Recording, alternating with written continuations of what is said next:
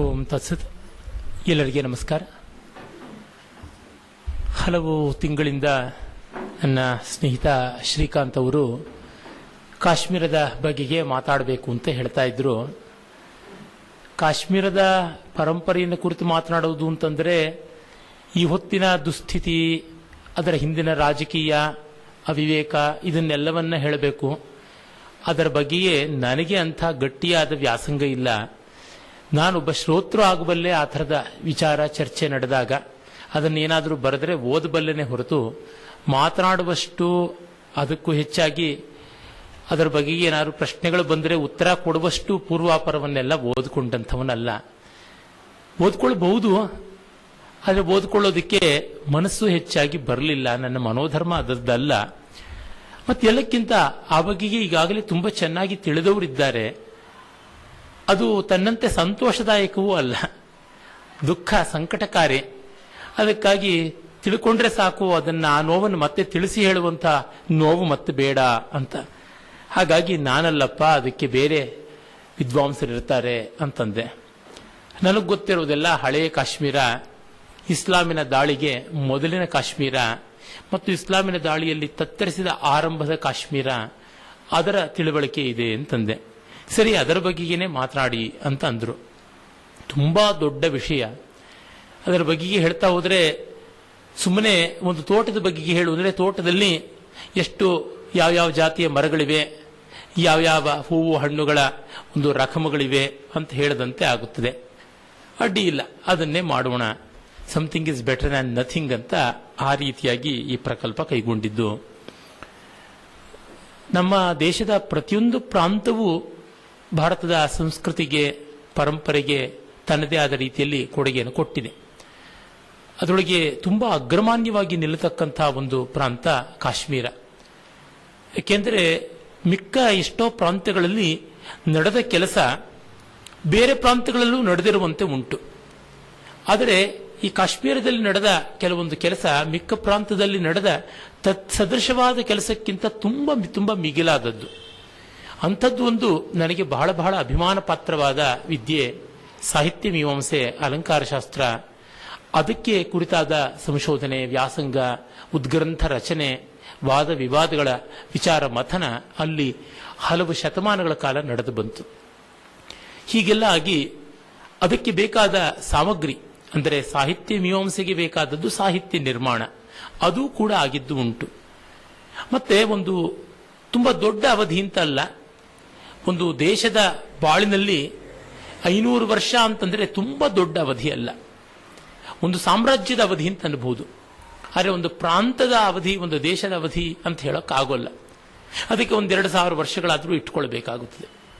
ಯಾವುದೇ ಒಂದು ರಾಜವಂಶ ಪುಚ್ಛ್ರಾಯದಲ್ಲಿ ಇರುವಂಥದ್ದು ಸಾಮಾನ್ಯವಾಗಿ ಒಂದು 100-120 ವರ್ಷ. ಆದರೆ ಅದರ ಹಿಂದೆ ಮುಂದೆ ಅದರ ನಿರ್ಮಾಣದ ಕಾಲದಲ್ಲಿ ನೋಡಿದ್ರೆ ಒಂದು 250-300 ವರ್ಷಗಳ ಕಾಲದ ಅವಧಿ ಅಂತ ಅನ್ಬಹುದು. ಅಂದರೆ ಒಂದು 2 ಸಾಮ್ರಾಜ್ಯದ ಅವಧಿಯಲ್ಲಿ ಕಾಶ್ಮೀರ ತುಂಬಾ ಉನ್ನತಿಯನ್ನು ಸಾಧಿಸಿತು. ಇದಕ್ಕೆ ಹೋಲಿಕೆ ಸಿಗಬಹುದಾದದ್ದು ಅಂತಂದರೆ ಪ್ರಾಚೀನ ಗ್ರೀಸ್. ಅದು ಸುಮಾರು ಒಂದು 400-500 ವರ್ಷಗಳಲ್ಲಿ ಪಡ್ಕೊಂಡ ಉನ್ನತಿ ತುಂಬಾ ಆಶ್ಚರ್ಯಕಾರಿಯಾದದ್ದು. ಅದರ ಹಿನ್ನೆಲೆಯಲ್ಲಿ ಬೇಕಾದಷ್ಟು ಬೇರೆಯ ಸಂಸ್ಕೃತಿಗಳು, ಬೇರೆ ದೇಶಗಳು ಇವೆಲ್ಲ ದುಡಿದಿವೆ. ಏನೇ ಆದರೂ ಅವರು ಮಾಡಿದ್ದು ದೊಡ್ಡದು. ಈಗ ಅಮೆರಿಕ ಈ ಒಂದು 250 ವರ್ಷಗಳಲ್ಲಿ ಮಾಡಿರ್ತಕ್ಕಂತಹ ಕೆಲಸ ತುಂಬಾ ಶ್ಲಾಘ್ಯವಾದದ್ದು ಅಂತ ಅನಿಸುತ್ತದೆ. ಅದಕ್ಕೆ ಇಡೀ ಜಗತ್ತಿನ ಜನರೆಲ್ಲ ಅಲ್ಲಿ ಹೋಗಿ ವಲಸೆ ನಿಂತದ್ದು, ಅವರು ತಮ್ಮ ಯೋಗದಾನವನ್ನು ಕೊಟ್ಟಿದ್ದು ಅದೆಲ್ಲ ಇದ್ದೇ ಇದೆ. It is the land of immigrants, ವಲಸಿಗರ ನಾಡು ಅಂತಾನೆ ಕರೀತಾರೆ. ಹಾಗೆ ಮಾಡಿದ್ರೂ ಹೋದವರು ದುಡಿದರಲ್ಲ, ದೊಡ್ಡದನ್ನು ಸಾಧಿಸಿದರಲ್ಲ, ಅದು ಪ್ರಶಂಸಾರ್ಹವಾದದ್ದು. ಈ ಅರ್ಥದಲ್ಲಿ ಕಂಡಾಗ ನಮ್ಮ ದೇಶದ ಒಂದು ಅತ್ಯಂತ ಸುಂದರವಾದ, ಸಮರ್ಥವಾದ ಅವಿಭಾಜ್ಯ ಅಂಗ ಕಾಶ್ಮೀರ ಕೇವಲ ಒಂದು 5-6ನೇ ಶತಮಾನದಿಂದ ಮೊದಲುಗೊಂಡು 10-11ನೇ ಶತಮಾನದವರೆಗೆ ಸಾಧಿಸಿದ್ದು ತುಂಬಾ ದೊಡ್ಡದು. ಆಚೆ ಈಚೆಗೂ ಉಂಟು. ಕ್ರಿಸ್ತಶಕ 2ನೇ ಶತಮಾನದಿಂದ ಮೊದಲುಗೊಂಡು ಕ್ರಿಸ್ತಶಕ 15ನೇ ಶತಮಾನ, 16ನೇ ಶತಮಾನದವರೆಗೆ ಸಾಧನೆ ಕಾಣಿಸುತ್ತದೆ. ಅಂದರೆ ಹತ್ರ ಒಂದು 1300-400 ವರ್ಷಗಳ ಕಾಲದ್ದು. ಆದರೆ ಆಚೆ ಈಚೆ ಇರತಕ್ಕಂಥದ್ದೆಲ್ಲ ಒಂದಿಷ್ಟು ಕೂಳೆ ಬೆಳೆ ಅಂತ ಕರೆಯಬಹುದಾದದ್ದು. ಒಂದಷ್ಟು ಭಾಗ ಫಾರ್ಮೇಟಿವ್ ಪೀರಿಯಡ್, ಇನ್ನೊಂದಷ್ಟು ಭಾಗ ಅಂದರೆ ಉಚ್ಛ್ರಾಯದ ಪೂರ್ವದಲ್ಲಿರ್ತಕ್ಕಂಥ ಉಪಚೀಯಮಾನ ಕಾಲ, ಮತ್ತೊಂದು ಅಪಚೀಯಮಾನ ಕಾಲ ಅಂದರೆ ಡಿಜನರೇಟಿವ್ ಪೀರಿಯಡ್ ಅಂತ ಕರೀಬಹುದು. ಮಧ್ಯದ್ದು ಒಂದು ಉಚ್ಛ್ರಾಯವಾದ ಎಕ್ಸಾಲ್ಟೆಡ್ ಪೀರಿಯಡ್ ಅಂತ ಹೀಗೆ ಉಂಟು. ಇರಲಿ, ಇಷ್ಟು ವರ್ಷ ಏನು ಮಾಡಿದ್ದು ಅನ್ನೋದಕ್ಕಿಂತ ಇಷ್ಟಿಷ್ಟು ಸಾಧನೆ ಅದು ಗಳಿಸಿಕೊಳ್ತು ಅನ್ನೋದು ದೊಡ್ಡದು. ನಮ್ಮ ಕರ್ನಾಟಕ, ತಮಿಳುನಾಡು, ಆಂಧ್ರ ಇತ್ಯಾದಿ ಬೇರೆ ಬೇರೆ ಪ್ರಾಂತಗಳಲ್ಲಿ ನಡೆದ ಸಂಸ್ಕೃತ ಸಾಹಿತ್ಯ ಸಂಬಂಧಿಯಾಗಿ, ಶಾಸ್ತ್ರ ಸಂಬಂಧಿಯಾಗಿ ಕೆಲಸಗಳನ್ನು ಕುರಿತು ಸಂಶೋಧನಾ ಗ್ರಂಥಗಳು ಬಂದಿವೆ. ಉದಾಹರಣೆಗೆ ಕರ್ನಾಟಕ ಸಂಸ್ಕೃತ ಸಾಹಿತ್ಯಕ್ಕೆ ಕೊಡುಗೆ ಅಂತನ್ನುವುದು ಮೈಸೂರಿನ ವಿದ್ವಾಂಸರಾದ ಡಾಕ್ಟರ್ ಇಮ್ಮಡಿ ಶಿವಬಸವ ಸ್ವಾಮಿಗಳು ಮಾಡಿದ್ದಾರೆ. ಇನ್ನೂ ಒಂದಿಬ್ಬರು ಆ ಕೆಲಸವನ್ನು ನಡೆಸಿದ್ದಾರೆ. ನಮ್ಮ ಕರ್ನಾಟಕದ್ದೇ ಒಂದು ಭಾಗವಾದ ತುಳುನಾಡು, ಕರಾವಳಿಯ ಒಂದು ಸಂಸ್ಕೃತ ಯೋಗದಾನ ಎಂಥದ್ದು ಅನ್ನೋದನ್ನ ನನ್ನ ಮತ್ತೊಬ್ಬ ಮಿತ್ರರಾದ ಡಾಕ್ಟರ್ ನಿಟ್ಲಾಪುರ ಕೃಷ್ಣಮೂರ್ತಿಯವರು ಮಾಡಿದ್ದಾರೆ. ಕೇರಳ ಸಂಸ್ಕೃತಿಗೆ ಕೊಟ್ಟ ಯೋಗದಾನವನ್ನು ಕುರಿತು ದೊಡ್ಡ ವಿದ್ವಾಂಸರಾದ ಕುಂಜುಣ್ಣಿ ರಾಜ ಅವರು ಮಾಡಿದ್ದಾರೆ. ತಮಿಳುನಾಡಿಗೆ ಸಂಬಂಧಪಟ್ಟಂತಹ ಆ ಒಂದು ಯೋಗದಾನದ ಬಗ್ಗೆ ಅನೇಕರು ಮಾಡಿದ್ದಾರೆ. ವಿಶೇಷವಾಗಿ ರಾಘವನ್ ಮೊದಲಾದವರು ಗಮನಾರ್ಹರು. ಆಂಧ್ರಕ್ಕೆ ಸಂಬಂಧಪಟ್ಟಂತೆ ಕೂಡ ಕೆಲಸ ಮಾಡಿದ್ದಾರೆ. ಹೀಗೆ ಒಂದೊಂದು ಪ್ರಾಂತಕ್ಕೆ ಸಂಬಂಧಪಟ್ಟಂತೆ ಬೇರೆ ಬೇರೆ ಬೇರೆ ಬೇರೆ ವಿದ್ವಾಂಸರು ಮಾಡಿದ್ದಾರೆ. ಕಾಶ್ಮೀರ ನಮ್ಮ ಸಂಸ್ಕೃತ ವಾಂಗ್ಮಯಕ್ಕೆ ಕೊಟ್ಟ ಕೊಡುಗೆಯ ಬಗೆಗೆ ನನ್ನ ವಿದ್ವತ್ ಬಂಧುಗಳಾದ ಕೀರ್ತಿಶೇಷ ಡಾಕ್ಟರ್ ಕೆ.ಎಸ್. ನಾಗರಾಜನ್ ಅವರು contribution of Kashmir to Sanskrit literature ಅಂತ ತಮ್ಮ ಸಂಶೋಧನಾ ಪ್ರಬಂಧವನ್ನು ಇಂಗ್ಲಿಷ್, ಕನ್ನಡ ಈ ಎರಡರೊಳಗೂ ಕೂಡ ಬರೆದಿದ್ದಾರೆ. ಬಹಳ ಹಿಂದೆ ಕನ್ನಡ ಸಾಹಿತ್ಯ ಪರಿಷತ್ತು ಅದನ್ನ ಕನ್ನಡದಲ್ಲಿ ಅಚ್ಚು ಮಾಡಿ ಕೂಡ ಇದೆ. ಕಾಶ್ಮೀರದ ಕೊಡುಗೆ ಅಂತ, ಸಂಸ್ಕೃತ ಸಾಹಿತ್ಯಕ್ಕೆ ಕಾಶ್ಮೀರದ ಕೊಡುಗೆ ಅಂತ ಉಂಟು. ಹೀಗೆ ಮಾಹಿತಿ ಒಂದಷ್ಟಿದೆ. ಇನ್ನೂ ವಿಸ್ತೃತವಾಗಿ ನಡೀತಾ ಬಂದಿದೆ. ಒಂದೊಂದು ಲೇಖಕನ ಬಗೆಗೇನೆ ಕೊಡುಗೆ ನಡೆದಿದೆ. ಅದು ಹೇಳಬೇಕು ಅಂತಂದ್ರೆ ಅಭಿನವಗುಪ್ತ ಅಂಡ್ ಇಸ್ ಟೈಮ್ಸ್ ಅಂತ, ಅಭಿನವಗುಪ್ತ ಅಂತ ಈ ಹೆಸರಿನಲ್ಲಿ ಹಲವು ಗ್ರಂಥಗಳು ಬಂದಿವೆ. Kshemendra, cultural study of Kshemendra, ಈ ರೀತಿಯಾಗಿ ಹಲವು ಪುಸ್ತಕಗಳು ಬಂದಿವೆ. ಧ್ವನ್ಯಾಲೋಕ ಅಂಡ್ ಇಟ್ಸ್ ಕ್ರಿಟಿಕ್ಸ್ ಮೊದಲಾಗಿ, ಮತ್ತೆ ಕಾಶ್ಮೀರದ ಅಲಂಕಾರ ಶಾಸ್ತ್ರ ಪರಂಪರೆ ಇತ್ಯಾದಿಯಾಗಿ ಹಲವು ಗ್ರಂಥಗಳು ಬಂದಿವೆ. ಅಷ್ಟಿದ್ದರೂ ಕೂಡ ಇನ್ನೂ ಗ್ರಂಥಗಳು ಬರೋದಕ್ಕೆ ಅವಕಾಶ ಇರುವಂತಹ ದೊಡ್ಡ ವ್ಯಾಪ್ತಿ ಕಾಶ್ಮೀರದ ಸಾಹಿತ್ಯಕ್ಕೆ ಉಂಟು. ನಾನು ಹೇಳುವುದೆಲ್ಲ ಪ್ರಧಾನವಾಗಿ ಅಲ್ಲಿಯ ಸಂಸ್ಕೃತ ಪ್ರಾಕೃತ ಸಾಹಿತ್ಯ, ಮುಖ್ಯವಾಗಿ ಸಂಸ್ಕೃತ. ಪ್ರಾಕೃತವೂ ಅಲ್ಲಿಯ ಆಡುನುಡಿಯ ರೂಪವೇ ಅಲ್ಲದೆ ಇನ್ನೇನೂ ಅಲ್ಲ. ಅಲ್ಲಿ ನಮಗೆ ಕಾವ್ಯ, ಕಾವ್ಯಮೀಮಾಂಸೆ, ದರ್ಶನಶಾಸ್ತ್ರಗಳು ಮತ್ತು ಬೇರೆಯ ವೇದಾಂಗ ಅಂತ ಹೇಳಬಹುದಾದ ವ್ಯಾಕರಣ, ಶಿಕ್ಷಾ ಮೊದಲಾದಂಥದ್ದು ಇವುಗಳಿಗೆ ಕೂಡ ಕೆಲಸ ನಡೆದಿದೆ. ಹಾಗೆಯೇ ದರ್ಶನಶಾಸ್ತ್ರಗಳಲ್ಲಿ ಬೌದ್ಧ, ಜೈನ ಮುಖ್ಯವಾಗಿ, ಮತ್ತು ವೇದಾಂತ, ಪ್ರತಿಭಿಜ್ಞಾ ಶೈವ ದರ್ಶನ, ಅದು ಕಾಶ್ಮೀರಕ್ಕೆ ವಿಶಿಷ್ಟವಾದ ಒಂದು ದರ್ಶನ, ಇವುಗಳೆಲ್ಲ ಬೆಳಕೊಂಡು ಬಂದಿವೆ. ಅವುಗಳ ಬಗೆಗೆ ಒಂದು ಸ್ಥೂಲವಾದ ಪಕ್ಷಿ ವೀಕ್ಷಣೆಯನ್ನ ನಾವು ಮಾಡಬಹುದು. ಕಾಶ್ಮೀರ ನಮಗೆ ಗೊತ್ತಿರುವಂತೆ ಹಿಮಾಲಯದ ಕೆಲವು ಶಿಖರಗಳಿಂದ ಆರಂಭವಾಗಿ ತಪ್ಪಲುಗಳವರೆಗೆ ಒಂದು ಸ್ವಲ್ಪ ಅಂಚಿಗೆ ಬಂದರೆ ಚೂರುಪಾರು ಬಯಲಿನವರೆಗೆ ಇರತಕ್ಕಂಥದ್ದು. ಅದರ ಅತಿ ಕೆಳಗಿನ ಮಟ್ಟ ಅಂದ್ರೆ ಸುಮಾರು 5200-300 ಅಡಿಗಳ ಎತ್ತರ ಸಮುದ್ರದಿಂದ. ಅದರ ಮೇಲ್ಮಟ್ಟ ಅಂತಂದ್ರೆ 26,300 ಚಿಲ್ಲರೆ ಅಡಿಗಳಷ್ಟು ಎತ್ತರದ್ದು. ಅಂದ್ರೆ ಹತ್ತತ್ರ 20,000ಕ್ಕೂ ಹೆಚ್ಚು ಅಡಿಗಳ ಅಂತರದಲ್ಲಿ ಆ ಪರ್ವತ ಶಿಖರಗಳ ತಪ್ಪಲಿನಲ್ಲಿ ಶಾರದಾ ಭೂಮಿ, ಸಾರಸ್ವತ ಭೂಮಿ ಅಂತ ಹೆಸರಾಗಿರುವಂಥದ್ದನ್ನ ನಾವು ನೋಡ್ತೀವಿ. ಜೀಲಂ ಅಂತ ಹೊತ್ತು ಹೆಸರಾದ ವಿತಸ್ತಾ ನದಿ ವೇದಗಳಲ್ಲಿ ಪ್ರಖ್ಯಾತವಾದದ್ದು. ಅದು ಕಾಶ್ಮೀರದ ಜೀವನಾಡಿ. ಅದರಲ್ಲಿ ಸಾಗಣೆ, ಸಂಚಾರ ಇತ್ಯಾದಿಗಳು ಕೂಡ ಇದ್ದವು ಅಂತ ಗೊತ್ತಾಗುತ್ತದೆ. ಸಪ್ತ ಸಿಂಧು ಅಂತ ಸಿಂಧು ಮತ್ತು ಸರಸ್ವತಿಗಳ ಮಧ್ಯೆ ಬರತಕ್ಕಂಥ ವಿತಸ್ತ, ವಿಪಾಶ, ಶತದ್ರು, ಅಸಿಕ್ನಿ, ಪರುಷ್ಣಿ ಅನ್ನುವವೇ ಪಂಜಾಬ್, ಪಂಚ ಆಪಗ ಅಂತಾಗಿ ರಾವಿ, ಚೀನಾಬ್, ಜೀಲಂ, ಸಟ್ಲೆಜ್, ಬಿಯಾಸ್, ಬಿಯಾಸೆ ವಿಪಾಶ, ರಾವಿ ಪರುಷ್ಣಿ ಆಗಿದೆ, ಜೀನಾಬ್ ಬಂದು ಸಟ್ಲೆಜ್ ಬಂದು ಶತದ್ರು ಅಂತಾಗಿದೆ. ಇನ್ನು ಜೀಲಂ ಒಂದು ಪ್ರಸಿದ್ಧವಾದ ಈ ನಾವು ಹೇಳ್ತಾ ಇರ್ತಕ್ಕಂಥ ವಿತಸ್ತಾ ನದಿ. ಸಿಂಧು, ಸರಸ್ವತಿ ಉಂಟು. ಹೀಗೆ ಆ ನದಿಗಳ ಒಂದು ಜೀವನಾಡಿ ಪಂಜಾಬಿನಲ್ಲಿ ಹರಿದಿದ್ರೆ, ವಿತಸ್ತಾ ಮತ್ತೆ ಒಂದು ಸ್ವಲ್ಪ ಭಾಗದ ಸಿಂಧು ಇದಕ್ಕೆ ವಿಶೇಷವಾಗಿ ಜಲಸಂಪನ್ಮೂಲವನ್ನು ಒದಗಿಸಿದೆ. ಮತ್ತೆ ಅದರ ಸಸ್ಯ ಪ್ರಾಣಿ ವೈವಿಧ್ಯ, variety of flora and fauna ಹೇಳಲೇಬೇಕಾಗಿಲ್ಲ. ಹಿಮಾಲಯದ ಭವ್ಯವಾದ ತಪ್ಪಲು ಅಲ್ಲಿ ನಮಗೆ ಗೊತ್ತಾಗುವಂತೆ ದಿವ್ಯ ಕ್ಷೇತ್ರಗಳು ಬೇಕಾದಷ್ಟು ಇರತಕ್ಕಂಥವು ಕೂಡ. ಆ ಪರ್ವತ ಶಿಖರಗಳು ಶಂಕರಾಚಾರ್ಯನಿಂದ ಮೊದಲುಗೊಂಡು ಬೇಕಾದಷ್ಟು ದೊಡ್ಡ ದೊಡ್ಡ ಶಿಖರಗಳು ಉಂಟು. ಈಚೆಗೆ ಶಂಕರಾಚಾರ್ಯ ಅನ್ನುವ ಶಿಖರದ ಹೆಸರನ್ನ ಬದಲಾವಣೆ ಮಾಡಿರತಕ್ಕಂಥ ಅವಿವೇಕ ನೀಚತನವನ್ನು ಕೂಡ ನಾವು ನೋಡಿದ್ದೀವಿ. ಹೌದು, ತಖ್ತಿಯೇ ಸುಲೇಮಾನ್ ಅಂತಂದ್ರೆ ಸುಲೇಮಾನನ ಹೆಸರಿನ ಬೆಟ್ಟ ಅಂತ ಹೇಳಿ. ಹೀಗೆ ASI ಕೂಡ ಅದಕ್ಕೆ ಬೋರ್ಡ್ ಹಾಕಿ ತನ್ನ ಒಪ್ಪಿಗೆಯನ್ನು ನಿರ್ವೀರ್ಯದಿಂದ ತೋರಿಸಿದೆ ಅಂತ ಗೊತ್ತಾಗುತ್ತದೆ. ನಮಗೆ ಇವತ್ತು ಕಾಶ್ಮೀರ ಇಸ್ಲಾಮಿನ ಪ್ರಭಾವಕ್ಕೆ ಬರ್ಬರವಾದ ದಾಳಿಗೆ ತುತ್ತಾಗಿದ್ದರೂ ಅದರ ಎಷ್ಟೋ ಹೆಸರುಗಳು ಈಗ ಅಪಭ್ರಂಶಗೊಂಡಿದ್ದರೂ ಅದರ ಸಂಸ್ಕೃತ ಮೂಲ ಚೆನ್ನಾಗಿ ಗೊತ್ತಾಗುತ್ತದೆ. ಮೊದಲೇ ಹೇಳಿದ್ನಲ್ಲ, ವಿತಸ್ತ ಝೀಲಂ ಅಂತ ಬದಲಾಗಿದೆ ಅಂತ. ಅದೇ ತರಹ ನಾವು ನೋಡಿದ್ರೆ ಅಲ್ಲಿ ಎಷ್ಟು ನಾಗರ ಬುಡಕಟ್ಟುಗಳು ಇದ್ದವು ಅಂತ ಗೊತ್ತಾಗುತ್ತದೆ. ಶೇಷನಾಗ್, ಗಂಗಾಬಲನಾಗ್, ಸರ್ವಿಲ್ನಾಗ್, ಈ ತರಹದ ಬೇಕಾದಷ್ಟು ನಾಗಾಂತವಾದ ಹೆಸರುಗಳು ಉಂಟು. ಜೇವನ್ ಅಂತ ಒಂದು ಜಾಗ, ಅದು ಜೈವನ ಅಂತ ಆದದ್ದು. ಖನ್ಮ್ ಅಂತನ್ನುವಂಥದ್ದು, ಖುನ್ನಮ್ ಅಂತನ್ನುವುದು ಕೋಣಮುಖ ಅಂತ ಆಗಿದೆ. ಚೌಕದ್ದರ್ ಅನ್ನೋದು ಚಕ್ರಧರ ಅಂತ, ಬಿಜ್ಬೋರ್ ಅನ್ನೋದು ವಿಜಯೇಶ್ವರ ಅಂತ, ಬಾರಾಮೂಲ್ ಪ್ರಖ್ಯಾತವಾದದ್ದು ಅದು ವರಾಹ ಮೂಲ ಅಂತ ಆದದ್ದು. ಇನ್ನು ಶ್ರೀನಗರ ಶ್ರೀಚಕ್ರ ನಗರ ಅಥವಾ ಶ್ರೀವಿದ್ಯಾನಗರ ಅಂತ ಇದ್ದದ್ದು. ಕಾಶ್ಮೀರವೇ ಕಶ್ಯಪ ಪುರಿ ಅಂತ ಇದ್ದದ್ದು, ಅದು ಕಶ್ಯಪ ಮೀರ ಅಂತ ಆಯಿತು. ಆಮೇಲೆ ಮತ್ತೆ ಕಾಶ್ಮೀರ ಅಂತ ಆಯಿತು. ಪುರ ಅನ್ನೋದು ಮಿರಾ ಅಂತ ಆಯಿತು. ಆಮೇಲೆ ಅದು ಮೀರ ಆಗಿ ಕಾಶ್ಮೀರ ಅಂತ ಆಯಿತು. ಕಶ್ಯಪ ಮಹರ್ಷಿ ತನ್ನ ತಪಸ್ಸಿನಿಂದ ಉದ್ಧರಣ ಮಾಡಿದ್ದು. ನೀಲಮತ ಪುರಾಣ ಅಂತ ಒಂದು ಪುರಾಣ ಗ್ರಂಥ ಕಾಶ್ಮೀರದ್ದಾಗಿ ಉಳಿದಿದೆ. ಆ ನೀಲಮತ ಪುರಾಣದಲ್ಲಿ ಪ್ರಕಾರವಾಗಿ ಹಿಂದೆ ಅದಷ್ಟು ಕೂಡ ಒಂದು ಮಹಾ ಸರೋವರ, ಇನ್ಲ್ಯಾಂಡ್ ಸಿ ಆಗಿತ್ತು, ಸತಿ ಸರೋವರ ಅಂತ. ಆ ಸತಿ ಸರೋವರದೊಳಗೆ ಒಬ್ಬ ರಾಕ್ಷಸ ಇದ್ದ. ಆ ರಾಕ್ಷಸನ ಹೆಸರೇನು ಅನ್ನೋದ್ರ ಬಗ್ಗೆ ಒಂದಷ್ಟು ಚರ್ಚೆ ಉಂಟು. ಕೆಲವರು ಹೇಳ್ತಾರೆ ಜಲೋದ್ಭವ ಅಂತ, ಇನ್ನು ಕೆಲವರು ಆ ಜಲೋದ್ಭವ ಅನ್ನೋದು ಯಲದೇವ ಅನ್ನೋದರ ಅಪಭ್ರಂಶ ಅಷ್ಟೇನೆ, ಇನ್ನೇನು ಇಲ್ಲ. ಯಲದೇವ ಜಲೋದ್ಭವನ ಅಪಭ್ರಂಶ.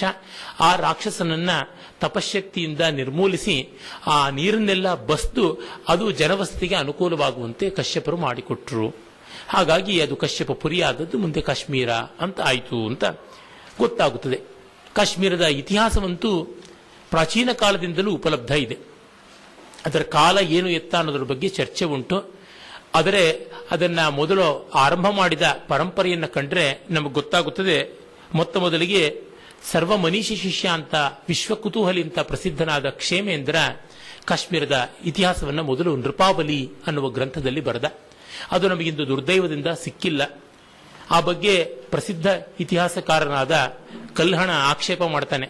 ಕೇನಾಪ್ಯನವಧಾನೇನ ಕವಿಕರ್ಮಣಿ ಸತ್ಯಪಿ ಅಂಶೋಪಿ ನಾಸ್ತಿ ನಿರ್ದೋಷ ಕ್ಷೇಮೇಂದ್ರಸ್ಯ ನೃಪಾವಲವು ಅಂತ.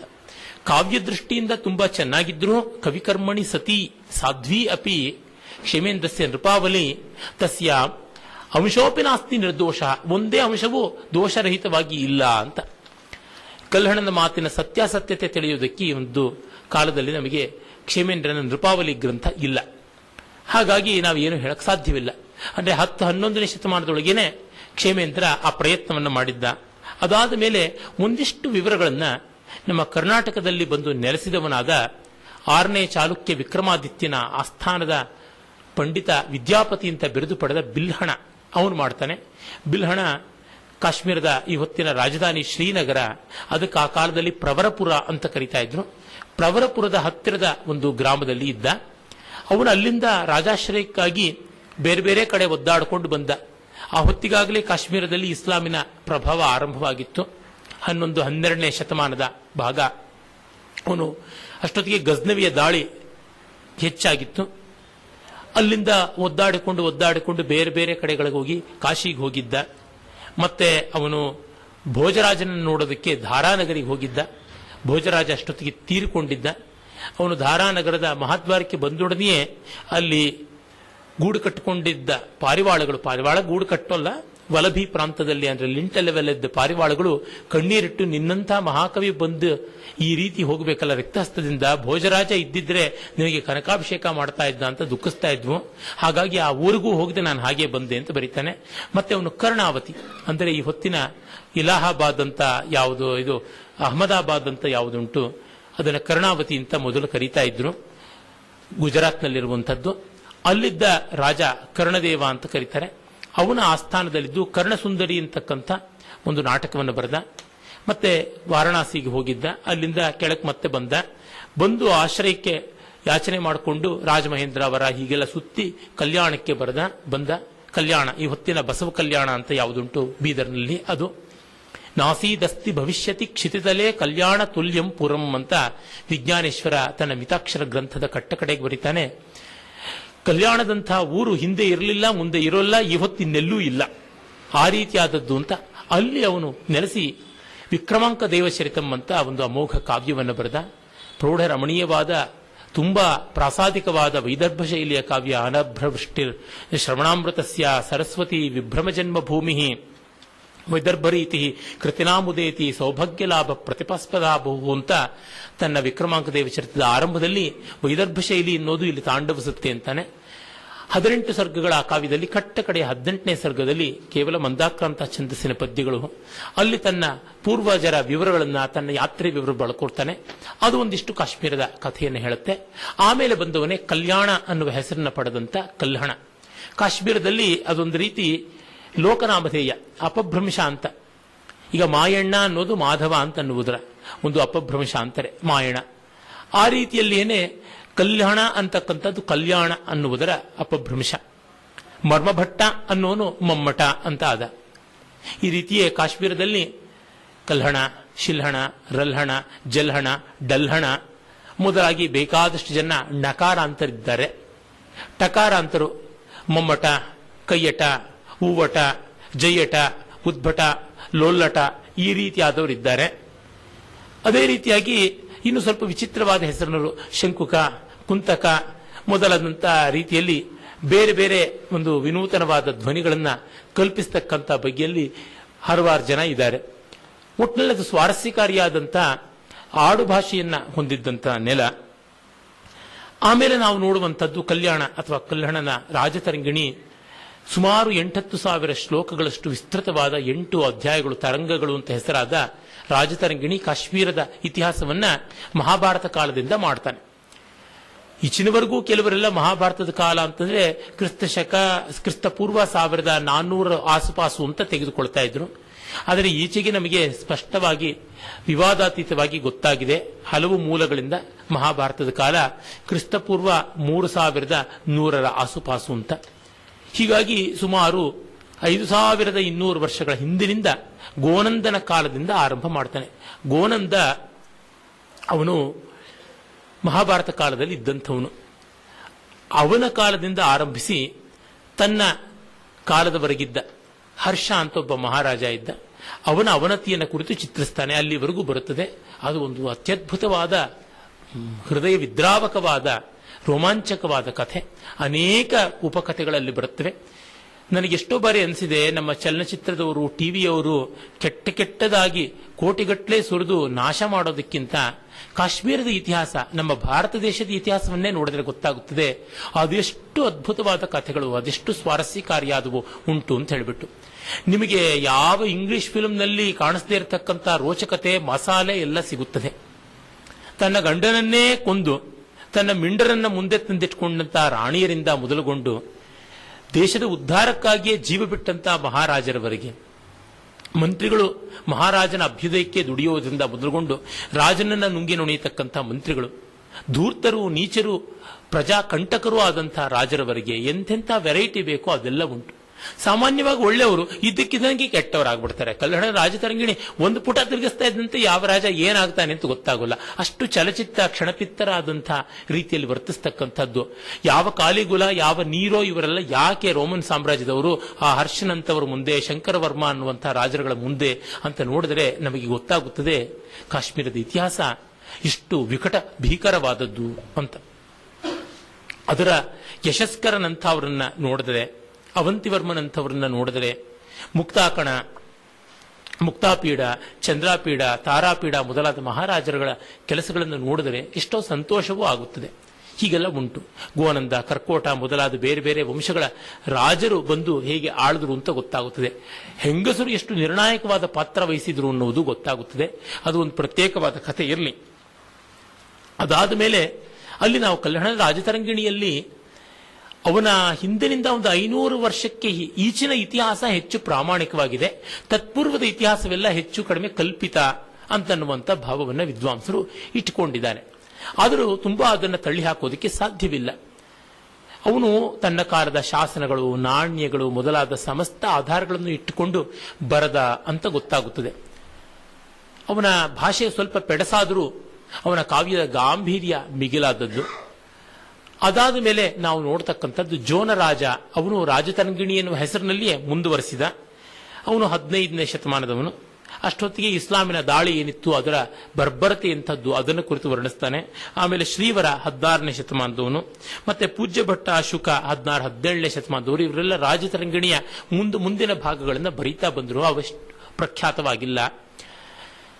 ಅದರ ಒಂದಷ್ಟಾದರೂ ವಿವರಗಳನ್ನು ನೋಡಬೇಕು ಅಂತಂದರೆ ನೀವು ಕಾಶ್ಮೀರದ ಪ್ರಾಮಾಣಿಕವಾದ ಇತಿಹಾಸವನ್ನು ನೋಡಿದರೆ ಸಾಕು, ಗೊತ್ತಾಗುತ್ತದೆ. ಇವುಗಳನ್ನು ಆಧಾರವಾಗಿಟ್ಟುಕೊಂಡು ಕಾಶ್ಮೀರದ ಇತಿಹಾಸವನ್ನು ಪುನಾರಚನೆ ಮಾಡಿದಂತಹ ರಚನೆಗಳಲ್ಲಿ ಕಾಣ್ತೀವಿ. ಭಾರತೀಯ ವಿದ್ಯಾಭವನದ history and culture of Indian people ಅಲ್ಲಿ ಬರ್ತಕ್ಕಂಥ ಡೆಲ್ಲಿ ಸುಲ್ತಾನೇಟ್ ಮತ್ತೆ ದ ಮೊಘಲ್ಸ್ ಇತ್ಯಾದಿ ಸಂಪುಟಗಳಲ್ಲಿ ನೀವು ಕಾಣಬಹುದು ಹೇಗೆ ಕಾಶ್ಮೀರದ ಒಂದು ಇತಿಹಾಸ ಆಗಿತ್ತು ಮೊದಲಾದ ಈ ಶ್ರೀವರ, ಜೋನರಾಜ ಮೊದಲಾದವರ ಗ್ರಂಥಗಳಲ್ಲಿ ಏನಿತ್ತು ಅನ್ನೋದು ಕಾಣಸಿಗುತ್ತದೆ.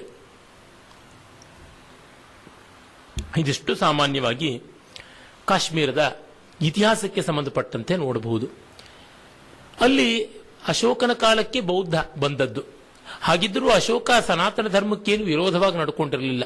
ಕಾಶ್ಮೀರದಲ್ಲಿ ಅವನೊಂದು ಸರಸ್ವತಿ ಲಕ್ಷ್ಮೀ ದೇವಸ್ಥಾನವನ್ನು ಕಟ್ಟಿಸಿದ ಅಂತ ಕೂಡ ಗೊತ್ತಾಗುತ್ತದೆ. ಬೌದ್ಧ ಎಂದು ಸನಾತನ ಧರ್ಮಕ್ಕೆ ಕಂಟಕಪ್ರಾಯವಂತೆ ಅಲ್ಲಿ ಇರಲಿಲ್ಲ. ಸನಾತನ ಧರ್ಮದ ಶಾಖೆ ಎಂಬಂತೆ ಇತ್ತು. ಕಾಶ್ಮೀರದ ಮಹಾ ಬೌದ್ಧ ವಿದ್ವಾಂಸರೆಲ್ಲ ಅಲ್ಲಿಯ ಕಾಶ್ಮೀರ ಬ್ರಾಹ್ಮಣರೇ. ಹಾಗೆ ನೋಡಿದ್ರೆ ಬೌದ್ಧದಲ್ಲಿ ತುಂಬಾ ದೊಡ್ಡ ಯೋಗದಾನವನ್ನು ಗ್ರಂಥ ರೂಪದಲ್ಲಿ ಮಾಡಿದ ಮಹಾವಿದ್ವಾಂಸರೆಲ್ಲ ಬ್ರಾಹ್ಮಣರೇ, ಅಂದ್ರೆ ವೈದಿಕರೇ. ಹಾಗಾಗಿ ಬೌದ್ಧ ಒಂದು ಪ್ರತ್ಯೇಕವಾದದ್ದಲ್ಲ, ಸನಾತನ ಧರ್ಮದ ಒಂದು ಅವಿಭಾಜ್ಯವಾದ ಕವಲು ಅಂತ ಗೊತ್ತಾಗುತ್ತದೆ. ಅಲ್ಲಂತೂ ಚೆನ್ನಾಗಿ ಶೈವವನ್ನ, ಶಾಕ್ತವನ್ನ, ತಂತ್ರವನ್ನ, ವೈಷ್ಣವ, ಶೈವ ಇತ್ಯಾದಿಗಳನ್ನೆಲ್ಲ ಓದಿಕೊಂಡವರು ಮಹಾಬೌದ್ಧ ವಿದ್ವಾಂಸರು ಆಗಿರ್ತಾ ಇದ್ರು. ಹೀಗಾಗಿ ಈ ಹೊತ್ತು ಸ್ವಾತಂತ್ರ್ಯ ಪೂರ್ವದ ಒಂದು 30-40 ವರ್ಷಗಳಲ್ಲಿ ಮತ್ತೆ ಈಚಿನ ಕಾಲದಲ್ಲಿ ಬೌದ್ಧವನ್ನ, ಸನಾತನವನ್ನ ತುಂಬಾ ಭಿನ್ನವಾಗಿ ಕಾಣಿಸುವ ಪ್ರವೃತ್ತಿ ಒಂದು ರಾಜಕೀಯ ತಂತ್ರಗಾರಿಕೆಯಾಗಿ ಬೆಳೀತಾ ಇದೆ. ವಿಶೇಷವಾಗಿ ಎಡಚರ ಒಂದು ಕರಾಮತ್ತು ಅಲ್ಲಿ ಕಾಣಿಸುತ್ತದೆ. ಆದರೆ ಮೂಲತಃ ನೋಡಿದ್ರೆ ಹಾಗೆ ಕಾಣಿಸುವಂಥದ್ದಲ್ಲ ಅಂತ ನಮಗೆ ಗೊತ್ತಾಗುತ್ತದೆ. ಇರಲಿ, ಅದನ್ನು ನಾನು ಮುಂದೆ ಹೇಳ್ತೀನಿ. ಬೌದ್ಧ ಮತ, ಅದರ ಚಿಂತನೆ ಸಾಕಷ್ಟು ಕಾಶ್ಮೀರದಲ್ಲಿ ಹೇಗಿತ್ತು ಅನ್ನೋದನ್ನು ನೋಡಬಹುದು. ನನ್ನ ಮುಖ್ಯ ಅಧಿಕಾರ ಕ್ಷೇತ್ರ ಸಾಹಿತ್ಯ ಮೀಮಾಂಸೆ ಆದ್ದರಿಂದ ಮತ್ತು ಆ ಮೂಲ ಗ್ರಂಥಗಳನ್ನು ನಾನು ಗಟ್ಟಿಯಾಗಿ ಓದಿಕೊಂಡಿರೋದ್ರಿಂದ ಅದರ ಬಗೆಗೆ ಹೆಚ್ಚಿಟ್ಟುಕೊಂಡು ಮಿಕ್ಕದ್ದನ್ನು ಆನುಷಂಗಿಕವಾಗಿ ಹೇಳುವ ಪ್ರಯತ್ನವನ್ನು ಮಾಡ್ತೀನಿ. ಅಶೋಕ ಆದ ಮೇಲೆ ನಾವು ಅನೇಕ ರಾಜರು ಕಾಶ್ಮೀರವನ್ನ ಪಾಲಿಸ್ತಾ ಇದ್ದಿದ್ದು ನೋಡ್ತೀವಿ. ಕಾಶ್ಮೀರದ ರಾಜರಿದ್ರು, ಜೊತೆಗೆ ಮಗಧ ಮೊದಲಾದ ಮಹಾ ಚಕ್ರೇಶ್ವರರು ಅದನ್ನ ತಮ್ಮ ಸಂಪರ್ಕದಲ್ಲಿ ಇಟ್ಟುಕೊಂಡಿದ್ರು ಅಂತ ಕೂಡ ಕಾಣಿಸುತ್ತದೆ. ಅದಾದ ಮೇಲೆ ನಾವು ನೋಡ್ತಕ್ಕಂಥದ್ದು ಶಕ, ಹೂಣ ಇತ್ಯಾದಿಗಳೆಲ್ಲ ಬಂದು ಹೋಗ್ತಾ ಇದ್ದಿದ್ದು. ಗ್ರೀಕರು ಚಂದ್ರಗುಪ್ತ ಮೌರ್ಯನ ಕಾಲದಲ್ಲಿಯೇ ಬಂದಿದ್ರು. ಗ್ರೀಕರು ಹಲವರು ಕಾಶ್ಮೀರದ ಕಣಿವೆಗಳಲ್ಲಿ ವಸತಿ ಮಾಡಿಕೊಂಡಿದ್ರು. ಈಗಲೂ ಕೂಡ ಕೆಲವು ಬುಡಕಟ್ಟಿನ ಜನಾಂಗ ಅಪ್ಪಟ ಗ್ರೀಕ್ ಸಂಸ್ಕೃತಿಯನ್ನು ಉಳಿಸಿಕೊಂಡಿದ್ದಾರೆ ಅಂತ ಕೂಡ ಅಧ್ಯಯನಶೀಲರು ಗುರುತಿಸಿ ಹೇಳಿದ್ದಾರೆ. ಹೀಗೆ ಅದು ಅನೇಕರಿಗೆ ಆಶ್ರಯಕಾರಿಯಾಗಿತ್ತು ಅಂತ ಗೊತ್ತಾಗುತ್ತದೆ. ಮತ್ತೆ ನಮ್ಮ ದೇಶಕ್ಕೆ ಎಲ್ಲೆಲ್ಲಿಂದಲೂ ಜ್ಞಾನ ಪಿಪಾಸುಗಳಾಗಿ ಬರ್ತಕ್ಕಂಥವರಿಗೆ ಕಾಶ್ಮೀರ ಆಯತನವಾಗಿತ್ತು. ಆ ಒಂದು ಹಿಂದೂ ಕುಶ್ ಖೈಬರ್ ಪಾಸ್ ಅಂತ ಯಾವುದಿದೆ, ಅಲ್ಲಿಂದ ಪ್ರವೇಶ ಮಾಡುತ್ತಿದ್ದಂತೇನೆ ಪಂಜಾಬು ಮತ್ತೆ ಕಾಶ್ಮೀರಗಳು ಕಾಣಿಸಿಕೊಳ್ತಿದೆ. ನೋಡಿದ್ರೆ ಎಡಗಡೆಗೆ ಕಾಶ್ಮೀರ, ಬಲಗಡೆಗೆ ಪಂಜಾಬು ಹೀಗಿರುವಂಥದ್ದು. ಬಯಲಿಗೆ ಬಂದರೆ ಕಾಶ್ಮೀರ, ಇದು ಪಂಜಾಬ, ಬೆಟ್ಟಕ್ಕೆ ಹೋದರೆ ಕಾಶ್ಮೀರ ಅಂತ ಯಾವುದನ್ನು ಆಯ್ದುಕೊಳ್ಳಬಹುದಾಗಿತ್ತು. ಬಯಲಿಗೆ ಬಂದರೆ ಕುರುಪಾಂಚಾಲ ಭೂಮಿಗೆ ಬರ್ತಾ ಇದ್ವು. ಕುರುಪಾಂಚಾಲ ಭೂಮಿ ವಿಖ್ಯಾತವಾದ ವೇದ ಭೂಮಿ, ಶಾಸ್ತ್ರಜ್ಞರ ನೆಲೆಬೀಡು. ಇನ್ನ ಕಾಶ್ಮೀರವಂತೂ ಸಾರಸ್ವತ ಭೂಮಿ, ಸರಸ್ವತಿಯಲ್ಲಿ ನೆಲೆಸಿದ್ದಾಳೆ, ಸರಸ್ವತಿ ಪೀಠ ಉಂಟು, ಅಲ್ಲಿ ಸರ್ವಜ್ಞ ಪೀಠವೇ ಇದೆ ಅಂತೆಲ್ಲ ನಮಗೆ ಗೊತ್ತಿದೆ. ಹೀಗಾಗಿ ಎಲ್ಲ ಕಡೆಯಿಂದಲೂ ವಿದ್ವಾಂಸರು ಬರ್ತಾ ಇದ್ರು. ಬೇರೆ ಬೇರೆ ದೇಶಗಳಿಂದ ಜಿಜ್ಞಾಸುಗಳಾಗಿ ಬರ್ತಾ ಇದ್ರು. ಅದು ಒಂದು ಶಾಸ್ತ್ರ ಅಂತಲ್ಲ, ತತ್ವಾದಿ ಶಾಸ್ತ್ರಗಳಲ್ಲದೆ ಪ್ರಾಯೋಗಿಕ ಶಾಸ್ತ್ರಗಳಾದ ಆಯುರ್ವೇದ, ಅರ್ಥಶಾಸ್ತ್ರ ಮೊದಲಾದವುಗಳಲ್ಲಿ ಕೂಡ ಪರಿಣತರು ಎಷ್ಟೋ ಜನ ಇನ್ನೂ ಹೆಚ್ಚಿನ ಪರಿಣತಿಯನ್ನು ಪಡೆಯೋದಕ್ಕೆ ಬರ್ತಾ ಇದ್ರು ಅಂತ ನಮಗೆ ತಿಳಿಯುವಂಥದ್ದೇ ಆಗಿದೆ. ಹಾಗೆ ಕ್ರಿಸ್ತಪೂರ್ವದ ಒಂದು 3-4 ಶತಾಬ್ದಗಳಿಂದ ಕೂಡ ಪ್ರಸಿದ್ಧವಾಗಿತ್ತು ಕಾಶ್ಮೀರದ ವ್ಯವಸ್ಥೆ. ಆಮೇಲೆ ನಾವು ಕ್ರಿಸ್ತ ಶಕಕ್ಕೆ ಬರ್ತಿದ್ದಂತೆ ಹುಷ್ಕ, ಕನಿಷ್ಕ ಮೊದಲಾದವರೆಲ್ಲ ಇದಾರಲ್ಲ, ಕುಶಾಣರು, ಅವರ ಆಳ್ವಿಕೆ ಕಾಣಿಸುತ್ತೆ. ಕನಿಷ್ಕ ಅಂತೂ ಕಾಶ್ಮೀರದ ಹತ್ತಿರದಲ್ಲೇ ಬರ್ತಕ್ಕಂಥ ಪುರುಷಪುರ ಅಥವಾ ಪೆಶಾವರ್ ಅಂತೀವಲ್ಲ ಇವತ್ತು, ಅಲ್ಲಿ ತನ್ನ ಸಾಮ್ರಾಜ್ಯದ ಕೇಂದ್ರವನ್ನಾಗಿ ಮಾಡಿಕೊಂಡಿದ್ದ. ಅವನಿಗೆ ಮಾರ್ಗದರ್ಶಕರಾಗಿ ಆಚಾರ್ಯ ಅಶ್ವಘೋಷ ಮಹಾಕವಿ ವಿದ್ವಾಂಸ ಇದ್ದ ಅಂತ ಗೊತ್ತಾಗುತ್ತದೆ. ಅಲ್ಲಿಂದ ಮುಂದೆ ಬೇಕಾದಷ್ಟು ಜನ ಮಹಾಯಾನದ ಬೌದ್ಧರು ಇದ್ದರು ಅನ್ನೋದು ನಮಗೆ ಗೊತ್ತಾಗುತ್ತದೆ.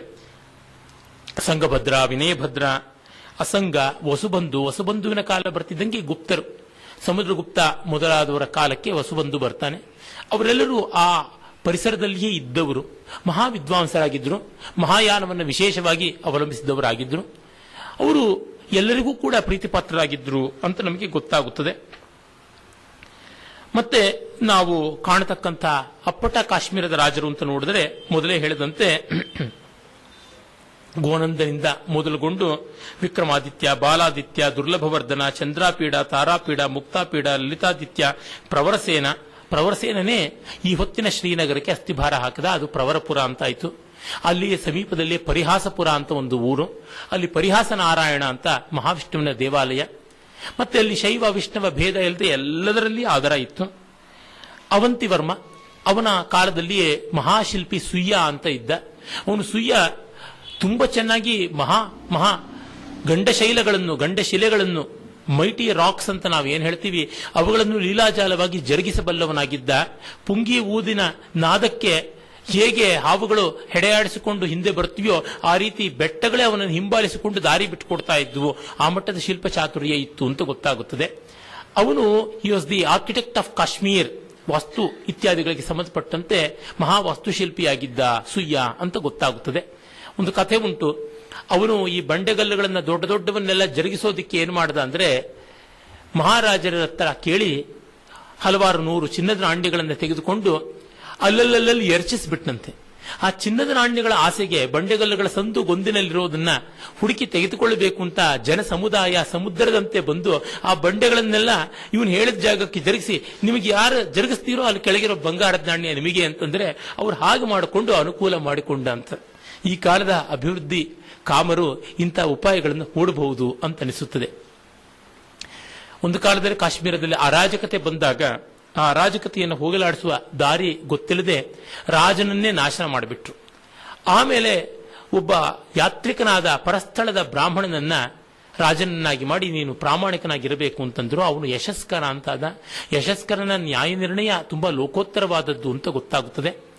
ಅದರ ಬಗ್ಗೆ ದಂತಕಥೆಗಳೇ ಬೇಕಾದಷ್ಟು ಇವೆ. ಒಂದು ಕಥೆ ಬರುತ್ತದೆ. ಒಬ್ಬ ವರ್ತಕ ಕಷ್ಟಕಾಲ ಬಂತು. ಅವನ ದೊಡ್ಡ ಭವನ, ಅದರ ಪಕ್ಕಕ್ಕೆ ವಿಶಾಲವಾದಂಥ ಸಿಹಿ ನೀರಿನ ಕಲ್ಯಾಣಿ ಒಂದಿತ್ತು. ಅದನ್ನ ಎಲ್ಲ ಕಡೆಗಳಿಂದಲೂ ಮೆಟ್ಲುಗಳಿದ್ದು ಇಳಿತಕ್ಕಂಥದ್ದನ್ನು ವಾಪಿ ಅಂತ ಸಂಸ್ಕೃತದಲ್ಲಿ ಕರೀತಾರೆ. ನಾವು ಕಲ್ಯಾಣಿ ಅಂತ ಕರಿತೀವಿ. ತೆಲುಗಿನಲ್ಲಿ ದಿಗುಡು ಬಾವಿ ಅಂತ ಹೇಳ್ಬಿಟ್ಟು ಅಂತಾರೆ. ದಿಗುಡು ಬಾವಿ ಅಂದ್ರೆ ಇಳಿಯೋಕೆ ಅನುಕೂಲವಾಗಿ 4 ಕಡೆಯಲ್ಲಿ ಮೆಟ್ಲಿರ್ತಕ್ಕಂಥ ಬಾವಿ. ಅವನು ಆ ಬಾವಿಯ ಪಕ್ಕ ಒಂದಷ್ಟು ಸಣ್ಣ ತೋಟದ ಜಾಗವೂ ಇತ್ತು. ಒಬ್ಬ ಶ್ರೀಮಂತನಿಗೆ ತನ್ನ ದೊಡ್ಡ ಭವನವನ್ನು ಮಾರದ. ಹೆಂಡತಿಯ ಪಾಲಿಗೆ ಆ ಒಂದು ಸಣ್ಣ ಜಾಗವನ್ನು, ಆ ಸರೋವರವನ್ನು, ವಾಪಿ ಕಲ್ಯಾಣಿಯನ್ನು ಉಳಿಸಿಕೊಟ್ಟ. ಕರಾರು ಪತ್ರ ಕೂಪಸ್ಥಲ ರಹಿತಂ ಭವನಂ ವಿಕ್ರೀಯ ಅಂತ ಮಾಡಿದ್ದ. ಕೂಪರಹಿತವಾಗಿ ಆ ಜಾಗದ ಬಿಟ್ಟು ಈ ಅರಮನೆಯಂತ ದೊಡ್ಡ ಭವನವನ್ನು ಮಾರಿದ್ದೀನಿ ಅಂತ ಮಾಡಿ ದೇಶಾಂತರ ಹೋಗಿ ದುಡ್ಡು ಸಂಪಾದಿಸ್ಕೊಂಡು ಬರ್ತೀನಿ ಅಂತ ಹೋದ. 1-2 ವರ್ಷಗಳಲ್ಲಿ ಸಂಪಾದನೆ ಮಾಡ್ಕೊಂಡು ಬಂದ್ರೆ ಅವನ ಹೆಂಡತಿ ಪಾಪ ಅವಳು ಆ ನೀರು ಮತ್ತೆ ಅಲ್ಲಿ ತೋಟ ತುಡಿಕೆಗಳಿಂದ ಬದುಕಲಿ ಅಂದ್ರೆ ಅವಳನ್ನ ಓಡಿಸಿಬಿಟ್ಟಿದ್ದ ಆ ಮನೆಯನ್ನ ಕೊಂಡುಕೊಂಡಂತ ಇನ್ನೊಬ್ಬ ಧೂರ್ತ ವರ್ತಕ. ಏನಂದ್ರೆ ಅದರ ಸಹಿತವಾಗಿಯೇ ಮಾರಿರೋದು ಅಂತ. ಆಮೇಲೆ ಯಶಸ್ಕರನ ಬಳಿಗೆ ಹೋಗುತ್ತಾರೆ. ಯಶಸ್ಕರ ಕರಾರು ಪತ್ರ ನೋಡ್ತಾನೆ. ಹೌದು, ಕ್ಷೇತ್ರಕೂಪ ರಹಿತಂ ಅನ್ನೋ ಬದಲಾಗಿ ಕ್ಷೇತ್ರಕೂಪ ಸಹಿತಂ ಅಂತ ಇದೆ ಕರಾರು ಪತ್ರದಲ್ಲಿ. ಸಾಕ್ಷಿಗಳು ಯಾರು? ಆಗ ಹಿಂದೆ ಎಲ್ಲ ಈ ತರದ ಅಗ್ರಿಮೆಂಟ್ಸ್ ಎಲ್ಲ ಮಾಡ್ಕೊಳ್ಬೇಕಾದ್ರೆ ಲೇಖ್ಯ ಪ್ರಕರಣ ಅಂತ ಧರ್ಮಶಾಸ್ತ್ರಗಳ ವ್ಯವಹಾರ ಅಧ್ಯಾಯದಲ್ಲಿ ಬರ್ತದೆ. ಯಾರು ಯಾರಿಗೆ ಕೊಟ್ಟದ್ದು, ಯಾರ ಸನ್ನಿಧಾನದಲ್ಲಿ ಕೊಟ್ಟದ್ದು, ಅವರ ಸಾಕ್ಷಿಗಳು ಅಲ್ಲಿ ರುಜುವು ಮಾಡಬೇಕು. ಮತ್ತೆ ಅದರ 3 ಪ್ರತಿಗಳನ್ನು ಮಾಡಬೇಕು. ಒಂದು ಕೋಷ್ಠಾಗಾರ ಅಂದ್ರೆ ಯಾವುದನ್ನ ಎಜಿಸ್ ಆಫೀಸ್ ಅಂತೀವಲ್ಲ, ಅಕೌಂಟೆಂಟ್ಸ್ ಆಫೀಸ್ ಅಲ್ಲಿ ಡಾಕ್ಯುಮೆಂಟೇಶನ್ ಇಡಬೇಕು. ಮತ್ತೊಂದು ರಾಜಭವನದಲ್ಲಿ ಇರಬೇಕು. ಇನ್ನೊಂದು ಸಾರ್ವಜನಿಕವಾಗಿದ್ದರೆ ಸಾರ್ವಜನಿಕರ ಸುತ್ತಲೂ ಇರಬೇಕು, ಪರಿಪತ್ರವಾಗಿ ಓಡಾಡಬೇಕು. ಅದು ಶಾಸನವಾಗಿ, ಶಿಲಾಶಾಸನವಾಗಿ ನಿಲ್ಲುತ್ತದೆ. ಖಾಸಗಿಯವರದಾದ್ರೆ ಅವರಿಗೆ ಆ ಪತ್ರ ಕೊಡ್ತಕ್ಕಂಥದ್ದು 3ನೇದು, ಅಥವಾ ಅದು ಅಗ್ರಿಮೆಂಟ್ ಇನ್ನಿಬ್ಬರ ಮಧ್ಯೆ ಆಗಿದೆ 2-3 ಪ್ರತಿಗಳು ಮಾಡ್ತಾರೆ. ಇದು ಒಂದು ರೀತಿಯಾಗಿ ಪಾರ್ಟ್ನರ್ಶಿಪ್ ಸಂಭೂಯ ಸಮುತ್ಥಾನಂ ಅಂತ ಕರೀತಾರೆ. ಹಾಗಾಗಿದ್ರೆ ಅಷ್ಟು ಪ್ರತಿಗಳನ್ನು ಮಾಡುವುದು ಹೀಗೆಲ್ಲ ಉಂಟು. ಅವನು ನೋಡ್ತಾನೆ ಪತ್ರದಲ್ಲೆಲ್ಲ ಸಹಿತಂ ಅಂತಲೇ ಇದೆ. ಸಾಕ್ಷಿಗಳು ಯಾರು ಅಂದ್ರೆ ಯಾರೂ ಇರಲಿಲ್ಲ, ಅವಸರದಲ್ಲಿ ಮಾಡಬೇಕಾಗಿದ್ದು ಅಗ್ರಿಮೆಂಟು, ಸೂರ್ಯಚಂದ್ರರೇ ಸಾಕ್ಷಿ ಅಂತ. ಸಾಮಾನ್ಯವಾಗಿ ರಾಜ್ಯಸಭೆ ಸೇರುವುದು ಸಾಯಂಕಾಲ. ನೋಡಿದ್ದಾನೆ, ಸಂಜೆ ಏನೂ ಕಾಣಿಸ್ತಿಲ್ಲ, ಚಂದ್ರ ಸಾಕ್ಷಿ. ಹಗಲು ಹೊತ್ತು ಸೂರ್ಯ ಸಾಕ್ಷಿಯಾಗಿ ನಿಚ್ಚಳ ಬೆಳಕಿನಲ್ಲಿ ಯಶಸ್ಕರ ನೋಡಿದರೆ ಆ ರಾ ಅನ್ನೋದು ಸಾ ಅನ್ನೋದು ತುಂಬಾ ಇಕ್ಕಟ್ಟಾಗಿತ್ತು. ಮಿಕ್ಕ ಅಕ್ಷರಗಳ ಗಾತ್ರದಲ್ಲಿ ಅದಿರಲಿಲ್ಲ. ಮೊದಲು ಅವನು ಕರಾರು ಪತ್ರದಲ್ಲಿ ಬರೆದದ್ದು ರಹಿತಂ ಅಂತಲೇ. ಸಂಸ್ಕೃತದಲ್ಲಿ ರಾ ಅನ್ನೋದರ ಪಕ್ಕದಲ್ಲಿ ಒಂದು ಸಣ್ಣ ಅಡ್ಡಗೆರೆ ಮತ್ತು ಉದ್ದಗೆರೆ ಕೊಟ್ಟರೆ ಸಾ ಆಗುತ್ತದೆ. ಆ ಇಕ್ಕಟ್ಟಿನಲ್ಲಿ ಸಂಧಿಯಲ್ಲಿ ಸಮಾರಾಧನೆ ಮಾಡಿದ್ದಾನೆ, ಇವನು ಮೋಸ ಮಾಡಿದ್ದಾನೆ ಅಂತ ಗೊತ್ತಾಗಿ ಆ ವರ್ತಕರಿಗೆ ದಂಡನೆ ಎಲ್ಲ ಕೊಡುವುದಾಯಿತು ಅಂತ. ಈ ತರ 10 ಕಥೆಗಳು ಯಶಸ್ಕರನ ಬಗ್ಗೆ ಉಂಟು. ಅದೇ ರೀತಿ ಮತ್ತೊಬ್ಬ ರಾಜ ಒಂದು ಶಿವ ದೇವಾಲಯವನ್ನು ಕಟ್ಟಬೇಕು ಅಂತ ನೋಡ್ತಾನೆ. ನೋಡಿದಾಗ ಅಲ್ಲಿ ಊರಿನ ಮಧ್ಯೆ ದೊಡ್ಡ ಪ್ರಶಸ್ತವಾದ ಒಂದು ಜಾಗ ಕಂಡಿದ್ದು ಒಬ್ಬ ಚಮ್ಮಾರನ ಮನೆ.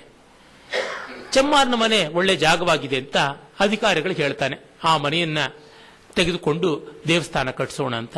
ಆ ಚಮ್ಮಾರ ಒಪ್ಪಲ್ಲ. ಇದು ನನ್ನ ಪಿತೃಪಿತಾಮಹ ಪ್ರಪಿತಾಮಹ ವೃದ್ಧ ಪಿತಾಮಹರಿಂದ ಮೊದಲುಗೊಂಡು ಬಂದ ಜಾಗ, ತಾತ ಮುತ್ತಾತಂದ್ರ ಕಾಲದಿಂದ ಬಂದ ಜಾಗ ನಾನು ಬಿಡೋದಿಲ್ಲ, ಸೆಂಟಿಮೆಂಟ್ಸ್ ಉಂಟು ಅಂತ. ಆದರೆ ಅಧಿಕಾರಸ್ಥರು ಒಪ್ಪದೆ ಅವನ್ನ ತಳ್ಳಿ ಹಾಕೋಕ್ ನೋಡ್ತಾರೆ. ಆದರೆ ಅವನು ಹಠ ಮಾಡಿ ತುಂಬಾ ದೊಡ್ಡ ಪ್ರತಿಭಟನೆ ಮಾಡ್ತಾನೆ. ಆಗ ಮಹಾರಾಜನೇ ಬಂದು ಅವನನ್ನ ಬೇಡಿಕೊಳ್ತಾನೆ, ಅಪ್ಪ ನೋಡು, ಎಲ್ಲರ ಸಂತೋಷಕ್ಕಾಗಿ ಆಗಬೇಕು, ದಯಮಾಡಿ ನೀನು ಕೊಡುವುದಿದ್ರೆ ಕೊಡು ಅಂತ. ಈಗ ಕೊಡ್ತೀನಿ ಮಹಾರಾಜರೇ, ನನಗೆ ಬೇಕಾಗಿದ್ದು ಮರ್ಯಾದೆ, ಇದನ್ನ ನಾನು ದುಡ್ಡೇ ಇಲ್ಲದೆ ಕೊಡ್ತೀನಿ, ಇದು ಒಳ್ಳೆ ಕೆಲಸಕ್ಕಾಗಿ ಮಾಡುವ ದಾನ ಅಂತ. ಅಂದ್ರೆ ಅಧಿಕಾರಸ್ಥರು ಪ್ರಜೆಗಳಿಗೆ ಎಷ್ಟು ಗೌರವದಿಂದ ನಡ್ಕೊಳ್ಳುವ ಸಂದರ್ಭಗಳು ಇತ್ತು ಅಂತ ಗೊತ್ತಾಗುತ್ತೆ. ಈ ರೀತಿಯಾದ ಎಷ್ಟೆಷ್ಟೋ ಸ್ವಾರಸ್ಯಗಳನ್ನ ನಾವು ಕಾಣ್ತೀವಿ. ಆಮೇಲೆ ಕೆಟ್ಟ ರಾಜರುಗಳು ಇದ್ರು. ಕೆಟ್ಟ ರಾಜರು ಅಂತಂದ್ರೆ ಯಾವುದೋ ಏನೋ ವಿಚಿತ್ರ ಸಂದರ್ಭಗಳು. ಶಂಕರ ವರ್ಮ, ಅವಂತಿವರ್ಮನ ಮಗ ಅಂಥವನು. ಅವನು ಹತ್ತತ್ರ 8ನೇ ಶತಮಾನದವನು. ಅವನು ಒಂದು ದೊಡ್ಡ ಪಂಡಿತ ಪೋಷಣೆಯ ಪ್ರಸಿದ್ಧಿಯನ್ನು ಪಡೆದಿದ್ದ. ಹಾಗಿದ್ದರೂ ಯಾವುದೋ ಒಂದು ಸಂದರ್ಭದಲ್ಲಿ ಅವನಿಗೆ ಯುದ್ಧಕ್ಕೆ ಸಂಪನ್ಮೂಲ ಇಲ್ಲದ ಕಾರಣ ದೇವಸ್ಥಾನಗಳಲ್ಲಿದ್ದ ಸಂಪತ್ತನ್ನು ದೋಚಿ ಯುದ್ಧಕ್ಕೆ ಸೈನ್ಯ ಜಮಾವಣೆ ಮಾಡಿಕೊಂಡು ಹೊರಟ. ಅದನ್ನ ಅವನಿಗೆ ಅತ್ಯಂತ ಆತ್ಮೀಯನಾಗಿದ್ದ ಆಸ್ಥಾನದ ಮಹಾವಿದ್ವಾಂಸ, ಪ್ರಸಿದ್ಧ ನೈಯಾಯಿಕ ಕವಿ ಜಯಂತ ಭಟ್ಟ ವಿರೋಧ ಮಾಡಿದ. ಅದಕ್ಕೆ ಕೋಪಗೊಂಡು ಜಯಂತ ಭಟ್ಟನನ್ನು ಸೇರಿದಂತೆ ಇನ್ನು ಹಲವರನ್ನ ಸೆರೆಯಲ್ಲಿಟ್ಟ. ಎಲ್ಲರನ್ನೂ ಸಾಲಿಟರಿ ಕನ್ಫೈನ್ಮೆಂಟ್ ಅಂತೀವಲ್ಲ, ಏಕಾಂತ ತುರಂಗವಾಸ, ಸೆರೆಮನೆಯಲ್ಲಿ ಇಟ್ಟ. ಆದರೆ ಅವರಿಗೆ ವ್ಯವಸ್ಥೆಯನ್ನು ಮಾಡಿಕೊಟ್ಟಿದ್ದ ಅಂತೆ. ಅವ್ರನ್ನ ನಿರ್ದಯವಾಗಿ ನಡ್ಕೊಳ್ಳದೆ, ಕ್ರಿಮಿನಲ್ಸ್ ತರ ಮಾಡಿಕೊಳ್ಳದೆ, ಪೊಲಿಟಿಕಲ್ ಪ್ರಿಸನರ್ಸ್ ಅಂತಾರಲ್ಲ, ಆ ರೀತಿಯಾಗಿ ಗೌರವಪೂರ್ವಕವಾಗಿ ನಡೆಸಿಕೊಂಡ. ಆ ಸೆರೆಮನೆಯಲ್ಲಿ ಅನೇಕ ವರ್ಷಗಳ ಕಳೆದಾಗಲೇ ಜಯಂತ ಭಟ್ಟ ನ್ಯಾಯಮಂಜರಿ ಅಂತಕ್ಕಂಥ ಒಂದು ಮಹಾ ತರ್ಕ ಗ್ರಂಥವನ್ನು ಬರೆದ. ಅದನ್ನು ಬರ್ಕೋತಾನೆ. ನೆಹರು ಡಿಸ್ಕವರಿ ಆಫ್ ಇಂಡಿಯಾ ಬರೆದದ್ದು, ಇನ್ನು ಗಾಂಧಿ ಎಷ್ಟೋ ಬರವಣಿಗೆ ಮಾಡಿದ್ದು, ನಮ್ಮ ಬಾಲಗಂಗಾಧರ ತಿಲಕರು ಗೀತಾ ರಹಸ್ಯವನ್ನು ಬರೆದದ್ದು ಎಲ್ಲ ಸೆರೆಮನಿಯಲ್ಲಿ ಅಂತ ಕಂಡಿದ್ದೀವಿ. ಇದಕ್ಕೆಲ್ಲ ಪೂರ್ವರೂಪವಾಗಿ ಜಯಂತ ಭಟ್ಟ ಸೆರೆಮನಿಯಲ್ಲಿ ತನ್ನ ಪ್ರೌಢವಾದ ರಸ್ಯವಾದ ಒಂದು ಕಾವ್ಯದಷ್ಟು ಆಕರ್ಷಕವಾದ ನ್ಯಾಯಮಂಜರಿ ಗ್ರಂಥ ಬರೆದ. ನ್ಯಾಯಮಂಜರಿಯ ಶೈಲಿ ಅಷ್ಟು ರಮಣೀಯವಾದದ್ದು.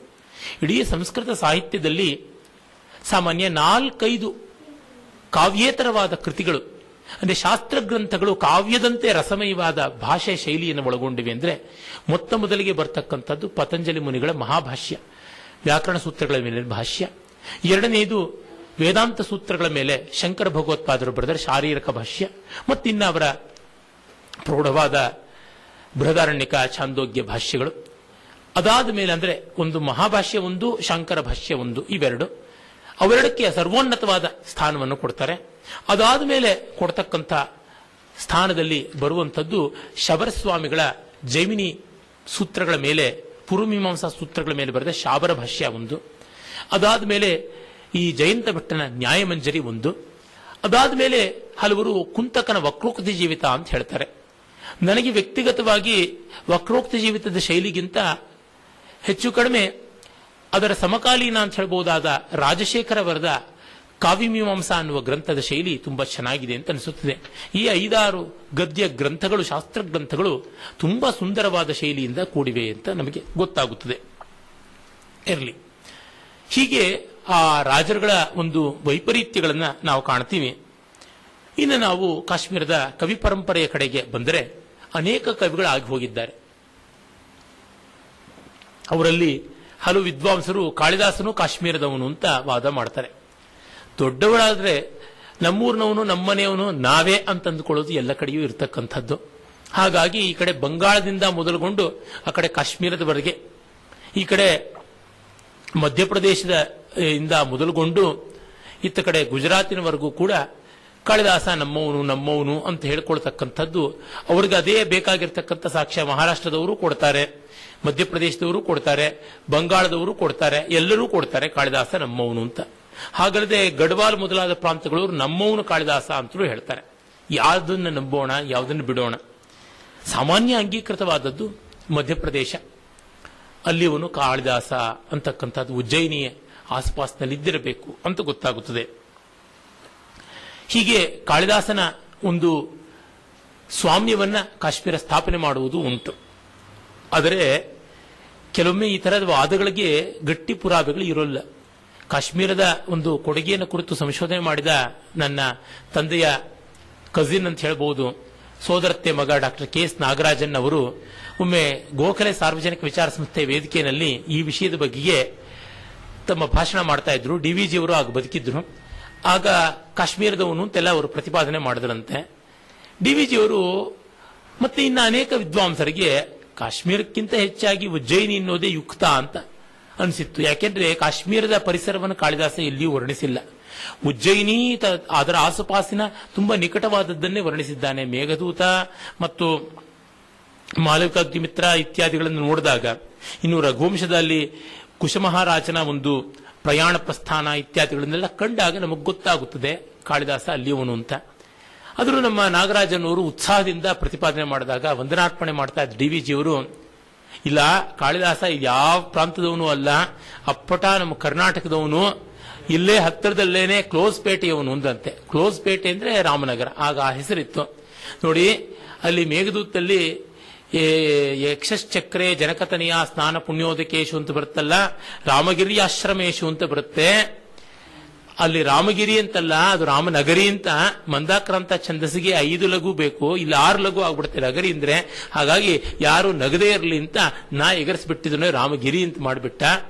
ಅಲ್ಲಿ ಕೂಡ ರಾಮನಗರಿನಲ್ಲಿ ರಾಮಗಿರಿ ಇದೆ, ಇಲ್ಲಿ ಇವನು ಅಂತ ಹೇಳ್ಬಿಟ್ಟು ತಮಾಷೆ ಮಾಡಿದ್ರಂತೆ. ಒಟ್ಟಲ್ಲಿ ದೊಡ್ಡವರು ನಮ್ಮವರು ಅಂತ ಹೇಳ್ಕೊಳ್ತಕ್ಕಂಥದ್ದು. ಗೀತ ಸೂಕ್ತರ ತಿಕ್ರಾಂತೆ ಸ್ತೋತ ದೇಶಾಂತರ ಸ್ಥಿತೆ ಪ್ರತ್ಯಕ್ಷೇತು ಕವೌಲೋಕ ಸಾವಜ್ಞ ಸುಮಹತ್ಯಪಿ ಅಂತ ರಾಜಶೇಖರ 1000 ವರ್ಷಗಳ ಕೆಳಗೆ ಹೇಳಿದ ಮಾತು ಸತ್ಯ. ಚಂದ್ರಕಾಂತ್ ಒಬ್ಬ ಕವಿ ಇದ್ದ ಅಂತ ಗೊತ್ತಾಗುತ್ತದೆ. ಅವನು 2ನೇ ಶತಮಾನದವನು ಅಂತ. ಅವನ ಕೃತಿ ವಿಶೇಷ ಮತ್ತೊಂದು ಏನೋ ನಮಗೆ ಗೊತ್ತಿಲ್ಲ. ಅದಾದ ಮೇಲೆ ನಮಗೆ ಗಣ್ಯನಾಗಿ ಸಿಗ್ತಕ್ಕಂಥವನು ಭರ್ತೃಮೇಂಠ ಅಂತ ಪ್ರಸಿದ್ಧನಾದವನು. ಹೆಚ್ಚು ಕಡಿಮೆ ಕಾಳಿದಾಸನ ಕಾಲದವನು ಅಂತ ಹೇಳ್ತಾರೆ. ಗುಪ್ತರ ಕಾಲದವನು, 4-5ನೇ ಶತಾಬ್ದದಲ್ಲಿ ಅಥವಾ 5-6ನೇ ಶತಾಬ್ದದಲ್ಲಿ ಇದ್ದ ಅಂತ. ಕಾಳಿದಾಸನ ಪರವರ್ತಿ ಅಂತ ಹೇಳಬಹುದು. ಅವನು ಹಯಗ್ರೀವ ವಧ ಅಂತನ್ನುವ ಪ್ರೌಢ ರಮಣೀಯವಾದ ಕಾವ್ಯ ಬರೆದ. ಆದರೆ ಆ ಕಾವ್ಯ ಇಂದು ಅನುಪಲಬ್ಧ. ಅಲ್ಲಿ ಇಲ್ಲಿ ಅದರ ಕೆಲವೊಂದು ಬಿಡಿ ಶ್ಲೋಕಗಳು ನಮಗೆ ಸಿಗುತ್ತವೆ. ಆಲಂಕಾರಿಕರೆಲ್ಲ ವಿಖ್ಯಾತ ಕವಿ ಅಂತ ಗೌರವದಿಂದ ಉಲ್ಲೇಖ ಮಾಡ್ತಾರೆ. ಅವನು ಮಾವಟಿಗ ಆಗಿದ್ದ ಅಂತ ಗೊತ್ತಾಗುತ್ತದೆ. ಮೇಂಠ ಅಂದ್ರೆ ಮಾವಟಿಗ, ಹಸ್ತ್ಯಪಕ ಅಂದ್ರೆ ನಮಗೆ ಅದು ತಿಳಿಯುತ್ತದೆ. ಕವಿಯ ಕುಲ ಮುಖ್ಯವಾಗಿರಲಿಲ್ಲ. ಅನೇಕರಿಗೆ ಜಾತಿ ಮತ ಅತೀತವಾಗಿ ಸಂಸ್ಕೃತಗಳಲ್ಲಿ ಪ್ರವೇಶ ಇತ್ತು. ಯೋಗ್ಯತೆ ಪ್ರತಿಭೆ ಇದ್ದವರು ಯಾರು ಕಾವ್ಯ ಬರೀತಾ ಇದ್ರು. ಅದಕ್ಕೆ ಲೋಕಮಾನ್ಯತೆ ಕೂಡ ಇತ್ತು ಅಂತ ನಮಗೆ ತಿಳಿಯುತ್ತದೆ. ಮತ್ತೆ ನಾವು ನೋಡ್ತಕ್ಕಂಥದ್ದು 8ನೇ ಶತಮಾನದ ಭೂಮಕ ಅಥವಾ ಭೀಮಟ ಅಲ್ಲಿವೆ ಭೀಮಭಟ್ಟ ಅಂತಕ್ಕಂಥವನು ರಾವಣಾರ್ಜುನೀಯ ಅಂತ 27 ಸರ್ಗಗಳ ಒಂದು ವೈಯಾಕರಣ ಕಾವ್ಯ ಬರೆದಿದ್ದಾನೆ. ಅವನು ಬರೆದ ಕಾವ್ಯವೇ ವ್ಯಾಕರಣದ ವಿಶಿಷ್ಟತೆಗಳನ್ನ, ಲಕ್ಷಣಗಳನ್ನ, ದುರೂಹ್ಯವಾದ ಪ್ರಯೋಗಗಳನ್ನ ತೋರ್ಪಡಿಸಿಕೊಡೋದಕ್ಕೆ. ಇದು ಅವನ ಪೂರ್ವವರ್ತಿಯಾದ ಭಟ್ಟಿ ಅಂತ ಹೆಚ್ಚು ಕಡಿಮೆ ಮಧ್ಯ ಭಾರತದವನು. ಅವನು ಬರೆದ ಒಂದು ರಾವಣವಧ ಕಾವ್ಯವನ್ನ ತೋರ್ಪಡಿಸುವಂಥದ್ದು. ಈ ರಾವಣಾರ್ಜುನೀಯ ರಾವಣ ಮತ್ತೆ ಪ್ರಸಿದ್ಧನಾದ ಕಾರ್ತವೀರ್ಯ ವಂಶದವನು, ಕೃತವೀರ್ಯ ವಂಶದವನು, ಹೈಹೈ ವಂಶದವನು ಕಾರ್ತವೀರ್ಯ, ಕೃತವೀರ್ಯನ ಮಗ. ಕಾರ್ತವೀರ್ಯ ಅರ್ಜುನನಿಗೆ ರಾವಣನಿಗೆ ನಡೆದ ಸಂಗ್ರಾಮವನ್ನು ಕುರಿತಾದದ್ದು ಅಂತ ನಮಗೆ ಗೊತ್ತಾಗುತ್ತದೆ. ಪೂರ್ಣವಾಗಿ ಆ ಕಾವ್ಯ ಸಿಕ್ಕಿಲ್ಲ. ಆಮೇಲೆ ಉದ್ಭಟ, ಅವನು ಕುಮಾರ ಸಂಭವ ಅಂತ ಒಂದು ಕಾವ್ಯ ಬರೆದಿದ್ದ. ಅವನು ಮತ್ತೆ 8ನೇ ಶತಮಾನದವನು. ಶಂಕುಕ ಬರೆದಿದ್ದ ಕಾವ್ಯ ಅಂತ ಗೊತ್ತಾಗುತ್ತದೆ, ನಮಗದು ಸಿಗೋದಿಲ್ಲ. ಆ ಸಂದರ್ಭದಲ್ಲಿಯೇ ರತ್ನಾಕರ ಅಂತ ಮತ್ತೊಬ್ಬ ಕವಿ ಇದ್ದ.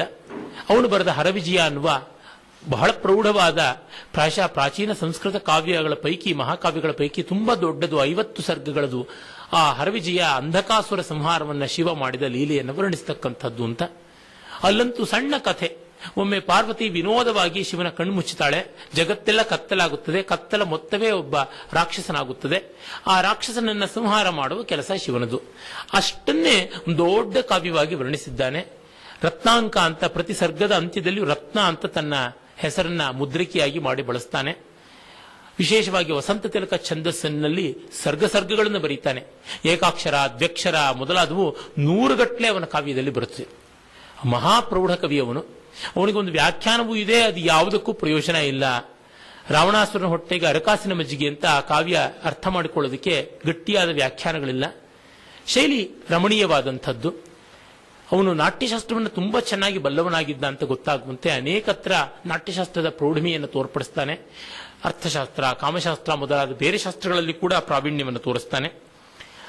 ಇವನು ಮುಕ್ತಾಕಣ, ಶಿವಸ್ವಾಮಿ, ಆನಂದವರ್ಧನ ಇವರೆಲ್ಲರೂ ಕೂಡ ಸಮಕಾಲೀನರಾಗಿದ್ದರು ಅಂತ ನಮಗೆ ಗೊತ್ತಾಗುತ್ತದೆ ಕಲ್ಹಣದ ರಾಜತರಂಗಿಣಿ ಮೂಲಕ. ಶಿವಸ್ವಾಮಿ ಮತ್ತೊಬ್ಬ ಕವಿ. ಅವನು 7 ಕಾವ್ಯಗಳನ್ನು ಬರೆದಿದ್ದ. ಅದರೊಳಗೆ ಅನ್ಯತಮವಾದದ್ದು ಇವತ್ತು ಉಳಿದಿರುವುದು ಒಂದೇ. ಅದು ಕಪ್ಪಿಣಾಭ್ಯುದಯ ಅಂತ 20 ಸರ್ಗಗಳ ಕಾವ್ಯ. ಕಪ್ಪಿಣ ಅಂತ ಒಬ್ಬ ರಾಜ ಬೌದ್ಧ ಜಾತಕಗಳಲ್ಲಿ ಬರ್ತಾನೆ. ಅವನು ಶ್ರಾವಸ್ತಿ ಮಹಾರಾಜ ಪ್ರಸೇನಜಿತ್ತಿನ ಮೇಲೆ ಯುದ್ಧಕ್ಕೆ ಹೋಗಬೇಕು ಅಂತ ಬಂದವನು ಕಡೆಗೆ ಬುದ್ಧನ ಉಪದೇಶವನ್ನು ಕೇಳಿ ಯುದ್ಧ ವಿರತಿಯನ್ನ ಮಾಡ್ತಾನೆ. ಇದು ಕಥಾನಕ. ಆದರೆ ಆ ಕಥಾನಕವನ್ನು ಬಹಳ ಪ್ರೌಢವಾಗಿ ಅತ್ಯಂತ ವಿಶಿಷ್ಟವಾದ ರೀತಿಯಲ್ಲಿ ಮಿಕ್ಕ ಯಾವುದೇ ಪ್ರಸಿದ್ಧ ಸಂಸ್ಕೃತ ಕವಿಗಳಿಗಿಂತ ಹೆಚ್ಚಿನ ಬಗೆಯ ಛಂದಸ್ಸುಗಳನ್ನು ಬಳಸಿ ಮತ್ತೆ ಚಿತ್ರಬಂಧಗಳನ್ನು ಅನೇಕವನ್ನು ಮಾಡಿ ಎಲ್ಲ ರೀತಿಯಲ್ಲಿ ತುಂಬಾ ಪ್ರೌಢವಾದ ಭಾಷಾ ಶೈಲಿಯಲ್ಲಿ ರಾಜನೀತಿ, ಕಾಮಶಾಸ್ತ್ರ ಮೊದಲಾದವನ್ನೆಲ್ಲ ತುಂಬಿ ತುಳುಕಾಡಿಸಿ ಕಾವ್ಯವನ್ನು ಬರೆದಿದ್ದಾನೆ. ಆ ಕಾವ್ಯವೂ ಕೂಡ ಅಚ್ಚಾಗಿದೆ. ಹೆಚ್ಚು ಜನಕ್ಕೆ ಅದರ ಬಗ್ಗೆ ಗೊತ್ತಿಲ್ಲ.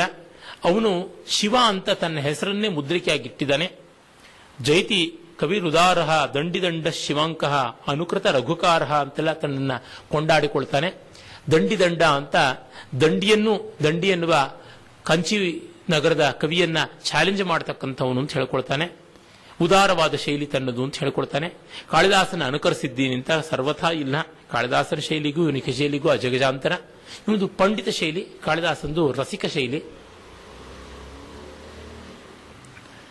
ಹೀಗೆ ನಾವು ನೋಡ್ತೀವಿ. ಮುಕ್ತಾಕಣ ಅನ್ನುವ ಕವಿದು ನಮಗೇನು ಗೊತ್ತಾಗಲ್ಲ.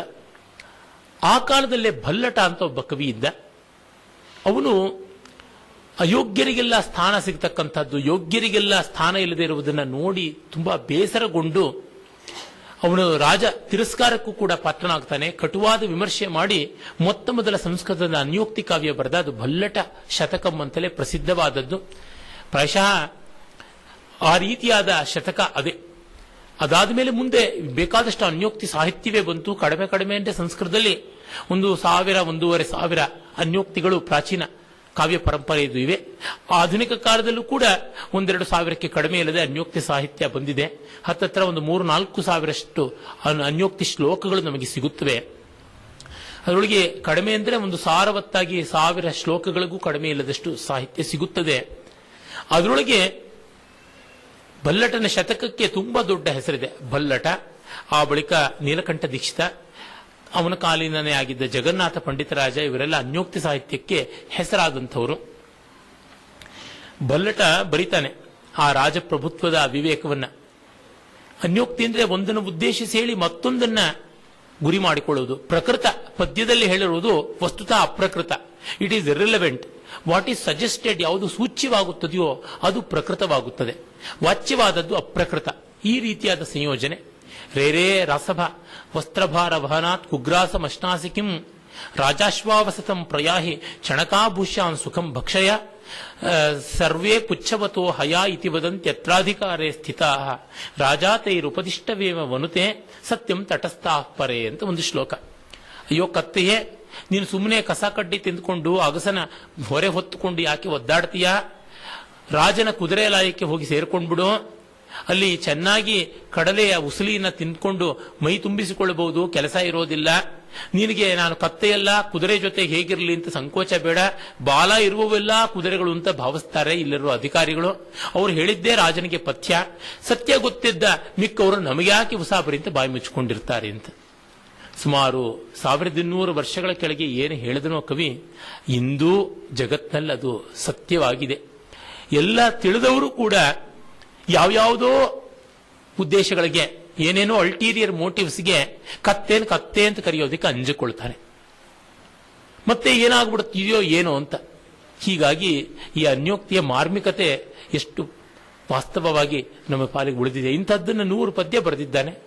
ಅನ್ಯೋಕ್ತಿಗಳನ್ನು ಬರೆಯೋದು ತುಂಬಾ ಕಷ್ಟವಿದೆ. ಒಂದು 100 ಅನ್ಯೋಕ್ತಿ ಬರಿಬೇಕು ಅಂದ್ರೆ ಒಂದು 10 ವರ್ಷನಾದ್ರೂ ಬೇಕು. ತುಂಬಾ ಲೋಕ ಅವೇಕ್ಷಣೆಯ ಪರಿಪಾಕದಿಂದ ಬರ್ತಕ್ಕಂಥದ್ದು. ಸುಮ್ಮನೆ ಕೂತ್ಕೊಂಡು ಹಿಂಗೆ ಭಜಾಮ್ಯಹಂ ತ್ಯಜಾಮ್ಯಹಂ ಅಂತ ದೇವರ ಸ್ತೋತ್ರ ಬರೆದಂಗೆ ಎಲ್ಲ ಅನ್ಯೋಕ್ತಿ ಬರೆಯಕ್ಕಾಗೋಲ್ಲ. ಬೇರೆ ಬೇರೆ ಭಾವನೆಗಳು, ಲೋಕದ ಓರೆ ಕೋರೆಗಳು, ಒಳಿತು ಕೆಡಕುಗಳನ್ನ ಗಮನಿಸಿಕೊಂಡು ಬರೆಯುವುದಾದರೆ ಅದಕ್ಕೆ ತುಂಬಾ ವ್ಯಾಪಕವಾದ ಪರಿಶೀಲನೆ, ಅನುಭವ, ಅಂತರೀಕ್ಷಣೆ, ಮತ್ತೆ ಅದನ್ನ ಕಾವ್ಯಮಯವಾಗಿಸ್ತಕ್ಕಂಥ ಚಮತ್ಕಾರ, ಪ್ರತಿಭೆ ಎಲ್ಲ ಬೇಕಾಗುತ್ತದೆ. ಚಂದನೆ ವಿಷಧರಾನ್ ಸಹಾಮಹೆ ವಸ್ತು ಸುಂದರ ಮಗುಪ್ತಿ ಮತ್ಕುತಃ ಅಸ್ತಿ ಕಿಂ ವದ ತವಾತ್ಮಸೌಷ್ಠವಂ ಸಂಚಿತಾಕ್ಕಧಿರ ಕಂಟಕಾಸ್ತವ ಅಂತ ಒಂದು ಕಡೆ ಅವನೇ ಬರೀತಾನೆ. ಜಾಲಿ ಮರ, ಬೊಬ್ಬುಳಿ ಮರ ಅಂತ ಕರೀತಾರೆ, ಬಬ್ಬೂರ ಅಂತಲೂ ಅದನ್ನು ಕರೀತಾರೆ ಸಂಸ್ಕೃತದಲ್ಲಿ, ಖದಿರ ಅಂತಲೂ ಹೇಳ್ತೀವಿ. ಯಜ್ಞ ವೃಕ್ಷಗಳಲ್ಲಿ ಇದು ಒಂದು ಗಟ್ಟಿಯಾದ ಮರ. ಅದಕ್ಕೆ 2 ಇಂಚಷ್ಟು ಉದ್ದದ ಮುಳ್ಳುಗಳಿರುತ್ತವೆ. ನಮ್ಮ ತುಂಗಭದ್ರಾ ನದಿಯ ಆಚೆಗಿರ್ತಕ್ಕಂಥ ಜಗತ್ತೆಲ್ಲ ಇದರಿಂದಲೇ ತುಂಬ ಹೋಗ್ಬಿಟ್ಟಿರ್ತಕ್ಕಂಥದ್ದು. ಅಲ್ಲೆಲ್ಲ ಮರ ಅಂದ್ರೆ ಜಾಲಿ ಮರವೇ ಇರ್ತಕ್ಕಂಥದ್ದು. ಆಲಕ್ಕೆ ಹೂವಿಲ್ಲ ಜಾಲಿಯು ನೆರಳಲ್ಲ ಅಂತ ಹಾಡು ಕೂಡ ಆಗ್ಬಿಟ್ಟಿದೆಯಲ್ಲ. ಆ ಒಂದು ಜಾಲಿಯ ಮರ ಖದಿರ ವೃಕ್ಷಕ್ಕೆ ಕವಿ ಹೇಳ್ತಾನೆ, ಚಂದನ ವೃಕ್ಷದಲ್ಲಿ ಹಾವುಗಳಿದ್ರೂ ಸಹಿಸಿಕೊಳ್ಬಹುದು, ಚಂದನ ತುಂಬಾ ಬೆಲೆ ಬಾಳುವುದು, ಬಹಳ ಪರಿಮಳ ಅದರದ್ದು. ಹಾಗಾಗಿ ತುಂಬಾ ಬೆಲೆ ಬಾಳುವ ಸೊಗಸಾದ ವಸ್ತುಗಳಿಗೆ ರಕ್ಷಣೆ ಬೇಕು ಅಂತ ವಿಷ ಇದ್ರ ಹಾವುಗಳಿದ್ರೂ ಇರಲಿ. ಆದರೆ ನಿನ್ನಲ್ಲಿ ಯಾವ ಪರಿಮಳ ಇದೆ, ಕೆಟ್ಟ ವಾಸನೆ ಬರುತ್ತದೆ. ನಿನ್ನಲ್ಲಿ ಯಾವ ಅಮೂಲ್ಯತೆ ಇದೆ ಅಂತ ಮೈ ತುಂಬಾ ಮುಳ್ಳಿಟ್ಕೊಂಡಿದೀಯಾ ಅಂತ. ತುಂಬಾ ವಿದ್ಯಾ ಸಂಪನ್ನರಾದವರು, ಕಲಾ ಸಂಪನ್ನರಾದವರು, ಧನ ಸಂಪನ್ನರಾದವರು, ಅಧಿಕಾರ ಸಂಪನ್ನರಾದವರು ಬಿಂಕ ಮಾಡಿದ್ರು ಜಂಬ ಮಾಡಿದ್ರು ನಡೆಯುತ್ತದೆ. ಬಾಲಮುರಳಿ ಕೃಷ್ಣ ಜಂಬ ಮಾಡಿದ್ರೆ ಪರವಾಗಿಲ್ಲ, ಇನ್ಯಾವುದೋ ಕಾಕಕಂಠದವನು ಬಿಂಕ ಮಾಡಿದ್ರೆ ಏನುಂಟು? ಇದನ್ನ ಕವಿ ಹೇಳ್ತಾ ಇರ್ತಕ್ಕಂಥದ್ದು. ಏನೂ ಇಲ್ಲದೆ ಇದ್ದವನು ಕೂಡ ಜಂಬ ಮಾಡಿದ್ರೆ ಅದಕ್ಕೆ ಯಾರು ಬೆಲೆ ಕೊಡ್ತಾರೆ ಅನ್ನುವಂಥದ್ದು. ಆಬದ್ಧ ಕೃತ್ರಿಮ ಸಟ ಜಟಿಲಾಂಶ ಭಿತ್ತಿ ಆರೋಪ್ಯತೆ ಮೃಗಪತೆ ಪದವೀಂ ಯದಿಶ್ವ ಮತ್ತೇಭ ಕುಂಭ ತಟ ಪಾಟನ ಲಂಪಟಸ್ಯ ನಾದಂಕರಿಷ್ಯತಿ ಕಥಂ ಹರಿಣಾಧಿಪಸ್ಯ ಅಂತ ಇನ್ನೊಂದು ಕಡೆ ಹೇಳ್ತಾನೆ. ಆ ಶೈಲಿಯೇ ಅಷ್ಟು ಚೆನ್ನಾಗಿರ್ತಕ್ಕಂಥದ್ದು. ನಾಯಿಗೆ ಸಿಂಹತ್ತರ ಕುತ್ತಿಗೆಗೆ ಜೂಲನ್ನು ಕಟ್ಟಿ ಮೃಗರಾಜ ಅಂತ ಕರೆದು ಬಿಟ್ರೆ ಆಗಬಹುದು, ವೇಷ ತೊಡಿಸಿದಿವಿ. ಆದರೆ ಗಂಟ್ಲಿಂದ ಸಿಂಹದ ಗರ್ಜನೆ ಹೊರಡಿಸೋಕೆ ಸಾಧ್ಯ, ಬಹು ಕುಯ್ ಕುಯ್ ಅಷ್ಟೇ, ಅದಕ್ಕೆ ಇನ್ನೇನು ಬರೋಲ್ಲ ಅಂತ. ಅಂದ್ರೆ ಎರವಲು ಡಿಗ್ರಿ ತಗೋಬಹುದು, ಪಾಂಡಿತ್ಯ ತೆಗೆದುಕೊಳ್ಳಬಹುದು, ವಾದ್ಯಗಳನ್ನು ಕೊಂಡುಕೊಳ್ಳಬಹುದು, ಮಾಧುರ್ಯವನ್ನು ಕೊಂಡುಕೊಳ್ಳಕ್ಕಾಗುತ್ತ್ಯಾ, ಬಣ್ಣಗಳನ್ನು ಕೊಂಡುಕೊಳ್ಳಬಹುದು, ಚಿತ್ರ ಲೇಖನ ಕೌಶಲವನ್ನು ಕೊಂಡುಕೊಳ್ಳಕ್ಕಾಗುತ್ತದೆಯಾ? ಅಲ್ಲ ಅನ್ನುವಂಥದ್ದು. ಈ ಥರದ್ದೆಲ್ಲ ಅವನು ಬರೀತಾನೆ. ಅವನಾದ ಮೇಲೆ ಇದ್ದವನೇ ದಾಮೋದರ ಗುಪ್ತ, ಮಹಾ ವಿದ್ವಾಂಸ, ದೊಡ್ಡ ಸ್ಥಾನದಲ್ಲಿದ್ದ ಮಹಾಮಂತ್ರಿ ಕೂಡ ಹೌದು. ಅವನು ಬರೆದ ಗ್ರಂಥ ಕುಟ್ಟಿನಿ ಮತ ಅಥವಾ ಶಂಬಲಿ ಮತ ಅಂತ ತುಂಬಾ ತುಂಬಾ ಉತ್ತಮವಾದಂಥ ಒಂದು ವಿಶಿಷ್ಟವಾದ ಗ್ರಂಥ. ಅಲ್ಲಿ ಕುಟ್ಟನಿ ಅಂತಂದ್ರೆ ವೇಶ್ಯಾವಾಟಿಯನ್ನು ನಡೆಸ್ತಕ್ಕಂಥವಳು, ಘರ್ವಾಲಿ, ಕೋಟಿವಾಲಿ ಅಂತ ಕರೀತಾರಲ್ಲ ಅವಳು ತನ್ನ ಉಪದೇಶವನ್ನು ಮಾಡ್ತಾಳೆ, ಹೇಗೆ ಜನರು ವೇಶ್ಯಾವಾಟಿಯ ಸೆರೆಗೆ ಸಿಲುಕಬಾರದು ಅಂತಕ್ಕಂಥದ್ದು. ಅದನ್ನು ಕುರಿತು ಒಂದು ತುಂಬಾ ಸೊಗಸಾದ ಕಥಾನಕವಾಗಿ ಹೆಚ್ಚು ಕಡಿಮೆ 1000ಕ್ಕೂ ಹೆಚ್ಚು ಆರ್ಯ ಛಂದಸ್ಸಿನ ಪದ್ಯಗಳಲ್ಲಿವೆ. ಆರ್ಯ ಛಂದಸ್ಸಿನ ಪದ್ಯ ರಚನೆ ಮಾಡೋದಕ್ಕೆ ಈ ಬಾಹುಳ್ಯದಲ್ಲಿ ಅಗ್ರಗಣ್ಯನಾದವನು ಅವನೊಬ್ಬನೇ, ದಾಮೋದರ ಗುಪ್ತ. ಆಮೇಲೆ ಕ್ಷೇಮೇಂದ್ರ. ಮತ್ತೆ ಒಂದು 100 ಪದ್ಯದ ವ್ಯಾಪ್ತಿಯಲ್ಲಿ ತೆಗೆದುಕೊಂಡ್ರೆ ಅತ್ಯುತ್ತಮವಾದದ್ದು, ಲೋಕೋತ್ತರವಾದದ್ದು ಅಂತಂದ್ರೆ ದಕ್ಷಿಣ ಭಾರತದ ಕಂಚಿಯಲ್ಲಿದ್ದಂಥ ಮೂಕ ಶಂಕರ ಅಂತ ಹೆಸರಾದ ಮೂಕ ಕವಿಯ ಮೂಕ ಪಂಚಶತಿಯಲ್ಲಿ ಬರುವ ಆರ್ಯ ಶತಕ ಅಂತನ್ನುವಂಥದ್ದು. ದಾಮೋದರ ಗುಪ್ತ ಬಹಳ ಬಹಳ ಚೆನ್ನಾಗಿ ಬರೆದಿದ್ದಾನೆ. ಅದು ಇಟ್ಸ್ ಎನ್ ಎಕ್ಸ್ಪೀರಿಯನ್ಸ್. ಅದನ್ನು ಓದುವುದೇ ಒಂದು ಸಂತೋಷ. ಕಲ್ಚರಲ್ ಸ್ಟಡಿ ಆಫ್ ಕುಟ್ಟಿನಿ ಮತ ಅಂತಲೇ ಒಂದು ಗ್ರಂಥ ಉಂಟು.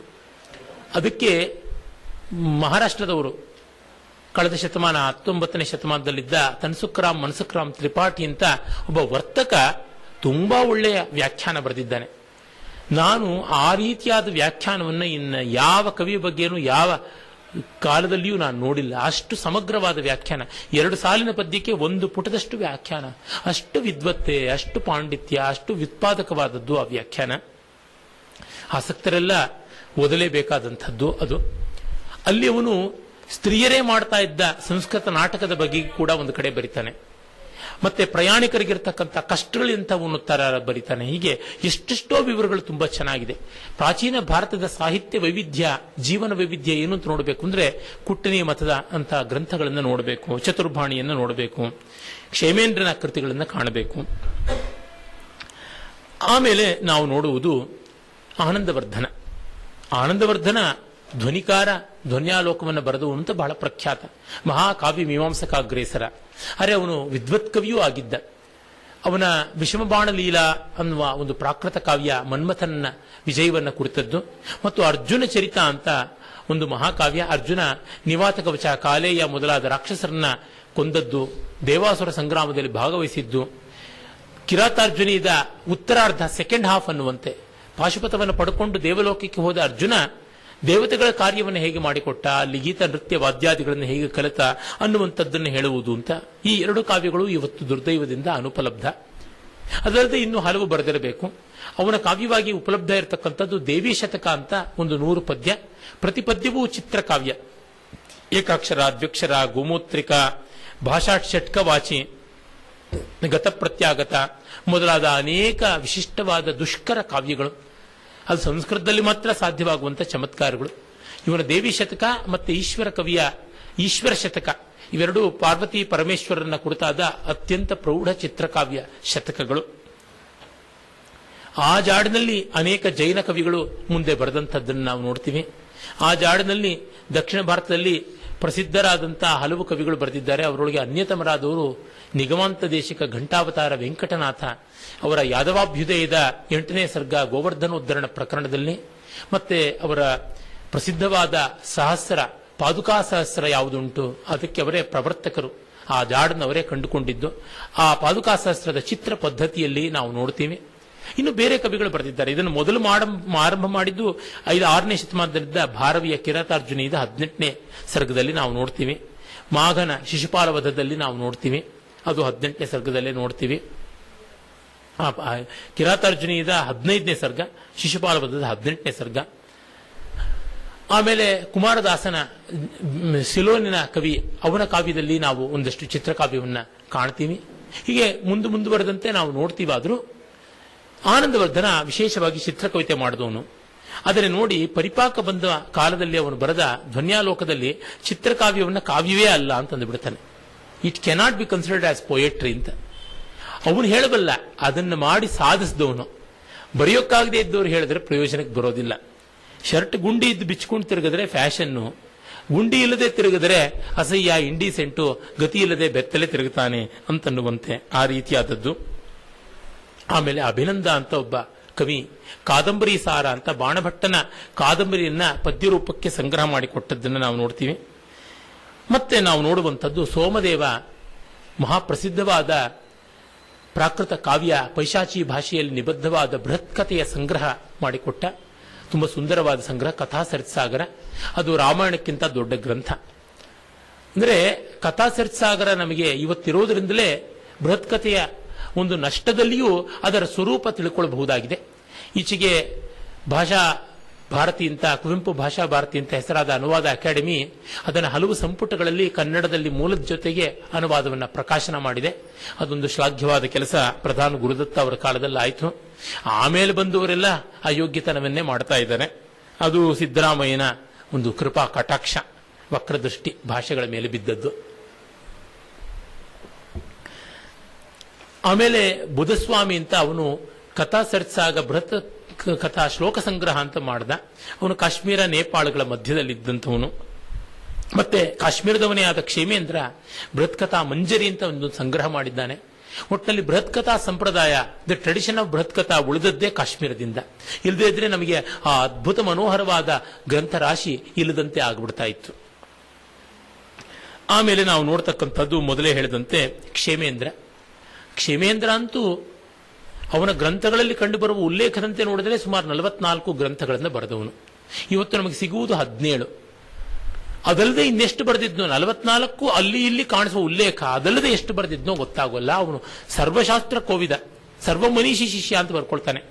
ರಾಮಾಯಣ, ಮಹಾಭಾರತ, ಬೃಹತ್ಕಥೆ 3ರ ಸಂಗ್ರಹ ಮಾಡಿದ. ರಾಮಾಯಣ ಸಂಗ್ರಹ ರಾಮಾಯಣ ಮಂಜರಿ, ಮಹಾಭಾರತ ಸಂಗ್ರಹ ಭಾರತ ಮಂಜರಿ, ಬೃಹತ್ಕಥಾ ಸಂಗ್ರಹ ಬೃಹತ್ಕಥಾ ಮಂಜರಿ ಅಂತ ಬರೆದ. ಬಾಣಭಟ್ಟನ ಕಾದಂಬರಿಯನ್ನು ಪದ್ಯ ಕಾದಂಬರಿ ಅಂತ ಪದ್ಯಕ್ಕೆ ಅನುವಾದ ಮಾಡಿದ.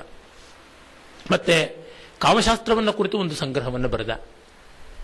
ಬೌದ್ಧ ಗ್ರಂಥ ಬೌದ್ಧಾವಧಾನ, ಬುದ್ಧ ಜನ್ಮಾಂತರಗಳಲ್ಲಿ ಮಾಡಿದ ಉಪಕಾರ ಯಾವುದುಂಟು ಅಂದರೆ ಜಾತಕ ಕಥೆಗಳ ಪ್ರಕರಣ, ಅದನ್ನೆಲ್ಲ ಸಂಗ್ರಹ ಮಾಡಿ ಬೌದ್ಧಾವಧಾನ ಕಲ್ಪಲತಾ ಅಂತ ಒಂದು ಶ್ಲೋಕ ಕಾವ್ಯವನ್ನು ಬರೆದ. ಇವೆಲ್ಲ ತುಂಬಾ ಬೃಹತ್ತರವಾದದ್ದು. ಭಾಗವತವನ್ನೇ ಸಂಗ್ರಹ ಮಾಡಿ ದಶಾವತಾರ ಚರಿತಂ ಅಂತ ಒಂದು ಕಾವ್ಯ ಬರೆದ. ಬುದ್ಧ ಅವತಾರ ಅಂತ ಕಾಣಿಸುವ ಮೊತ್ತ ಮೊದಲ ಗ್ರಂಥೋಲ್ಲೇಖವೇ ಅಲ್ಲಿರ್ತಕ್ಕಂಥದ್ದು. ಅದೆಲ್ಲ ಅವನು ಬರೆದ ಸಾವಿರಾರು ಶ್ಲೋಕಗಳದು. ಅವನ ಈ ರಾಮಾಯಣ, ಮಹಾಭಾರತ, ಬೃಹತ್ಕಥಾ ಮಂಜರಿ, ದಶಾವತಾರ ಚರಿತ ಮತ್ತು ಬೌದ್ಧಾವತಾರ ಕಲ್ಪಲತಾ ಇವೆಲ್ಲ ಸೇರಿಸಿದ್ರೇನೆ ಒಂದು 30,000 ಶ್ಲೋಕಗಳಷ್ಟಾಗುತ್ತದೆ. Very prolific. ಅವನ ಬರವಣಿಗೆಯೆಲ್ಲ ಸೇರಿಸಿದ್ರೆ ಕಡಿಮೆ ಅಂದರೆ 1,00,000 ಶ್ಲೋಕದಷ್ಟಾಗ್ಬಿಡುತ್ತದೆ. ದುರ್ದೈವ ನಮ್ಮ ಅಕಾಡೆಮಿಗಳವರು, ವಿಶ್ವವಿದ್ಯಾಲಯಗಳವರು ಕ್ಷೇಮೇಂದ್ರಾದಿಗಳ ಕಡೆಗೆ ತಿರುಗೂ ನೋಡೋದಿಲ್ಲ. ಮತ್ತೆ ಕುಂಟತ್ತಿ ಕೊಳಕ್ ನೀರೇ ಪಾನಕ ಅಂತ ಕೆಲವರೊಳಗೆ ಸುತ್ತಾಡ್ತಾ ಇರ್ತಾರೆ. ಇನ್ನು ಸಂಸ್ಕೃತ ವಿದ್ವಾಂಸರು ಅಂದ್ಕೊಂಡವರು ಇವರನ್ನ ಸ್ವಪ್ನೇಪಿ ನ ಪಶ್ಯಂತಿ, ಕನಸಿನಲ್ಲೂ ನೋಡೋದಿಲ್ಲ. ತುಂಬಾ ಉತ್ತಮನಾದ ವಿದ್ವಾಂಸ. ಎಲ್ಲಕ್ಕೂ ಮಿಗಿಲಾಗಿ ಸಾಮಾಜಿಕ ಸಂವೇದನೆ, ಸೋಷಿಯಲ್ ರಿಲೆವೆನ್ಸ್ ಅನ್ನುವುದು ಕ್ಷೇಮೇಂದ್ರ, ಮತ್ತೆ ಬಲ್ಲಟ, ನೀಲಕಂಠ ದೀಕ್ಷಿತ, ಶೂದ್ರಕ, ಚತುರ್ಭಾಣಿಕಾರರು ಇಂಥ ಕೆಲವರಲ್ಲಿ ಮಾತ್ರ ನಾವು ನೋಡತಕ್ಕಂಥದ್ದು. ಹಾಗಾಗಿ ಸಂಸ್ಕೃತ ಸಾಹಿತ್ಯದ ಸಾಮಾಜಿಕ ಸ್ಪೃಹೆ, ಅದನ್ನು ಕುರಿತು ನಾನೊಂದು ಗ್ರಂಥವೇ ಬರಿತಾ ಇದ್ದೀನಿ. ಅದೆಲ್ಲ ಇವರ ಯೋಗದಾನ ಅಂತ ನಮಗೆ ಗೊತ್ತಾಗುತ್ತದೆ. ಅಲ್ಲಿ ಕ್ಷೇಮೇಂದ್ರ ಅವನು ಬರೆದ ಈ ದೊಡ್ಡ ಕಾವ್ಯಗಳಲ್ಲದೆ ಲಘು ಕಾವ್ಯಗಳನ್ನು ಬರೆದಿದ್ದಾನೆ. ಉಪದೇಶ ಕಾವ್ಯಗಳು ಅಂತ ಕರೀಬಹುದು. ಧರ್ಮಾರ್ಥ ಕಾಮ ಮೋಕ್ಷಗಳನ್ನು ಕುರಿತಾಗಿ ಚತುರ್ವರ್ಗ ಸಂಗ್ರಹ ಅಂತ ಒಂದು ಕಾವ್ಯ ಬರೆದಿದ್ದಾನೆ. ಅದಲ್ಲದೆ ಅವನು ಒಂದು ಸಾಲು ನೀತಿ, ಒಂದು ಸಾಲು ಪೌರಾಣಿಕ ದೃಷ್ಟಾಂತ, ಆ ರೀತಿಯಾಗಿ ಚಾರುಚರ್ಯ ಅಂತ 100 ಶ್ಲೋಕಗಳ ಕೃತಿ ಬರೆದಿದ್ದಾನೆ. ಆಮೇಲಿನ ಕಾಲದಲ್ಲಿ ಗುಮಾನಿ ಅಂತ ಒಬ್ಬ ಕವಿ, ತಮಾಷೆಯಾಗಿದೆ ಅವನ ಹೆಸರು, ಗುಮಾನಿ ಶತಕಂ ಅಂತ ಆರ್ಯ ಛಂದಸ್ನಲ್ಲಿ ಪೂರ್ವಾರ್ಧ 2 ಸಾಲಿನಲ್ಲಿ ಒಂದು ನೀತಿ, ಇನ್ನು 2 ಸಾಲಿನಲ್ಲಿ ಪೌರಾಣಿಕ ದೃಷ್ಟಾಂತ ಅಂತ ಮಾಡಿದ್ದಾನೆ. ಅದಕ್ಕೆ ಕ್ಷೇಮೇಂದ್ರನ ಚಾರುಚರ್ಯನೇ ಆಧಾರ. ನಾನು ಚಾರುಚರ್ಯನ್ನ ಕನ್ನಡಕ್ಕೆ ಸಟಿಪ್ಪಣವಾಗಿ ಅನುವಾದ ಮಾಡಿದ್ದೀನಿ. ಮೌಲ್ಯ 300 ಅನ್ನುವ ಪುಸ್ತಕದಲ್ಲಿ 100 ಪದ್ಯಗಳಾಗಿ ಅದನ್ನು ನೋಡಬಹುದು. ಇನ್ನ ಒಂದು 100 ಪದ್ಯಗಳಾಗಿ ಕುಸುಮದೇವ, ಅವನು ಎಲ್ಲಿಯವನು ಅಂತ ಗೊತ್ತಿಲ್ಲ, ಬಹುಶಃ ಕಾಶ್ಮೀರದ್ದೋ ಗುಜರಾತಿನವನೋ ಇರಬಹುದು. ಅವನ ದೃಷ್ಟಾಂತ ಕಲಿಕಾ ಶತಕ ಉಂಟು. ಮತ್ತೊಂದು ಕಾಶ್ಮೀರದವನೇ ಆದಂಥ ಶಿಲ್ಹಣ ಬರೆದ ಶಾಂತಿ ಶತಕ, ಭರ್ತೃಹರಿಯ ವೈರಾಗ್ಯ ಶತಕಕ್ಕೆ ಹೆಗಲಣಿಯಾದಂಥ ಒಂದು ಶತಕ. ಅದು 3 ಸೇರಿಸಿ ನಾನು ಪುಸ್ತಕ ಮಾಡಿದ್ದೆ, ಅನುವಾದ ಮಾಡಿ ಈಚೆಗೆ ಪ್ರಕಟವಾದದ್ದು. ಇಲ್ಲಿ ಕಾಶ್ಮೀರದ ಲೇಖಕರ ವೈವಿಧ್ಯವನ್ನು ನಾವು ಕಾಣೋದಕ್ಕೆ ಸಾಧ್ಯ. ಕ್ಷೇಮೇಂದ್ರ ಚಾರುಚರ್ಯ ಆದಮೇಲೆ ಸೇವ್ಯ ಸೇವಕೋಪದೇಶ ಅಂತ ಎಂಪ್ಲಾಯರ್ ರಿಲೇಶನ್ಶಿಪ್ ಬಗ್ಗೆ ಒಂದು ಕಾವ್ಯ ಬರೆದಿದ್ದಾನೆ. ಮನುಷ್ಯನಿಗೆ ಯಾವ್ಯಾವ ರೀತಿ ದರ್ಪ ಇರುತ್ತದೆ, ನಾವು ಹೇಳ್ತೀವಿ ಅನ್ನಮದ, ಅರ್ಥಮದ, ರೂಪಮದ ಅಂತ. ಆ ರೀತಿಯಾದ 7 ಬಗೆಯ ಮದಗಳು ಯಾವುದಿರುತ್ತವೆ ಅದನ್ನು ಸೀಳುವುದು ಹೇಗೆ ಅಂತಲೇ ದರ್ಪ ದಲನ ಅಂತ ಬರೆದಿದ್ದಾನೆ. ತುಂಬಾ ಸೊಗಸಾದಂತಹದ್ದು ಆ ಕಾವ್ಯ. ಅಲ್ಲಿ ಕುಲಮದ, ರೂಪಮದ, ವಿದ್ಯಾಮದ, ಧನಮದ ಇವುಗಳ ಬಗ್ಗೆ ಎಲ್ಲ ಬರ್ತದೆ. ಒಂದು ದೃಷ್ಟಾಂತವಾಗಿ ರೂಪಮದದ ಬಗ್ಗೆ ಹೇಳ್ತೀನಿ. ಒಮ್ಮೆ ಅವನು ಒಂದು ಮದ ಅನ್ನೋದು ಹೇಗಿರುತ್ತೆ, ಮದದ ಪ್ರಭೇದಗಳು ಹೇಗೆ, ರೂಪಮದದ ರೀತಿ ಹೇಗೆ, ರೂಪಮತ್ತರಾದವರು ಹೇಗೆ ನಡ್ಕೊಳ್ತಾರೆ ಅದೆಲ್ಲ ಮೊದಲು ಬರೀತಾನೆ. ಬರೆದು ಅದಕ್ಕೆ ಒಂದು ತನ್ನದೇ ಆದ ಆಕರ್ಷಕವಾದ ಶೈಲಿಯಲ್ಲಿ ಒಂದು ಕಥೆ ಕೊಡ್ತಾನೆ. ಅದು ಪೌರಾಣಿಕ ಕಥೆ ಇರಬಹುದು, ಅಥವಾ ಐತಿಹಾಸಿಕ ಕಥೆ ಇರಬಹುದು, ಜಾನಪದ ಕಥೆ ಇರಬಹುದು, ಇಲ್ಲ ತನ್ನದೇ ಕಲ್ಪಿತ ಕಥೆ ಇರಬಹುದು. ಇದು ಅನೂಹ್ಯವಾದಂಥ ಬಹಳ ಸುಂದರವಾದ ರಚನೆ. ಅಲ್ಲಿ ಅವನು ಹೇಳ್ತಾನೆ ಸೌಂದರ್ಯದ ಮದ ಹೇಗೆ ಅಂದ್ರೆ, ಒಮ್ಮೆ ದೇವಲೋಕದಲ್ಲಿ ಎಲ್ಲ ದೇವತೆಗಳ ಮಧ್ಯೆ ಯಾರು ಅತ್ಯಂತ ಸುಂದರ ಪುರುಷ ಅಂತ ಪ್ರಶ್ನೆ ಬಂತಂತೆ.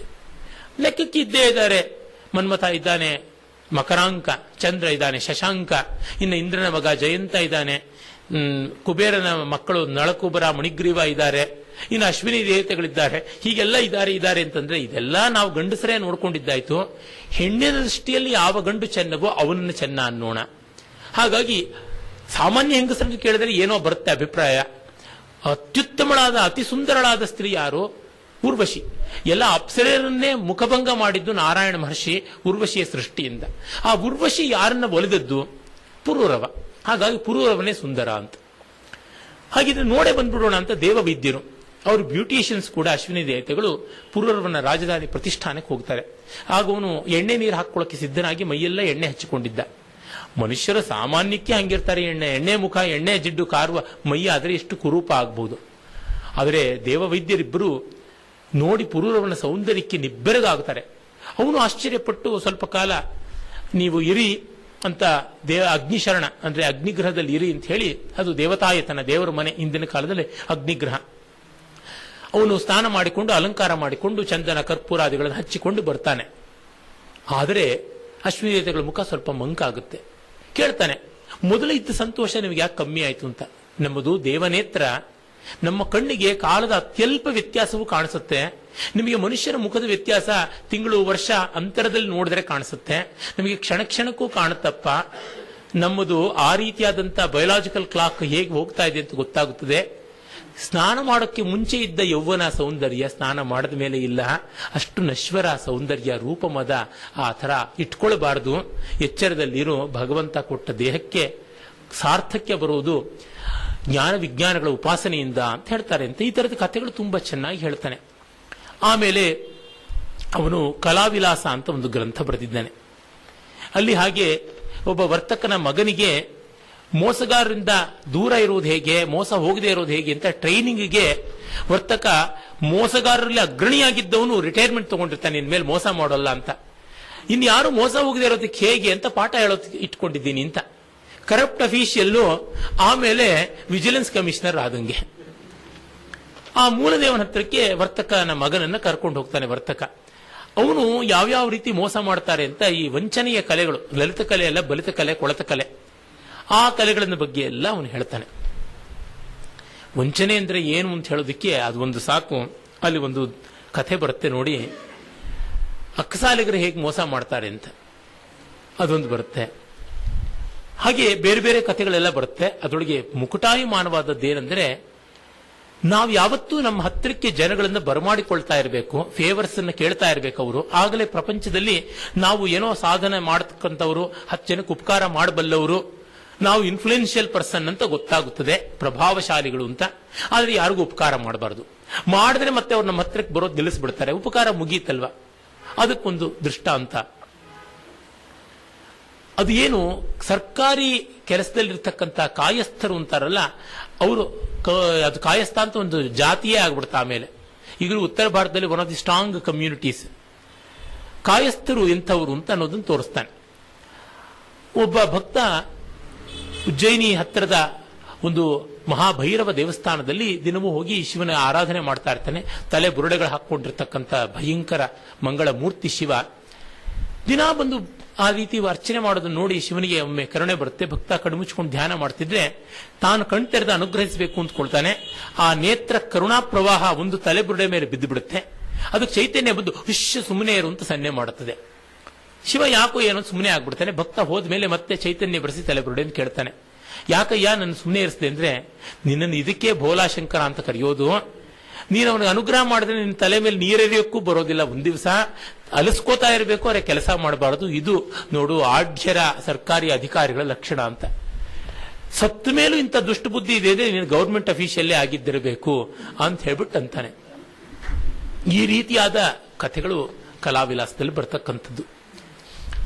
ಒಂದು ಕಥೆ ಸಾಲದು ಅಂತ ಕಾಯಸ್ಥ ಚರಿತಾಮೃತಂ ಅಂತಲೇ ಹೇಳಿಬಿಟ್ಟಿದ್ನುವೆ. ಅವನು ನರ್ಮಮಾಲಾ ಅಂತ ಒಂದು ಕಾವ್ಯ ಬರೆದಿದ್ದಾನೆ. ಆ ನರ್ಮಮಾಲಾದಲ್ಲಿ ಕಾಶ್ಮೀರದಲ್ಲಿದ್ದಂಥ ಕಾಯಸ್ಥರು ಒಂದು ಕಮ್ಯುನಿಟಿ ಆಗಿ ಸ್ಟ್ರಾಂಗ್ ಆಗಿ ಪ್ರಭುತ್ವವನ್ನ, ಪ್ರಜೆಗಳನ್ನ ಹೇಗೆ ಬಡ್ಕೊಂಡು ತಿಂತಾ ಇದ್ರು ಅಂತ ಹೇಳ್ತಾನೆ. ಅಲ್ಲಿ ವರ್ಣನೆ ಮಾಡಿದಂಥ ಭಯಾನಕತೆ ನಿಜವಾಗ್ಲೂ ನೋಡದೆ ಅದಕ್ಕೆ ಹೆಗಲಣೆ ಆಗಬಹುದಾದದ್ದು UPA ಗವರ್ನಮೆಂಟ್ ಅಂತ ಅನ್ಸುತ್ತೆ. ಅಷ್ಟು ಬರ್ಬರತೆ. ಈ ಸರ್ಕಾರಿ ಅಧಿಕಾರಿಗಳು ಸರ್ಕಾರದ ಸಂಪತ್ತಿನ ಮೇಲೆ ಆನ್ ಅಫಿಷಿಯಲ್ ಡ್ಯೂಟಿ ಅಂತ ದುಡ್ಡು ಖರ್ಚು ಮಾಡಿಕೊಂಡು, ಸರ್ಕಾರದ ದುಡ್ಡು ಖರ್ಚು ಮಾಡಿಕೊಂಡು ಮೋಜು ಮೇಜವಾನಿ ಮಾಡೋಕ್ಕೆ ಬೇರೆ ಬೇರೆ ಊರುಗಳಿಗೆ ಹೊರಟೋಗ್ತಾರೆ. ಈಗಲೂ ಹಾಗೆ ಮಾಡ್ತಾರಲ್ಲ ಮಂತ್ರಿಗಳು, IAS IPS ಆಫೀಸರ್ಗಳೆಲ್ಲ ಸಿಂಗಪೂರ್ಗೆ ಹೋಗ್ಬಿಟ್ಟಿದ್ರೆ ಟಾಯ್ಲೆಟ್ ಬಾಗಿಲು ಹಿಡಿ ಹೇಗಿದೆ ಅಂತ ನೋಡ್ಕೊಂಡು ಬಂದ್ವಿ. ಈ ತರದ್ದೆಲ್ಲ ಮಾಡ್ತಾರೆ.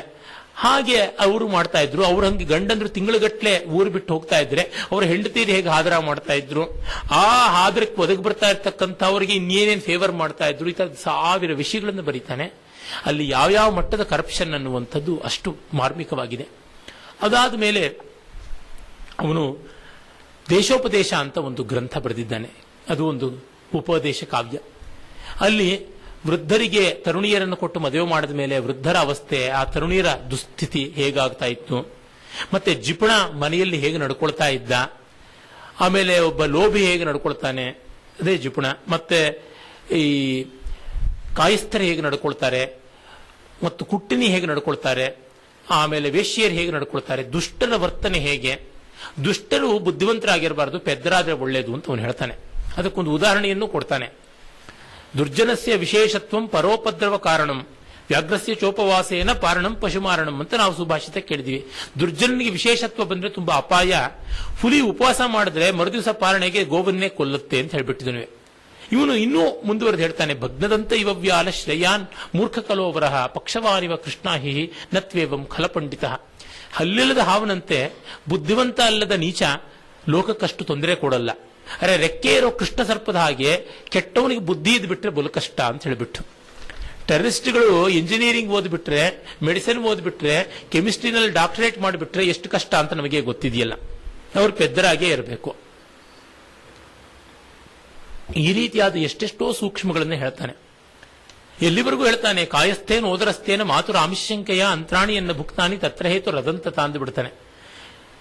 ಈ ಸರ್ಕಾರದ ಅಫೀಷಿಯಲ್ಸು, ಮಂತ್ರಿ ಮಹೋದಯರು, ಇವರುಗಳು ಎಲ್ಲಿ ಏನ್ ಸಿಕ್ಕದನ್ನು ತಿಂದು ಬಿಡ್ತಾರೆ ಲಂಚಖೋರರು.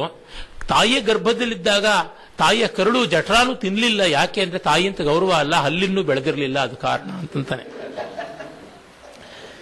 ಈ ತರದ ಮಾತುಗಳಾಡ್ತಾನೆ. ಮತ್ತೆ ಅವನು ದಾಮೋದರ ಗುಪ್ತನ ಕುಟ್ಟನಿ ಮತಕ್ಕೆ ಹೆಗಲಣಿಯಾಗಿ ಸಮಯ ಮಾತ್ರಕ ಅಂತ ಒಂದು ಗ್ರಂಥ ಬರೆದಿದ್ದಾನೆ. ಅಲ್ಲಿ ಒಬ್ಬ ವೇಶ್ಯ ನಾಯಿಕೆ ಮತ್ತೆ ಒಬ್ಬ ಕ್ಷೌರಿಕ ನಾಯಕ. ವೇಶ್ಯೆಗೆ ಪಾಪ ಗಿರಾಕಿಗಳು ಬರ್ತಾ ಇರೋಲ್ಲ, ಅದಕ್ಕೆ ಹೇಗೆ ಅನುಕೂಲ ಮಾಡ್ಕೊಳ್ಬಹುದು ಅಂತ ಈ ಕ್ಷೌರಿಕ ಹೇಳಿಕೊಡ್ತಾನೆ. ಆ ಸಂದರ್ಭದಲ್ಲಿ ವೇಶ್ಯೆಯರ ಚಟುವಟಿಕೆಗಳು ಹೇಗೆ, ಅವರ ಭಾವ ಭಿನ್ನಾಣಗಳು ಹೇಗೆ, ಅದರಿಂದ ಆಗುವ ವಂಚನೆ ಎಂತದ್ದು, ಅದನ್ನು ಮೀರುವುದು ಹೇಗೆ, ಈ ತರದ್ದೆಲ್ಲ ತುಂಬಾ ಬರುತ್ತದೆ. 10,000 ಪದ್ಯಗಳಿರ್ತಕ್ಕಂತಹ ಕಾವ್ಯ. ಹೀಗೆ ಒಂದೊಂದು ಮಾಧ್ಯಮದಲ್ಲಿಯೂ ಅವನು ಅತಿಶಯವನ್ನು ಸಾಧಿಸತಕ್ಕಂಥ ಅವನು ಕ್ಷೇಮೇಂದ್ರ. ಅದಲ್ಲದೆ ಅವನು ಬರೆದು ಇವತ್ತು ನಮಗೆ ಸಿಗದೇ ಇರತಕ್ಕಂಥ ಕಾವ್ಯಗಳು, ವ್ಯಾಸರ ಅಭಿಪ್ರಾಯ ಏನು ಅಂತ ಹೇಳ್ತಕ್ಕಂಥ ಮುನಿಮತ ಮೀಮಾಂಸ ಅನ್ನುವ ಕಾವ್ಯ, ಮತ್ತೆ ಪೌರ ಪಂಚಾಶಿಕ ಅಂತ ತಂಗಾಳಿ ಮೇಲೆ ಬರೆದಂಥ ಕಾವ್ಯ, ಲಾವಣ್ಯವತಿ ಅಂತ ಒಂದು ಶೃಂಗಾರ ಕಾವ್ಯ, ಆಮೇಲೆ ಮತ್ತೊಂದು ಕಾವ್ಯವನ್ನು ಬರೆದಿದ್ದಾನೆ. ಅದು ವ್ಯಾಸರ ಸ್ತುತಿ, ಅದೀಗ ನಮಗೆ ಸಿಗುತ್ತದೆ, ವ್ಯಾಸಾಷ್ಟಕ ಅಂತಕ್ಕಂಥದ್ದು. ಹೀಗೆ ಇನ್ನೂ ಅನೇಕ ಕಾವ್ಯಗಳನ್ನು, ಅವಸರಸಾರ ಅಂತ ಮತ್ತೊಂದು ಅನುಪಲಬ್ಧ ಕಾವ್ಯ ಅದು ಬರೆದಿದ್ದಾನೆ. ಶಶಿವಂಶಂ ಅಂತ ರಘುವಂಶಕ್ಕೆ ಹೆಗಲಣಿಯಾದ ಕಾಳಿದಾಸ ಸೂರ್ಯವಂಶಕ್ಕೆ ಸಂಬಂಧಪಟ್ಟಂತೆ ಬರೆದರೆ, ಇವನು ಚಂದ್ರವಂಶಕ್ಕೆ ಸಂಬಂಧಪಟ್ಟಂತೆ ಒಂದು ಕಾವ್ಯ ಬರೆದ, ಅದು ಸಿಗ್ತಾ ಇಲ್ಲ. ಕನಕಜಾನಕಿ ಅಂತ ಉತ್ತರ ರಾಮಚರಿತೆಯನ್ನು ಕುರಿತಾದ ಒಂದು ಸೀತಾಪರಿತ್ಯಾಗದ ಕಾವ್ಯವನ್ನ ಬರೆದ, ಅದು ದೃಶ್ಯ ಕಾವ್ಯ ನಾಟಕ, ಅದು ನಮಗೆ ಸಿಗ್ತಾ ಇಲ್ಲ. ಚಿತ್ರಭಾರತಂ ಅಂತ ಒಂದು ನಾಟಕ ಬರೆದ ಮಹಾಭಾರತವನ್ನು ಕುರಿತು, ಅದು ನಮಗೆ ಸಿಗ್ತಾ ಇಲ್ಲ. ಇವೆಲ್ಲ ಸಿಗದೆ ಹೋಗೋದಕ್ಕೆ ಮುಖ್ಯ ಕಾರಣ ಇಸ್ಲಾಮಿನ ಬರ್ಬರವಾದ ದಾಳಿ. ಮತ್ತೆ ಮತ್ತೆ ಅದನ್ನು ಹೇಳಬೇಕಾಗಿಲ್ಲ. ಪ್ರತಿಯೊಂದು ಕವಿಯ ಈ ಕೃತಿ ಸಿಗಲಿಲ್ಲ ಅಂದ್ರೆ ಯಾವನೋ ಒಬ್ಬ ಮುಸ್ಲಿಂ ಮತಾಂಧ ಅದನ್ನು ನಾಶ ಮಾಡಿದ್ದ ಅಂತ ತಿಳ್ಕೊಳ್ಳಿ. Ditto ditto ditto. ಆ ಒಂದು ಜನಾಂಗ ಜಗತ್ತಿಗೆ ಮಾಡಿದ ಅತ್ಯಾಚಾರಕ್ಕೆ ಹೇಗಲಣಿಯೇ ಇಲ್ಲ, ಹೋಲಿಕೆಯೇ ಇಲ್ಲ. ಅವರು 1 ಕೋಟಿ ಬಾರಿ ಕ್ಷಮೆ ಕೇಳಿದ್ರು ಕೂಡ ಆ ಗಾಯಗಳು ಮಾಯದೆ ಇರ್ತಕ್ಕಂಥದ್ದು ಅಂತ ಗೊತ್ತಾಗುತ್ತದೆ. ಅದೇ ಕಾಲದಲ್ಲಿ ಬ್ರಹ್ಮೇಶ ಸ್ವಾಮಿ ಅಂತ ಒಬ್ಬ ಇದ್ದ. ಅವನು ತುಂಬಾ ಅದ್ಭುತವಾದ ಕಾವ್ಯವನ್ನು ಬರೆದ, ಪುಷ್ಪ ದೂಷಿತಕಂ ಅಂತ. ಅದು ಬಹಳ ಮಾರ್ಮಿಕವಾದ ಕಥೆ, ಕಥಾಸತ್ಸಾಗರದ ಒಂದು ಎಳೆಯಿಂದ ಬಂದದ್ದು. ತನ್ನ ಮಗ ಶ್ರೀಮಂತನಾದ ವರ್ತಕ, ಅವನ ಮಗ ಸಾಗರದತ್ತ ಅಂತ ವರ್ತಕ, ಅವನ ಮಗ ಒಬ್ಬ ಸಾಮಾನ್ಯ ಕುಟುಂಬದ ಹುಡುಗಿಯನ್ನ ಪ್ರೀತಿಸಿ ಮದುವೆ ಆಗ್ಬಿಟ್ಟ. ಅದಕ್ಕೆ ಮಾವ ತನ್ನ ಯೋಗ್ಯತೆಗೆ, ತನ್ನ ಡಿಗ್ನಿಟಿಗೆ ತಕ್ಕಂತ ಒಬ್ಬ ಹುಡುಗಿ ಸೊಸೆಯಾಗಿ ಬರಲಿಲ್ಲ ಅಂತ ಸಾಧ್ವಿಯಾದ ಸೊಸೆಯ ಮೇಲೆ ಅಪಯಶಸ್ಸು ಬರುವಂತೆ ಮಾಡಿ ಅವಳನ್ನು ವ್ಯಭಿಚಾರಣಿ ಅನ್ನೋ ದೋಷ ಹಾಕಿ ಮನೆಯಿಂದ ಆಚೆಗೆ ಓಡಿಸಬೇಕು ಅಂತ ನೋಡ್ತಾನೆ. ಅದರೊಳಗೆ ಸಫಲನೂ ಆಗ್ತಾನೆ. ಅವಳು ಮತ್ತೆ ಹೇಗೆ ತನ್ನನ್ನ ತಾನು ನಿರ್ದೋಷಿ ಅಂತ ಸಾಬೀತು ಮಾಡಿಕೊಂಡು ಮನೆಗೆ ಬಂದು ನಿಲ್ತಾಳೆ ಅನ್ನುವಂಥದ್ದು ಅದರ ಕಥಾನಕ. ಅದರ ತುಣುಕುಗಳು ಮಾತ್ರ ಇವೆ, ಇವತ್ತು ಸಿಗುತ್ತದೆ. ಪುಷ್ಪ ದೂಷಿತಕ ಅನ್ನೋ ಹೆಸರೇ ಚೆನ್ನಾಗಿದೆ. ಹಾಳು ಮಾಡಲ್ಪಟ್ಟ ಹೂವು ಅಂತ. ಪುಷ್ಪವನ್ನು ದೂಷಣೆ ಮಾಡುವುದು, ಹೂವನ್ನು ತುಳಿಯುವುದು, ಹಿಸುಕುವುದು, ಆ ರೀತಿಯಾದದ್ದು ಅಂತ. ಅದು ವಿಶೇಷವಾಗಿ ಕುಂತಕನ ವಕ್ರೋಕ್ತಿ ಜೀವಿತದಲ್ಲಿ ಉಲ್ಲೇಖಗೊಂಡಿದೆ. ಡಾಕ್ಟರ್ ವಿ ರಾಘವನ್ ಅವರು ಅದರ ಉಪಲಬ್ಧ ಭಾಗಗಳ ಪುನಾರಚನೆಯನ್ನು ಕೂಡ ಮಾಡಿದ್ದಾರೆ. ಈ ತರ ಎಷ್ಟೊಂದು ನಾಟಕಗಳು, ಕೃತ್ಯ ರಾವಣ, ಮಾಯಾ ಪುಷ್ಪಕ ಮೊದಲಾದಂಥ ಎಷ್ಟೆಷ್ಟೋ ಕಾಶ್ಮೀರದ ರೂಪಕಗಳು ಹೇಳ ಹೆಸರಿಲ್ಲದಂತೆ ಹೊರಟೋಯ್ತು. ಎಲ್ಲ ಇಸ್ಲಾಂ ನಾಶನ ಮಾಡಿದ್ದಂಥದ್ದು ಅಂತ ನಮಗೆ ಗೊತ್ತಾಗುತ್ತದೆ.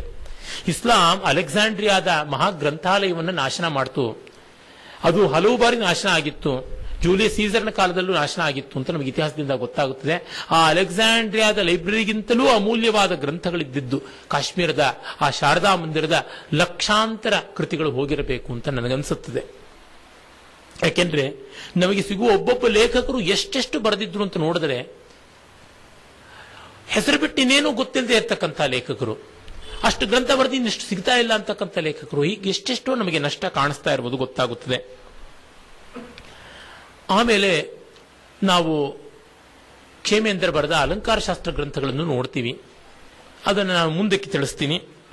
ಮತ್ತೆ ಬಿಲ್ಹಣ ಹೇಳದಂತೆ ಅವನು ವೈದರ್ಭ ಶೈಲಿಯಲ್ಲಿ ಪೂರ್ವೋಕ್ತವಾದ ವಿಕ್ರಮಾಂಕ ದೇವಚರಿತ 6ನೇ ವಿಕ್ರಮಾದಿತ್ಯನ ಕಥೆಯನ್ನು ಬರೆದಿದ್ದಾನೆ. ತುಂಬಾ ಚೆನ್ನಾದ ಶೈಲಿಯ ಕಾವ್ಯ. ಸಂಸ್ಕೃತದ ಮೇಲೆ ಒಳ್ಳೆ ವ್ಯುತ್ಪತ್ತಿ ಬೇಕು, ಒಳ್ಳೆ ಕಾವ್ಯ ಶೈಲಿ ಬೇಕು ಅನ್ನೋರು ಓದಲೇಬೇಕಾದ ಕೃತಿಗಳಲ್ಲಿ ಒಂದು. ಅವನ ಚೌರ ಪಂಚಾಶಿಕ ಅಂತ ಒಂದು ಉತ್ತಾನ ಶೃಂಗಾರದ ಕಾವ್ಯ, ಕರ್ಣಸುಂದರಿ ಅಂತ ಒಂದು ನಾಟಕ ಎಲ್ಲ ಉಂಟು. ಆಮೇಲೆ ನಾವು ನೋಡ್ತಕ್ಕಂಥದ್ದು ಅವನು ಬರೆದ ಕಾವ್ಯ 25 ಸರ್ಗಗಳ ಶ್ರೀಕಂಠ ಚರಿತ. ಅದಕ್ಕೂ ಕೂಡ ಒಳ್ಳೆ ವ್ಯಾಖ್ಯಾನ ಉಂಟು. ಶ್ರೀಕಂಠ ಚರಿತದಲ್ಲಿ 25ನೇ ಸರ್ಗ ತುಂಬಾ ಸ್ವಾರಸ್ಯಕಾರಿ. ಅವನು ಶಿವನ ಒಂದು ಕಾವ್ಯ, ಶಿವ ವಿಜಯದ ಕಾವ್ಯ, ತ್ರಿಪುರಾಸುರ ಸಂಹಾರವನ್ನು ಕುರಿತ ಕಾವ್ಯ ಅದು. ಅದನ್ನು 24 ಸರ್ಗಗಳಲ್ಲಿ ವರ್ಣಿಸ್ತಾನೆ. ಕಟ್ಟಕಡೆಯ ಸರ್ಗದಲ್ಲಿ ಮೊದಲ ಸರ್ಗ ಪೂರ್ತಿ ಸ್ತೋತ್ರ, 2ನೇ ಸರ್ಗ ಪೂರ್ತಿ ಸುಖವಿಸ್ತುತಿ ಕುಕವಿನಿಂದೆ, 3ನೇ ಸರ್ಗದಲ್ಲಿ ತನ್ನ ಪೂರ್ವಚರ, ತನ್ನ ಪರಿಸರದ ವರ್ಣನೆ, 4ನೇ ಸರ್ಗದಿಂದ ಕಥೆ. ಅದು 24ನೇ ಸರ್ಗಕ್ಕೆ ಮುಗಿಯುತ್ತದೆ. ಒಟ್ಟು 21 ಸರ್ಗಗಳ ಶಿವ ವಿಜಯ, ತ್ರಿಪುರಾಸುರ ಸಂಹಾರ. ಮತ್ತೆ 25ನೇ ಸರ್ಗದಲ್ಲಿ ಈ ಕಾವ್ಯವನ್ನು ಬರೆದು ತನ್ನ ಗುರುವಾದ ರುಯ್ಯಕನ ಸನ್ನಿಧಿಯಲ್ಲಿ ಅರ್ಪಣೆ ಮಾಡಕ್ಕೆ ಹೋಗ್ತಾನೆ. ಅವನು ತನ್ನ ಅಣ್ಣನ ಮನೆಯಲ್ಲಿರ್ತಾನೆ. ಅಂದರೆ ಮಂಖನ ಅಥವಾ ಮಂಕುಕ ಅನ್ನುವ ಕವಿಯ ಅಣ್ಣನ ಮನೆಯಲ್ಲಿ. ಅಲ್ಲಿ ಒಂದು ದೊಡ್ಡ ವಿದ್ವದ್ಗೋಷ್ಠಿ ಸೇರಿರುತ್ತದೆ. ಮಹಾವಿದ್ವಾಂಸರು, ಶಾಸ್ತ್ರ ಕೋವಿದರು, ಕವಿಗಳು, ದೇಶ ವಿದೇಶಗಳ ರಾಯಭಾರಿಗಳು ಎಲ್ಲರೂ ಸೇರಿರ್ತಾರೆ. ಅಲ್ಲಿ ತನ್ನ ಕಾವ್ಯವನ್ನು ಓದುತ್ತಾನೆ. ಅದರ ಬಗ್ಗೆ ಬೇರೆ ಬೇರೆಯವರ ಅಭಿಪ್ರಾಯ ಕೊಡ್ತಾರೆ. ಆಮೇಲೆ ನೀನು ವಿದ್ವತ್ ಕವಿ, ಮನುಷ್ಯ ಸ್ತುತಿ ಮಾಡಬಾರದು ಅಂತ ಅಂದುಕೊಂಡು ಶಿವಸ್ತುತಿ ಮಾಡಿದ ಪುಣ್ಯಾತ್ಮ. ನಾವು ಸರ್ಕಾರದ ಕೆಲಸದಲ್ಲಿ ಇರತಕ್ಕಂಥ ರಾಯಭಾರಿಗಳು, ನಮಗೆಲ್ಲರೂ ಕೆಲಸ ಆಗಬೇಕು ಅಂದ್ರೆ ರಾಜರನ್ನು ಹೊಗಳಬೇಕು, ಅದಕ್ಕಾಗಿ ಏನಾದರೂ 12 ಪದ್ಯಗಳನ್ನು ಕೊಡು ಅಂತ ಕೇಳ್ತಾರೆ. ಆ ಸಂದರ್ಭದಲ್ಲಿ ಅವನು ಆಗಲಿ ಅಂತ ಹೇಳ್ಬಿಟ್ಟು ಅಪರಾದಿತ್ಯನ ರಾಯಭಾರಿಯಾಗಿದ್ದ ತೇಜಃಕಂಠ ಅನ್ನುವ ಒಬ್ಬ ರಾಯಭಾರಿಯ ಅಪೇಕ್ಷೆಯಂತೆ ಒಂದಿಷ್ಟು ಪದ್ಯಗಳು ಬರ್ಕೊಡ್ತಾನೆ ಅಂತೆಲ್ಲ ಬರ್ತದೆ. ತುಂಬಾ ಚೆನ್ನಾಗಿರ್ತಕ್ಕಂಥದ್ದು. ಅಲ್ಲೆಲ್ಲ ನೋಡಿದ್ರೆ ಆ ವಿದ್ವತ್ ಪರಂಪರೆ, ವಿದ್ವದ್ಗೋಷ್ಠಿ ವಿನೋದ ಹೇಗೆ ನಡೀತಾ ಇತ್ತು ಅಂತ ಗೊತ್ತಾಗುತ್ತದೆ. ಈ ಕಾಲದಲ್ಲಿ ಅದರ ಪುನರುಜ್ಜೀವನ ಮಾಡೋಕೆ ಸಾಧ್ಯ ಇದೆಯಾ ಅಂದ್ರೆ ಖಂಡಿತ ಸಾಧ್ಯ ಇದೆ. ಆ ವಿದ್ಯಾ ವಿನೋದಗಳನ್ನ ಗೋಷ್ಠಿ ರೂಪದಲ್ಲಿ ಈ ತರ ಎಲ್ಲ ನಡೆಸಿಕೊಳ್ಳಬೇಕು. ನನಗೆ ಈ 10 ವರ್ಷಗಳಿಂದ ಮಾಡಿದ ಸ್ನೇಹಿತರ ಪ್ರಯತ್ನದಿಂದ ಒಂದಷ್ಟು ಆ ಥರ ವಿದ್ಯಾ ವಿನೋದ ಗೋಷ್ಠಿ ಸಂಭವವಾಗಿದೆ. ಕಾಶ್ಮೀರದಲ್ಲಿ ಆ ಥರ ಇತ್ತು ಅನ್ನೋದು ನೋಡಿದಾಗ ತುಂಬಾ ಸಂತೋಷವಾಗುತ್ತದೆ. ನಮ್ಮ ದೇಶದ ಹಳ್ಳಿಗಳಲ್ಲಿ ಹಾಗಿತ್ತು ಅನ್ನೋದು ನಮಗೆ ತಿಳಿದು ಬರತಕ್ಕಂಥದ್ದೇ. ಅಲ್ಲಿ ಅವನು ತುಂಬಾ ಚಮತ್ಕಾರಕಾರಕವಾದ ಪದ್ಯಗಳನ್ನೇ ಕೊಡ್ತಾನೆ. ಯಾವ ರಾಜರಿಗೂ ಅನ್ವಯ ಆಗಬಹುದು ಆ ಥರದ್ದು ಮಾಡಿರ್ತಾನೆ. ಅದಾದ ಮೇಲೆ ಮಂಕನ ಕಾವ್ಯ ಆದಮೇಲೆ ನಾವು ಜಲ್ಹಣ ಮತ್ತೆ ವಲ್ಲಭದೇವ ಇವರುಗಳು ಮಹಾಕವಿಗಳ ಸೂಕ್ತಿಗಳನ್ನು ಸಂಗ್ರಹ ಮಾಡಿಕೊಟ್ಟ ಸುಭಾಷಿತ ಗ್ರಂಥಗಳು, ಸೂಕ್ತಿ ಮುಕ್ತಾವಳಿ ಮತ್ತೆ ಸುಭಾಷಿತಾವಳಿ ಎನ್ನುವ 2 ಗ್ರಂಥಗಳನ್ನು ನೋಡ್ತೀವಿ. ತುಂಬಾ ಪ್ರಯೋಜನಕಾರಿಯಾಗಿದೆ. One of the finest collections. ಸಂಸ್ಕೃತದಲ್ಲಿ ಪೂರ್ವಸೂರಿಗಳ ಸಾವಿರಾರು ಸೂಕ್ತಿಗಳ ಸಂಗ್ರಹ ಮಾಡಿದ ಮೊದಲ ಉದಾಹರಣೆ ಪಾಲಸೇನರ ಕಾಲದಲ್ಲಿದ್ದ ವಿದ್ಯಾಕರ ಮಾಡಿದ ಸುಭಾಷಿತ ರತ್ನಕೋಶ. ಆದಮೇಲೆ ಆ ಪ್ರಾಂತದವನೇ ಆದ ಶ್ರೀಧರದಾಸನ ಸದುಕ್ತೀಕರಣಾಮೃತ, ಮತ್ತೆ ಶಾರ್ಂಗಧರ ಪದ್ಧತಿ, ವಲ್ಲಭದೇವನ ಸುಭಾಷಿತಾವಳಿ, ಜಲ್ಹಣನ ಸೂಕ್ತಿ ಮುಕ್ತಾವಳಿ, ಈ ತರದ್ದು. ಈಚೆಗೆ ನಿರ್ಣಯ ಸಾಗರದವರು ಮಾಡಿರ್ತಕ್ಕಂಥ ಸುಭಾಷಿತ ರತ್ನಭಂಡಾಗಾರ ಇನ್ನೂ ಬೇಕಾದಷ್ಟು ಉಂಟು. ಅದಕ್ಕೆಲ್ಲ ಕಾಶ್ಮೀರ ಪ್ರೇರಣೆ ಕೊಟ್ಟಿದೆ.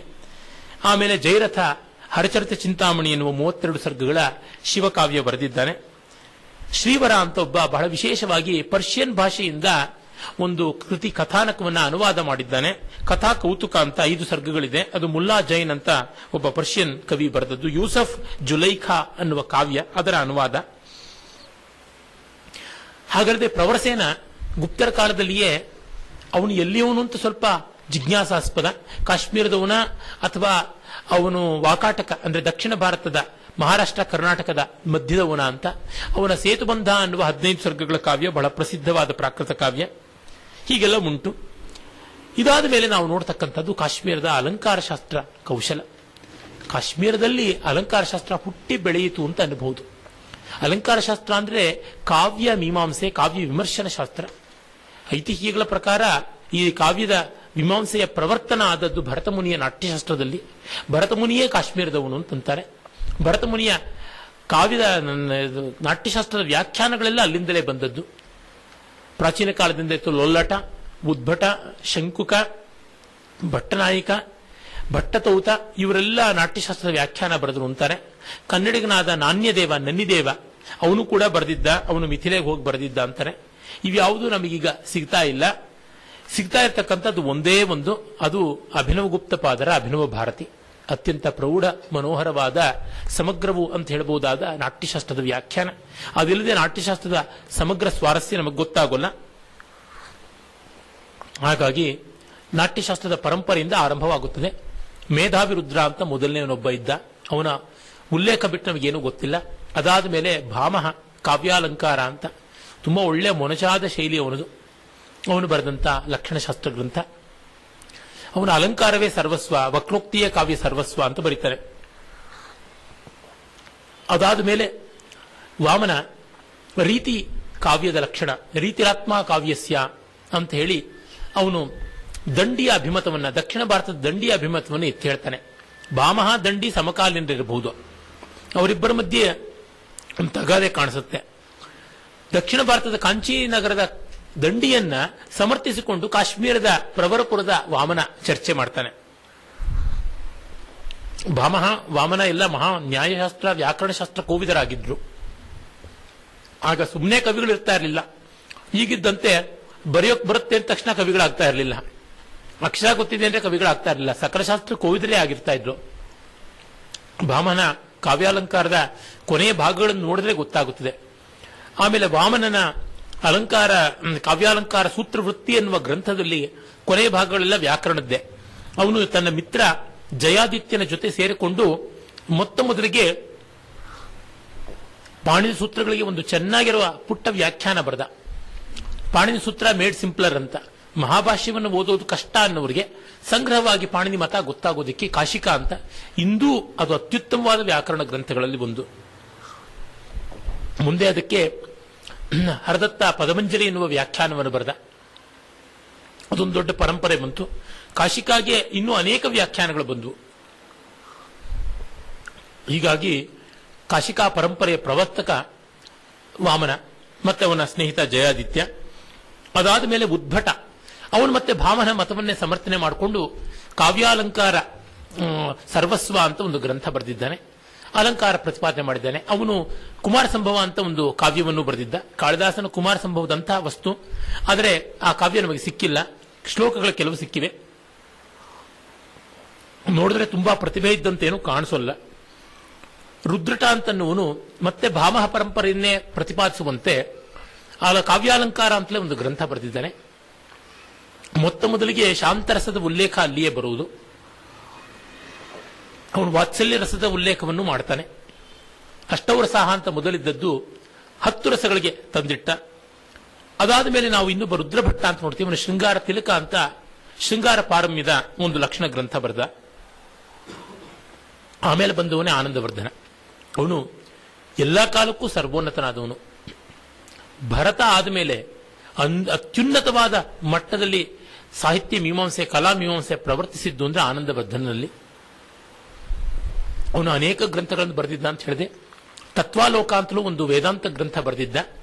ಅವನು ಬೌದ್ಧವನ್ನ ಮತ್ತೆ ಶೈವ, ಶಾಕ್ತ, ವೈಷ್ಣವಾದಿ ಎಲ್ಲವನ್ನೂ ಅಭ್ಯಾಸ ಮಾಡಿದ್ದ.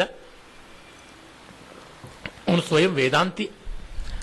ದರ್ಶನಶಾಸ್ತ್ರಗಳಲ್ಲದೆ ಪದವಾಕ್ಯ ಪ್ರಮಾಣ ಶಾಸ್ತ್ರಾದಿಗಳನ್ನೆಲ್ಲವನ್ನು ಚೆನ್ನಾಗಿ ಅಭ್ಯಾಸ ಮಾಡಿದ್ದ ಅಂತ ಮಹಾವಿದ್ವಾಂಸ ಕವಿ ಹೃದಯದ ಸಾರ್ವಭೌಮ ಅವನು ಬರೆದ ಧ್ವನಿ ಸಿದ್ಧಾಂತ ಕಾವ್ಯದ ಧ್ವನಿ ಅಂದರೆ ಸೂಚನೆ, ಅದು ಬಹಳ ಮುಖ್ಯವಾದದ್ದು, ನೇರವಾಗಿ ಹೇಳಿದ್ದಲ್ಲ ಅಂತ ತೋರ್ಪಡಿಸಿದ. ಅವನು 9ನೇ ಶತಮಾನದಲ್ಲಿದ್ದ. ಅದನ್ನ ಪಾಶ್ಚಾತ್ಯರು ಸ್ವತಂತ್ರವಾಗಿ ಕಂಡುಕೊಳ್ಳೋದಕ್ಕೆ 1100 ವರ್ಷ ಬೇಕಾಯಿತು. 20ನೇ ಶತಮಾನದಲ್ಲಿ ಟಿ.ಎಸ್. ಇಲಿಯಟ್ ಮತ್ತೆ ಐ.ಎ. ರಿಚರ್ಡ್ಸ್ ಅಲ್ಲಿಯವರೆಗೂ ಕೂಡ ಧ್ವನಿ ಸಿದ್ಧಾಂತದ ಒಂದು ಸಾಮಾನ್ಯ ಸ್ವರೂಪವನ್ನು ತಿಳ್ಕೊಳ್ಳೋದಕ್ಕೆ ಪಾಶ್ಚಾತ್ಯರಿಗೆ ಆಗಲಿಲ್ಲ. ಅಂತ ನೋಡಿದಾಗ ಆನಂದವರ್ಧನನ ಕೊಡುಗೆ ಎಷ್ಟು ದೊಡ್ಡದು ಅಂತ ನಮಗೆ ಗೊತ್ತಾಗುತ್ತದೆ. ಹೇಗೆ ದರ್ಶನಶಾಸ್ತ್ರಗಳಲ್ಲಿ ಶಂಕರರ ಸ್ಥಾನ ಅದ್ವಿತೀಯವಾದದ್ದು, ಕಾವ್ಯ ಮೀಮಾಂಸಕರಲ್ಲಿ ಆನಂದವರ್ಧನನ ಸ್ಥಾನ ಅಷ್ಟು ಅದ್ವಿತೀಯವಾದದ್ದು. ವಿಶೇಷವಾಗಿ ಶಂಕರರ ಪರಮಗುರು ಗೌಡಪಾದ ಹೇಗೋ ಆನಂದವರ್ಧನ ಹಾಗೆ, ಅಭಿನವಗುಪ್ತ ಶಂಕರರ ಹಾಗೆ ಅಂತ ಅನ್ಬಹುದು. ಆ ರೀತಿಯಾದ ದೊಡ್ಡ ಯೋಗದಾನ. ಮತ್ತೆ ಮುಕುಲಭಟ್ಟ ಅನ್ನೋನು ಅವನೊಬ್ಬ ಅಭಿಧಾವೃತ್ತಿ ಮಾತ್ರಕ ಅಂತ ಒಂದು ಗ್ರಂಥ ಬರೆದ. ಆಗ ಮಹಾವಾದಗಳು ನಡೀತಾ ಇದ್ವು. ತುಂಬಾ ಕ್ರಿಯೇಟಿವ್ ಮೈಂಡ್ಸ್ ಒಂದೇ ಕಾಲದಲ್ಲಿ ಬಂದ್ಬಿಟ್ರು. ನೀನು ತಾನು ಅಂತ ವಾದ ಪ್ರತಿವಾದಗಳು. ಧ್ವನಿ ಸಿದ್ಧಾಂತವನ್ನು ವಿರೋಧಿಸಿ ಬೇಕಾದಷ್ಟು ಜನ ಬರೆದರು. ಭಟ್ಟನಾಯಕ ಧ್ವನಿ ಧ್ವಂಸ ಗ್ರಂಥ ಅಂತ ಒಂದು ಬರೆದ, ಹೃದಯ ದರ್ಪಣ ಅಂತ. ಅದನ್ನು ಸಿಗೋದಿಲ್ಲ. ಆ ಹೃದಯ ದರ್ಪಣವನ್ನು ನೋಡಬೇಕಾಗಿಲ್ಲ, ಧ್ವನ್ಯಾಲೋಕವನ್ನು ಖಂಡನೆ ಮಾಡೋದಕ್ಕೆ ನನ್ನ ಬುದ್ಧಿಶಕ್ತಿನೇ ಸಾಕು. ವಯಸ್ಸಾಗ್ತಾ ಬಂತು, ನನ್ನ ಮೊಮ್ಮಕ್ಕಳಿಗೆ ನಾನು ಧ್ವನಿ ಸಿದ್ಧಾಂತದ ನಾಶನ ಮಾಡೋದು ಹೇಗೆ ಅಂತ ಹೇಳೋದಕ್ಕೆ, ಅನುಮಾನ ಊಹೆ ಅಂತನ್ನುವುದನ್ನು ತೋರ್ಪಡಿಸೋದಕ್ಕೆ ನಾನು ಬರೀತೀನಿ ಅಂತ ಹೇಳಿಬಿಟ್ಟು ಮಹಿಮಭಟ್ಟ ತನ್ನ ವ್ಯಕ್ತಿ ವಿವೇಕ ಅನ್ನುವ ಗ್ರಂಥವನ್ನು ಬರೆದ. ಮಹಾಕವಿಗಳಲ್ಲೇ ತಪ್ಪುಗಳನ್ನು ಕಂಡುಹಿಡಿತಾನೆ, ಕಾಳಿದಾಸಾದಿಗಳಲ್ಲೇ ಕಂಡುಹಿಡಿತಾನೆ. ಯಾಕಯ್ಯ ಅಂದ್ರೆ ನೋಡಿ, ಬೆಳ್ಳಿಗಿರೋ ಬಟ್ಟೆ ಮೇಲೆ ಸಣ್ಣ ಕಪ್ಪು ಚುಕ್ಕೆ ಇದ್ರೆ ತೋರಿಸೋದು ಸುಲಭ, ಕೊಳೆ ಬಟ್ಟೆ ಮೇಲೆ ಚುಕ್ಕೆ ತೋರಿಸೋದಕ್ಕೆ ಕಷ್ಟ. ಅದಕ್ಕೆ ಮಹಾಕವಿಗಳಲ್ಲಿ ತಪ್ಪು ಹುಡುಕ್ತೀನಿ ಅಂತಾನೆ. ಮತ್ತೆ ಅವನು ಹೇಳ್ತಾನೆ, ನನ್ನ ಸಿದ್ಧಾಂತ ನಿಲ್ಲುತ್ತೋ ಬಿಡುತ್ತೋ, ದೊಡ್ಡವ್ರನ್ನ ಬೈದಿದ್ದೀನಿ ಅಂತಲಾದ್ರೂ ನಾನು ಸದಾ ಉಳಿತೀನಿ ಅಂತ. ಅವನು ಹೇಳ್ತಾನೆ, ಸೂರ್ಯ ಉದಯಿಸಿದಾಗ ಕೆಲವು ಹೂಗಳು ಅರಳತ್ವೆ, ಕೆಲವು ಹೂಗಳು ಮುದುಡುತ್ತವೆ, ಕೆಲವು ಕಲ್ಲುಗಳು ಕರಗತ್ವೆ, ಇನ್ನು ಕಲ್ಲುಗಳು ಉರಿಯತ್ವೆ. ಏನಾದ್ರೆ ಏನು, ನಾನು ಮಾತಾಡಿದ್ರೆ 1000 ಜನಕ್ಕೆ ಸಂತೋಷ, 10,000 ಜನಕ್ಕೆ ಸಂತಾಪ. ಏನಾದ್ರೆ ಏನು, ಮುಂದಿನಲ್ಲಾದ್ರೂ ನನ್ನ ಸಗೋತ್ರರಾದವರು, ನನ್ನ ಸಮಾನಶೀಲರಾದವರು ಇದ್ದೇ ಇರ್ತಾರೆ ಅಂತ ಅನ್ನುವ ರೀತಿಯಲ್ಲಿ ಮಾಡ್ತಾನೆ. ಅರೆ ಅವನ ವಾದ ಅನ್ಯಾಯದ ವಾದ, ಸರಿ ಇಲ್ಲ ಅಷ್ಟೇ. ಆನಂದವರ್ಧನನ ಮಾತು ಕೊನೆಯ ಮಾತು ಅಂತ ನಮಗೆ ಗೊತ್ತಾಗುತ್ತದೆ. ಆನಂದವರ್ಧನನ ಧ್ವನಿ ಸಿದ್ಧಾಂತವನ್ನು ವಿರೋಧಿಸದೇ ಇದ್ರೂ ವಿರೋಧಿಸ್ತಿದ್ದೀನಿ ಅಂತ ಭಾವಿಸಿಕೊಂಡು ಆರಂಭಿಸಿ ಕಡೆಗೆ ಧ್ವನಿಗೆ ಪರ್ಯಾಯವಾಗಿ ಏನನ್ನೋ ಒಂದನ್ನು ಹೇಳ್ತಾನೆ. ಅದು ಕುಂತಕ ವಕ್ರೋಕ್ತಿ ಜೀವಿತದಲ್ಲಿ ಮಾಡ್ತಾನೆ. ಆನಂದವರ್ಧನ ಸಹೃದಯನ ದೃಷ್ಟಿಯಿಂದ ಕಾವ್ಯ ವಿಮರ್ಶೆ ಮಾಡಿದ್ರೆ, ಕವಿಯ ದೃಷ್ಟಿಯಿಂದ ಕಾವ್ಯ ರಚನೆ ಹೇಗಿರಬೇಕು ಅನ್ನೋದು ಕುಂತಕನ ದಾರಿ. ಒಬ್ಬ ಅಹಂ ಬ್ರಹ್ಮಾಸ್ಮಿ ಅಂತ ಹೇಳಿದ್ರೆ ಇನ್ನೊಬ್ಬ ಸರ್ವಂ ಖಲಿದಂ ಬ್ರಹ್ಮ ಅಂತ ಹೇಳಿದಂತೆ. ಒಬ್ಬ ನೇತಿ ನೇತಿ ಅಂತ ಹೇಳ್ತಾ ಹೋದರೆ ಧ್ವನಿ ಸಿದ್ಧಾಂತದಲ್ಲಿ, ಇನ್ನೊಂದು ಇದೆಲ್ಲ ಬ್ರಹ್ಮ ಇದೆಲ್ಲ ಬ್ರಹ್ಮ ಇದೆಲ್ಲ ಬ್ರಹ್ಮ ಅಂತ ಹೇಳ್ಕೊಂಡು ಹೋದರೆ ಇನ್ನೊಬ್ಬ ಎಲ್ಲವೂ ಬ್ರಹ್ಮವಾಗಿದೆ ಅಂತ ಹೇಳುವಂತೆ ಅಭಿಧಾ ರೂಪದಿಂದಲೇ ವಿಚಿತ್ರ ಇವ ಅಭಿಧಾ ವಕ್ರೋಕ್ತಿ ಅಂತ ಹೇಳುವಂತದ್ದು ವಕ್ರೋಕ್ತಿಕಾರ ಕುಂತಕನ ಮತ. ಓದಬೇಕಾದ ಗ್ರಂಥ. ನನಗನಿಸುವಂತೆ ನನ್ನ ಪೂಜ್ಯ ಗುರುಗಳಾದ ಡಾಕ್ಟರ್ ಕೆ ಕೃಷ್ಣಮೂರ್ತಿಯವರು ಹೇಳುವಂತೆ ಅವರ ಅನುಗ್ರಹದಿಂದಲೇ ಅಲಂಕಾರ ಶಾಸ್ತ್ರದ ಸ್ವರೂಪ ನನಗೆ ಗೊತ್ತಾಗಿದ್ದು. ಅವರು ಹೇಳ್ತಾರೆ, ಆನಂದವರ್ಧನ, ಅಭಿನವಗುಪ್ತ, ಕುಂತಕ ಇವರು ಅಲಂಕಾರ ಶಾಸ್ತ್ರದಲ್ಲಿ ಮುನಿತ್ರಯ, ಭರತ ಆದಮೇಲೆ ಬಂದವರು ಅಂತ. ಉಪನಿಷತ್ತುಗಳಾದ ಮೇಲೆ ಬರತಕ್ಕಂಥ ಮುನಿತ್ರಯ ಅಂತ ವೇದಾಂತದಲ್ಲಿ ಹೇಳ್ತಕ್ಕಂಥದ್ದು ಗೌಡಪಾದ, ಶಂಕರ ಮತ್ತು ಸುರೇಶ್ವರ. ಆ ರೀತಿಯಲ್ಲಿ ಇವರು ಅಂತ ನಿಜವಾಗಿ ವಿಶ್ವದ ಮಟ್ಟದಲ್ಲಿ ನಿಲ್ತಕ್ಕಂಥವ್ರು. ಆನಂದವರ್ಧನನ ಧ್ವನಿ ಸಿದ್ಧಾಂತ ಹೇಗೆ ಐ.ಎ. ರಿಚರ್ಡ್ಸ್ ಮೊದಲಾದವರೆಲ್ಲರದು ಒಂದು ಅನ್ವೇಷಣೆಯ ಛಾಯೆ ಆಯಿತೋ, ಅನ್ವೇಷಣೆಗೆ ಆನಂದವರ್ಧನ ಹಿನ್ನೆಲೆ ಇತ್ತೋ, ಆನಂದವರ್ಧನ ಮಾಡಿದ ಕೆಲಸದ ಮುಂದೆ ಇವ್ರದ್ದು ಅಲ್ಪ ಅಂತ ಅನಿಸುವಂತೆ ಆಯಿತೋ, ಅದೇ ರೀತಿ ಸ್ಟೈಲಿಸ್ಟಿಕ್ಸ್ ಅಂತ ಹೇಳುವಂತೆ ಯಾವುದು ಬಂತು, ಅದಕ್ಕೆ ಸಮಗ್ರವಾದ ಒಂದು ನೆಲೆ ಅಂತ ಹೇಳಬಹುದಾದದ್ದು ಇಲ್ಲಿ ಕಾಣುತ್ತದೆ. ಕುಂತಕನಲ್ಲಿ ಅಭಿನವಗುಪ್ತನ ಆಚಾರ್ಯನಾಗಿದ್ದ, ನಾಟ್ಯಶಾಸ್ತ್ರ ಪಾಠ ಹೇಳಿದ ಭಟ್ಟತೌತ ಕಾವ್ಯ ಕೌತುಕ ಅಂತ ಒಂದು ಗ್ರಂಥ ಬರೆದ, ಅದು ನಮಗೆ ಸಿಗ್ತಾ ಇಲ್ಲ. ಅದಕ್ಕೆ ಅಭಿನವಗುಪ್ತ ಬರೆದ ವ್ಯಾಖ್ಯಾನ ವಿವರಣ ಅಂತಿದೆ, ಅದು ನಮಗೆ ಸಿಕ್ಕಿಲ್ಲ. ಹೇಗೇನ್ ಇಸ್ಲಾಂ ಇಸ್ಲಾಂ ಇಸ್ಲಾಂ ಅದು ಮಾಡಿದಂಥದ್ದು. ಭಟ್ಟತೌತನ ಜೊತೆಗೆ ಇನ್ನೊಬ್ಬ ಗುರು ಇದ್ದ ಅಭಿನವಗುಪ್ತನಿಗೆ. ಅಭಿನವಗುಪ್ತ ಒಟ್ಟು 80 ಗುರುಗಳ ಹತ್ರ ಅಭ್ಯಾಸ ಮಾಡ್ದ ಅಂತಾನೆ. ತಸ್ಯಮೇ ಸರ್ವಶಿಷ್ಯಸ್ಯ ನೋಪದೇಶ ದರಿದ್ರತಾ ಅಂತ ಹೇಳ್ತಾನೆ. ಅವನ ಅಭಿನವಗುಪ್ತನ ಇನ್ನೊಬ್ಬ ಗುರು ಧ್ವನಿ ಸಿದ್ಧಾಂತವನ್ನು ಪಾಠ ಹೇಳಿದವನು ಭಟ್ಟೇಂದು ರಾಜ. ಅವನು ದೊಡ್ಡ ಕವಿಯೂ ಆಗಿದ್ದ ಅಂತ ಹೇಳ್ತಾನೆ. ಕಾಳಿದಾಸಾದಿಗಳ ಸಮಾನದ ಕವಿ ಅಂತಾನೆ. ಅದಕ್ಕೆ ತೀನಂಶ್ರೀಯವರು ವಿಮರ್ಶೆ ಮಾಡ್ತಾ ಹೇಳ್ತಾರೆ, ಇಲ್ಲಿ ಅಭಿನವಗುಪ್ತ ಹೇಳೋದು ನಿಜವೋ ಅಥವಾ ಗುರುಭಕ್ತಿಯಿಂದ ವಿಮರ್ಶನ ಶಕ್ತಿ ಲೋಪವಾಯಿತೋ ನಮಗೆ ಗೊತ್ತಿಲ್ಲ. ದುರ್ದೈವ, ಭಟ್ಟೇಂದು ರಾಜನ ಏನೊಂದು ಕೃತಿಯೂ ನಮಗೆ ಸಿಕ್ಕಿಲ್ಲ. ಪ್ರತಿಹಾರೇಂದ್ರರಾಜ ಅಂತ ಒಬ್ಬ ಇದ್ದ. ಅವನು ಉದ್ಭಟನ ಅಲಂಕಾರ ಸರ್ವಸ್ವದ ಮೇಲೆ ವ್ಯಾಖ್ಯಾನ ಬರೆದಿದ್ದಾನೆ. ಹೀಗಲ್ಲದೆ ಕ್ಷೇಮೇಂದ್ರ ಅಭಿನವಗುಪ್ತನ ಶಿಷ್ಯ. ಅಭಿನವಗುಪ್ತನಿಗೆ 1,000 ಜನ ಶಿಷ್ಯರಿದ್ರು ಅಂತಾರೆ. ಅವನು ಬ್ರಹ್ಮಚಾರಿ, 80 ಗುರುಗಳ ಹತ್ರ ಪಾಠ ಕಲಿತ, 1000 ಜನಕ್ಕೆ ಪಾಠ ಹೇಳ್ದ. ಮುತ್ತಿನ ಮಂಟಪದಲ್ಲಿ ಕೂತ್ಕೊಂಡು ವೀಣಾವಾದನವನ್ನು ಒಂದು ಕೈನಲ್ಲಿ ಮಾಡ್ತಾ, ಇನ್ನೊಂದು ಕೈಯಲ್ಲಿ ತಾಂಬೂಲ ಚರ್ವಣ ಮಾಡ್ತಾ, ಮತ್ತೊಂದು ಕೈಯಲ್ಲಿ ಅದನ್ನ ಮಹಾಶಂಖ ಅಂತಾರೆ. ಆ ಶಂಖದಿಂದ ತಂತ್ರ ಕೋವಿದ. ಅವನು ತಂತ್ರಶಾಸ್ತ್ರದ ಪ್ರಕಾರ ಅವರಿಗೆ ಮದ್ಯವೂ ವಿಹಿತವಾದದ್ದು. ಮದ್ಯವನ್ನು ಪಾನ ಮಾಡಿಕೊಂಡು ಹತ್ತಿರದಲ್ಲೇ ಕೂತಿದ್ದ ಕ್ಷೇಮರಾಜ, ಕ್ಷೇಮೇಂದ್ರ, ಜೈರಥ ಮೊದಲಾದ ತನ್ನ ಪ್ರಿಯಶಿಷ್ಯರಿಗೆ ಶಾಸ್ತ್ರ ಕಾವ್ಯಾದಿಗಳನ್ನ, ಅನೇಕ ಶಾಸ್ತ್ರಗಳಿಗೆ ಸಂಬಂಧಪಟ್ಟಂತ ವಿಷಯಗಳನ್ನ ಡಿಕ್ಟೇಟ್ ಮಾಡ್ತಾ, ನರ್ತಕಿಯರು ಮುಂದೆ ನೃತ್ಯ ಮಾಡ್ತಾ ಇದ್ರೆ ಅವರ ಕರ್ಣಾಂಗಹಾರಗಳನ್ನ ತಿದ್ದುತ್ತಾ ಕೂತ್ಕೊಂಡಿದ್ದ ಅಂತ ಅವನ ಶಿಷ್ಯ ಮಧುರಾಜ ಒಂದು ಚಿತ್ರವನ್ನ ಕೊಡ್ತಾನೆ. ಅಭಿನವ ಗುಪ್ತಪಾದ ಲಿಖಿತಂ ಲಿಖಿತಂ ಹೃದಯೇ ತದಿತರ ಧೀರ ವೃಂದ ಲಿಖಿತಂ ಲಿಖಿತಂ ಸಲಿಲೆ ಅಂತಾನೆ.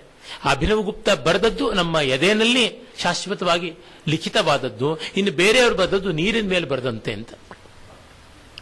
ಅಭಿನವಗುಪ್ತ ಅಂದ್ರೆ ಮಹಾಮಹೇಶ್ವರ, ಶಿವಾವತಾರ ಅಂತಲೇ ಕರೀತಾರೆ. ಅವನು ಯೋಗಿನಿ ಭೂ ಅಂತ, ಅವನು ಹುಟ್ಟೋದಕ್ಕೆ ತಂದೆ ತಾಯಿಗಳ ತಪಸ್ಸು ಮಾಡಿದ್ರು ಅಂತ. ಅವನು ಚೆನ್ನಾಗಿ ವಿದ್ಯೆಯನ್ನು ಸಂಪಾದನೆ ಮಾಡಿ ವ್ಯಾಕರಣಾದಿ ಸಕಲ ಶಾಸ್ತ್ರಗಳಲ್ಲಿ ಕೋವಿದನಾದ, ಅನೇಕ ಗ್ರಂಥಗಳನ್ನು ಬರೆದ. ಭಗವದ್ಗೀತೆಯ ವ್ಯಾಖ್ಯಾನದಿಂದ ಮೊದಲುಗೊಂಡು ಪ್ರತ್ಯಭಿಜ್ಞಾ ಶೈವ ದರ್ಶನದ ಪ್ರವರ್ತಕಾಚಾರ್ಯರಲ್ಲೊಬ್ಬ, ಧ್ವನ್ಯಾಲೋಕದ ಮೇಲೆ ಲೋಚನ ಅಂತ ಬರೆದ, ನಾಟ್ಯಶಾಸ್ತ್ರದ ಮೇಲೆ ಅಭಿನವ ಭಾರತಿ ಅಂತ ಬರೆದ, ತನ್ನ ಗುರುವಿನ ಗ್ರಂಥದ ಮೇಲೆ ವಿವರಣ ಅಂತ ಬರೆದ, ತ್ರಿಷಿಕ ಮತ್ತು ಪ್ರತ್ಯಭಿಜ್ಞಾ ವಿಮರ್ಶಿನಿ, ಪ್ರತ್ಯಭಿಜ್ಞಾ ವಿವೃತಿ ವಿಮರ್ಶಿನಿ, ತಂತ್ರಾಲೋಕ, ತಂತ್ರ ವಟದಾನಿಕ ಮೊದಲಾದ ಸುಮಾರು 40 ಕೃತಿಗಳನ್ನು ಬರೆದ. ನಮಗಿವತ್ತು ಸಿಕ್ಕಿರತಕ್ಕಂಥದ್ದು 8 ಮುಖ್ಯ ಕೃತಿಗಳು, ಇನ್ನೊಂದಿಷ್ಟು ಸ್ತೋತ್ರಗಳು. ಕಟ್ಟ ಕಡೆಗೆ ಅವನು ಭೈರವ ಸ್ತೋತ್ರ ಅಂತ ತನ್ನದೇ ಸ್ತೋತ್ರವನ್ನು ಹೇಳಿಕೊಂಡು ಒಂದು ಗುಹೆ ಒಳಗೆ ಹೋಗಿ ಸೇರ್ಕೊಂಡ್ಬಿಟ್ಟ, ಮತ್ತೆ ಹೊರಗೆ ಬರಲಿಲ್ಲ ಅಂತ. ಇಂದಿಗೂ ಕೂಡ ಆ ಗುಹೆ ಇದೆ ಅಂತ ತೋರ್ಪಡಿಸ್ತಾನೆ. ದೊಡ್ಡ ವ್ಯಕ್ತಿತ್ವ ಅವನು, ಮಹಾಮಹೇಶ್ವರ. ಅವನು ರೋಮಾಂಚಕಾರಿ ಆಗ್ತಕ್ಕಂಥ ವ್ಯಕ್ತಿತ್ವ ಅವನದು ಅಂತ ನಮ್ಗೆ ಗೊತ್ತಾಗುತ್ತದೆ. ಕ್ಷೇಮೇಂದ್ರ ಅವನ ಶಿಷ್ಯ. ಅವನು ಕವಿಕರ್ಣಿಕಾ ಅಂತ ಒಂದು ಗ್ರಂಥ ಬರೆದ, ಕವಿಗಳಿಗೆ ಕಿವಿ ಮಾತು ಅನ್ನುವಂತೆ, ಕವಿಗಳ ಕರ್ಣಾಭರಣ. ಆ ಗ್ರಂಥ ನಮಗೆ ಸಿಕ್ಕಿಲ್ಲ. ಕವಿ ಕಂಠಾಭರಣ ಅಂತ, ಕವಿ ಆಗೋದು ಹೇಗೆ ಅಂತ ಒಂದು ಕೃತಿ ಬರೆದಿದ್ದಾನೆ. ಕವಿ ಶಿಕ್ಷಾ ಗ್ರಂಥಗಳು ಅಂತ ಒಂದು ಜನರೇ, ಒಂದು ಪ್ರಕಾರದ ಕೃತಿಗಳು ಬಂದವು. ಈಗೆಲ್ಲ ನಾವು ಹೇಳ್ತೀವಲ್ಲ, ಲರ್ನ್ ಕನ್ನಡ ಇನ್ 30 days, ಲರ್ನ್ ಮ್ಯೂಸಿಕ್ ಇನ್ 40 days ಅಂತೆಲ್ಲ. ಆ ರೀತಿಯಾಗಿ ಕವಿ ಆಗೋದು ಹೇಗೆ ಅಂತ ಬರೆದ.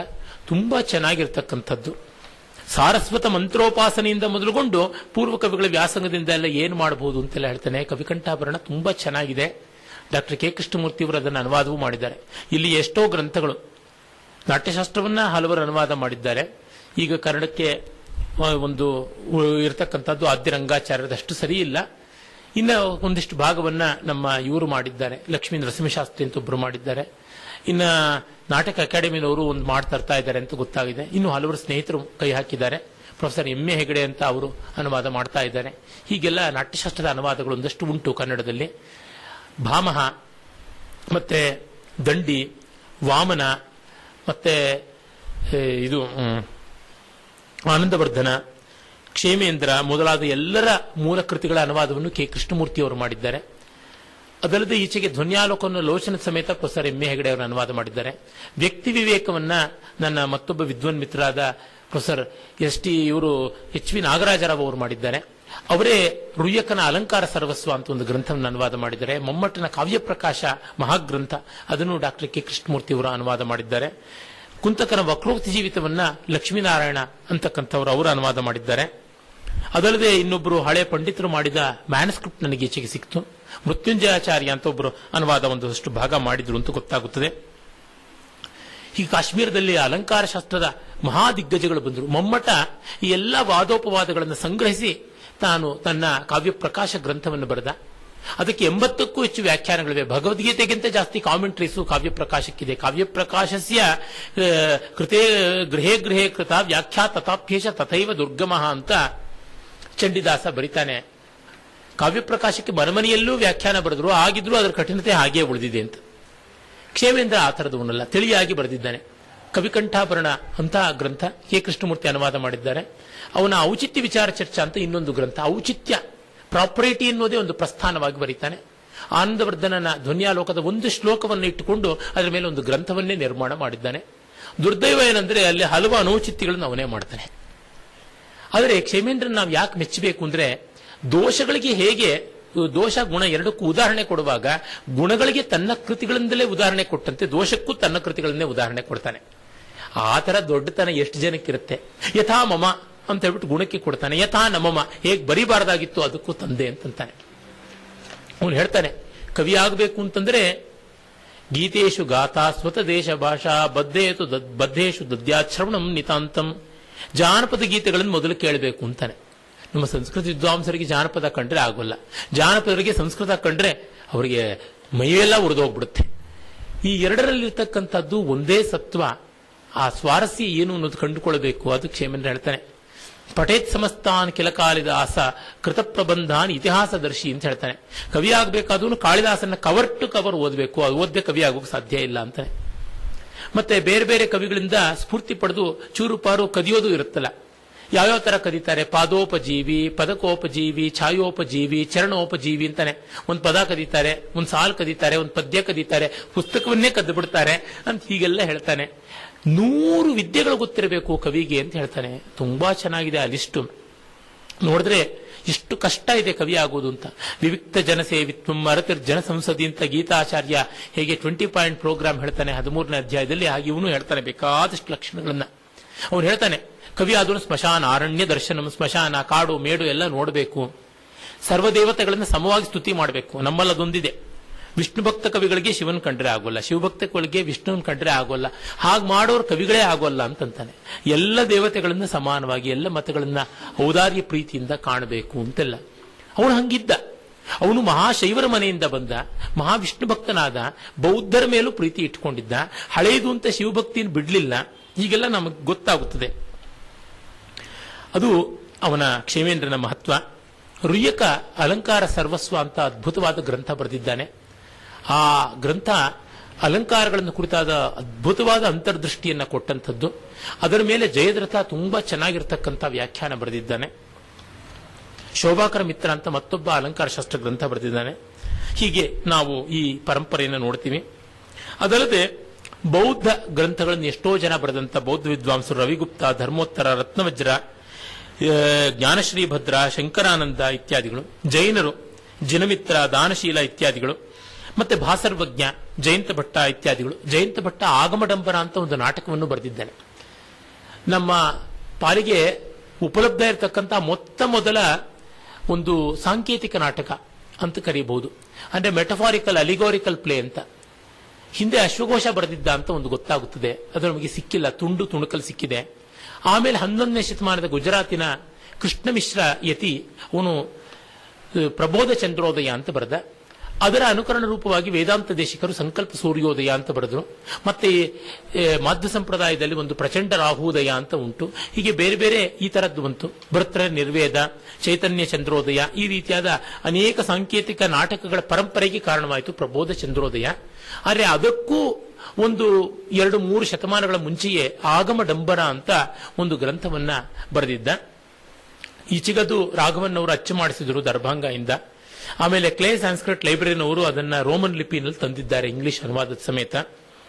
ತುಂಬಾ ರುಚಿಕರವಾದಂತಹ ನಾಟಕ, ಅಸಮಗ್ರ. ಆದರೆ ಆ ರೀತಿಯಾದ ತಂತ್ರ ನ್ಯಾಯಶಾಸ್ತ್ರಜ್ಞರು ಅವರಿದ್ದಾರೆ. ಆಮೇಲೆ ಶಬರಸ್ವಾಮಿ, ಆತ ಮಹಾಮೀಮಾಂಸಕ, ಜೈಮಿನಿ ಸೂತ್ರಗಳಿಗೆ ಮಹಾವಿಸ್ತೃತವಾದ ಭಾಷ್ಯವನ್ನು ಬರೆದವನು. ಅವನ ಭಾಷ್ಯವನ್ನು ಇಟ್ಕೊಂಡೇ ಮುಂದೆ ಕುಮಾರಿಲರು ತಮ್ಮ ಒಂದು ಭಟ್ಟಮತ ಅಂತ, ಆಮೇಲೆ ಗುರುಮತ ಅಂತ ಪ್ರಾಭಾಕರ ಮತ, ಮತ್ತೆ ಮುರಾರ ಮಿಶ್ರಂದು 3ನೇ ದಾರಿ ತೃತೀಯ ಪಂಥ ಅಂತ ಹೀಗೆಲ್ಲ ಬೆಳವಣಿಗೆ ಆಯಿತು ಅಂತ ಗೊತ್ತಾಗುತ್ತದೆ. ಶಬರಸ್ವಾಮಿಗಳು ಕಾಶ್ಮೀರದವರು, ತುಂಬಾ ಹಿಂದಿನವರು. ಮತ್ತೆ ಅಮರಕೋಶಕ್ಕೆ ಬಂದ ಅನೇಕ ವ್ಯಾಖ್ಯಾನಗಳಲ್ಲಿ ಮೊದಲನೇ ವ್ಯಾಖ್ಯಾನ ಕ್ಷೀರಸ್ವಾಮಿ ಬರೆದದ್ದು, ಅವನು ಕಾಶ್ಮೀರದವನೇ. ಅಲ್ಲಿಂದ ಮೊದಲುಗೊಂಡು 18ನೇ ಶತಮಾನದ ಹತ್ತಿರದವರೆಗೆ ಭಾನುಜಿ ದೀಕ್ಷಿತ, ಭಟ್ಟೋಜಿ ದೀಕ್ಷಿತನ ಮೊಮ್ಮಗ ಬರೆದ ಅಮರಸುಧಾವರೆಗೆ ಒಂದು 18-20 ವ್ಯಾಖ್ಯಾನಗಳನ್ನು ಅಮರಕೋಶಕ್ಕೆ ನೋಡ್ತೀವಿ. ಮೊದಲನೇದು ಕ್ಷೀರಸ್ವಾಮಿ ವ್ಯಾಖ್ಯಾನ, ಅದು ಕಾಶ್ಮೀರದ್ದು. ಹಾಗಲ್ಲದೆ ಮಹಾಭಾಷ್ಯಕ್ಕೆ ಒಂದು ವ್ಯಾಖ್ಯಾನ ಕೈಯಟ ಮಹಾಭಾಷ್ಯ ಪ್ರದೀಪ ಅಂತ ಬರೆದ. ಆಮೇಲೆ ನಾಗೇಶ ಭಟ್ಟ 17-18ನೇ ಶತಮಾನದಲ್ಲಿ ಅದಕ್ಕೆ ಉದ್ಯೋತ ಅಂತ ಇನ್ನೊಂದು ವ್ಯಾಖ್ಯಾನ ಬರೆದ. ಹೀಗೆ ವ್ಯಾಕರಣದ ದೃಷ್ಟಿಯಿಂದಲೂ ಕೂಡ ದೊಡ್ಡ ಕೆಲಸ ಕಾಶ್ಮೀರದಲ್ಲಾಗಿದೆ. ವೇದ ಭಾಷ್ಯಾದಿಗಳು, ವ್ಯಾಕರಣ ಮೊದಲಾದವು. ಇವೆಲ್ಲಕ್ಕೂ ವಿಶಿಷ್ಟವಾಗಿ ಕಾಣುವುದು ಕಾಶ್ಮೀರ ಶೈವ ದರ್ಶನ. ಅಲ್ಲಿ ಶಿವಸೂತ್ರಗಳು ಅಂತ ಬಂದವು. ಕರ್ನಾಟಕದ ಈ ಹೊತ್ತಿನ ವೀರಶೈವ ಪರಂಪರೆ ಅಂತ ಯಾವುದಿದೆ ಅದಕ್ಕೂ ಮೂಲ ಪ್ರೇರಕವಾದಂಥದ್ದು ಈ ಶಿವಸೂತ್ರಗಳೇ. ಕಾಶ್ಮೀರದಲ್ಲಿ ನಾವು ಅದನ್ನು ಸುಮಾರು 7-8ನೇ ಶತಮಾನದಿಂದ 11ನೇ ಶತಮಾನದವರೆಗೆ ಒಂದು 300-400 ವರ್ಷಗಳ ಅವಧಿಯಲ್ಲಿ ನೋಡ್ತೀವಿ.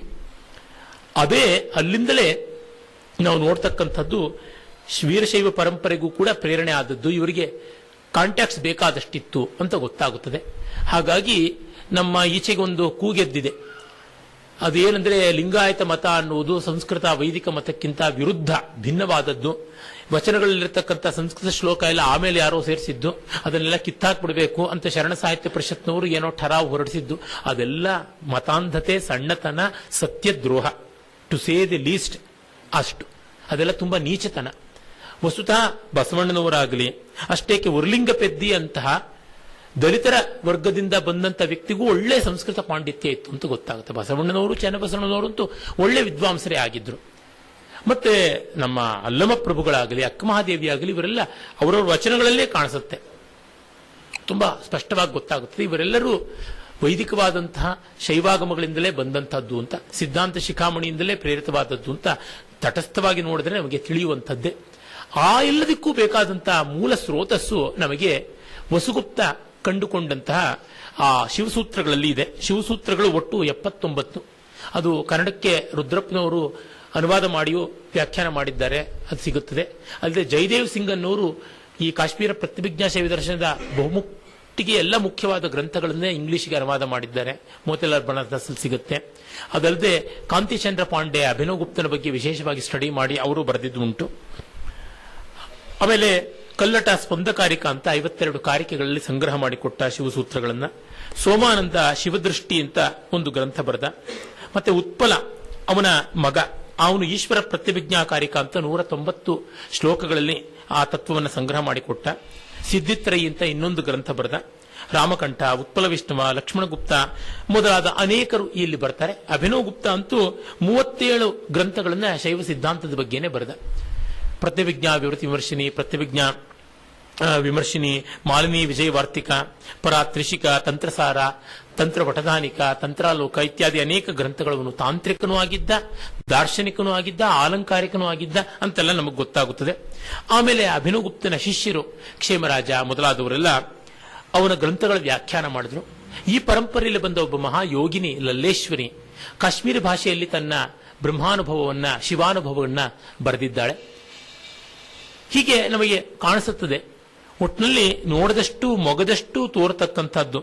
ನೋಡಿ, ಕೋಕ ಅಥವಾ ಕಕ್ಕೋಕ ಭಟ್ಟ ಬರೆದಂತಹ ಕೋಕಶಾಸ್ತ್ರ ಅನ್ನುವ ಕಾಮಶಾಸ್ತ್ರದಿಂದ ಮೊದಲುಗೊಂಡು ಡಲ್ಹಣ ಬರೆದಂತಹ ಬೃಹತ್ರಿಯಲ್ಲಿ ಒಂದಾದ ಗ್ರಂಥದ ವ್ಯಾಖ್ಯಾನದಿಂದ ಮೊದಲುಗೊಂಡು ಆಯುರ್ವೇದದವರೆಗೆ ಎಲ್ಲೆಲ್ಲಿಯೂ ಕೂಡ ಭಟ್ಟೋತ್ಪಲ ಒಂದು ವಿಶ್ವಕೋಶ ಸದೃಶವಾದ ಗ್ರಂಥ, ವರಾಹಮಿರನ್ ಬೃಹತ್ ಸಂಹಿತೆ, ಅದಕ್ಕೆ ಒಂದು ವಿಶ್ವಕೋಶಾತೀತವಾದ ಒಂದು ಗ್ರಂಥ, ಎ ಗ್ರೇಟರ್ ಎನ್ಸೈಕ್ಲೋಪೀಡಿಯಾ ಅನ್ನುವಂಥ ವ್ಯಾಖ್ಯಾನ ಬರೆದ. ಹೀಗೆ ಹೆಸರುಗಳನ್ನು ಹೇಳ್ತಾ ಹೋದ್ರೆ ಸಾಕು ಗೊತ್ತಾಗುತ್ತದೆ. ನಾನು ಯಾವ ಗ್ರಂಥಗಳನ್ನು ಓದಿದ್ದೀನೋ ಅವುಗಳನ್ನು ಮಾತ್ರ ಉಲ್ಲೇಖ ಮಾಡಿದ್ದೀನಿ, ಇನ್ನು ಬೇರೆದನ್ನು ಉಲ್ಲೇಖ ಮಾಡಿಲ್ಲ. ಹಾಗಾಗಿ ಆ ಗ್ರಂಥಗಳಲ್ಲಿ ನಿಮಗೆ ಪ್ರಶ್ನೆ ಇದ್ರೆ ನಾನು ಉತ್ತರ ಕೊಡಬಲ್ಲೆ, ತೊಂದರೆ ಇಲ್ಲ. ಒಟ್ಟಿನಲ್ಲಿ ಕಾಶ್ಮೀರದ ಸಮೃದ್ಧಿ ಬೆಚ್ಚಿ ಬೀಳಿಸ್ತಕ್ಕಂಥದ್ದು, ಅದಕ್ಕಾದ ಅನ್ಯಾಯ, ಅದನ್ನ ನಡೆಸಿಕೊಂಡ ರೀತಿ, ಸ್ವಾತಂತ್ರ್ಯೋತ್ತರ ಭಾರತದ ನಾಯಕರು ಮಾಡಿದ ಅನಾಯಕತೆ ತುಂಬಾ ತುಂಬಾ ಬೇಜಾರಾಗುತ್ತದೆ. ಧನ್ಯವಾದ, ನಮಸ್ಕಾರ.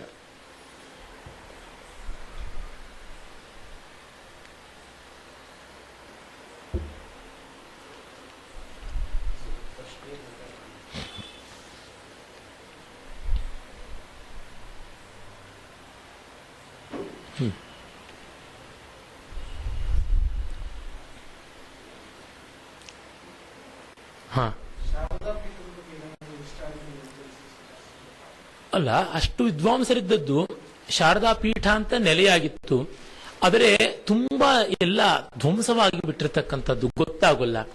ಒಂದು ಬೆಟ್ಟಕ್ಕೆ ಶಂಕರಾಚಾರ್ಯ ಅಂತ ಹೆಸರಿತ್ತು ಅಂದ್ರೆ ಅದರಿಂದ ಗೊತ್ತಾಗುತ್ತದೆ ಅಲ್ಲಿ ಹೋಗಿ ಅವರು ಶಾರದಾ ಪೀಠದಲ್ಲಿ ಪ್ರತಿಪಾದನೆ ಮಾಡಿದ್ದಿರಬಹುದು, ಇನ್ನೂ ಅನೇಕರು ಹೋಗ್ತಾ ಇದ್ರು ಅಂತ.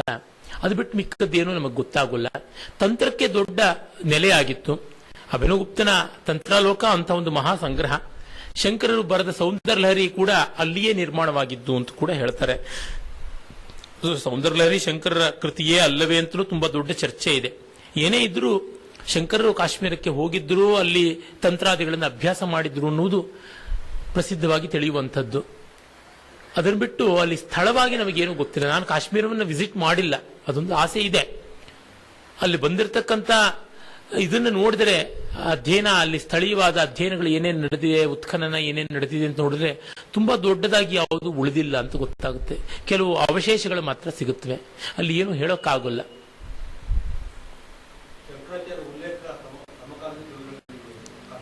ಇಲ್ಲ, ಅದು ಬಹಳ ಆಶ್ಚರ್ಯಕಾರಿಯಾದದ್ದು. ಶಂಕರರ ಒಂದು ಭಾಷ್ಯದ ಅನುವಾದ ಮಾಡಿಕೊಂಡು ಅದನ್ನು ಖಂಡಿಸುವುದೋ ಮಂಡಿಸುವುದೋ ಮಾಡೋದು ನೋಡಿದ್ರೆ, ಅವರ ಹತ್ತಿರದವರಲ್ಲಿ ಅಂತ ನೋಡಿದ್ರೆ ಮಂಡನ ಮಿಶ್ರರ ಬ್ರಹ್ಮಸಿದ್ಧಿಯಲ್ಲಿ, ಮತ್ತೆ ಅವರ ಸಾಕ್ಷಾತ್ ಶಿಷ್ಯರಾದ ಸುರೇಶ್ವರರ, ಆಮೇಲೆ ಪದ್ಮಪಾದರ, ಸುರೇಶ್ವರರ ನೈಷ್ಕರ್ಮ್ಯ ಸಿದ್ಧಿ, ಬೃಹದಾರಣ್ಯಕ ಭಾಷ್ಯವಾರ್ತಿಕ ಅವುಗಳಲ್ಲಿ, ಮತ್ತೆ ಪದ್ಮಪಾದರ ಪಂಚಪಾದಿಕಾದಲ್ಲಿ ಅವರು ಸಾಕ್ಷಾತ್ ಶಿಷ್ಯರೇ ಆದರು. ಅದಾದ ಮೇಲೆ ಇಲ್ಲಿ ಧರ್ಮಕೀರ್ತಿ ಮೊದಲಾದವರ ಗ್ರಂಥಗಳಲ್ಲಿ ನಾವು ಕಾಣತಕ್ಕಂಥದ್ದು, ಬೌದ್ಧ ಗ್ರಂಥಗಳಲ್ಲಿ ಸಣ್ಣ ಪುಟ್ಟದಾಗಿ ಹೆಸರು ಕಾಣಿಸೋದಿಲ್ಲ. ಹಾಗಾಗಿ ಸಮಕಾಲೀನ ಕವಿಗಳು ಯಾರೂ ಉಲ್ಲೇಖ ಮಾಡಿಲ್ಲ. ಒಂದು ಸಣ್ಣದಾದ ಒಂದು ಪಾಸಿಂಗ್ ರೆಫರೆನ್ಸ್ ಅಂತ ಟ್ಯಾಂಜೆನ್ಷಿಯಲ್ ಆಗಿ ಅಂದುಕೊಳ್ಬಹುದು ಅಂತಂದ್ರೆ, ಕೌಮುದಿ ಮಹೋತ್ಸವ ಅನ್ನುವ ರೂಪಕವನ್ನು ವಿಜ್ಜಿಕೆಯೇ ಬರೆದಿದ್ದು ಹೌದಾದ್ರೆ ಅಲ್ಲಿ ಒಂದು ಸಣ್ಣ ನಾಂದಿ ಪದ್ಯದ ಒಂದು ಉಲ್ಲೇಖ ಶಂಕರನ್ನ ಹೋಲುವಂತೆ ಇದೆ ಅಂತ. ಅದು ಬಿಟ್ಟರೆ ಇನ್ನೆಲ್ಲಿಯೂ ನಮಗೆ ಕಂಡು ಬರೋಲ್ಲ. ವಸ್ತುತಃ ಈಗ ಶಂಕರರು ನಮಗೆ ತುಂಬಾ ದೊಡ್ಡವರಾಗಿ ಕಂಡಿದ್ದಾರೆ.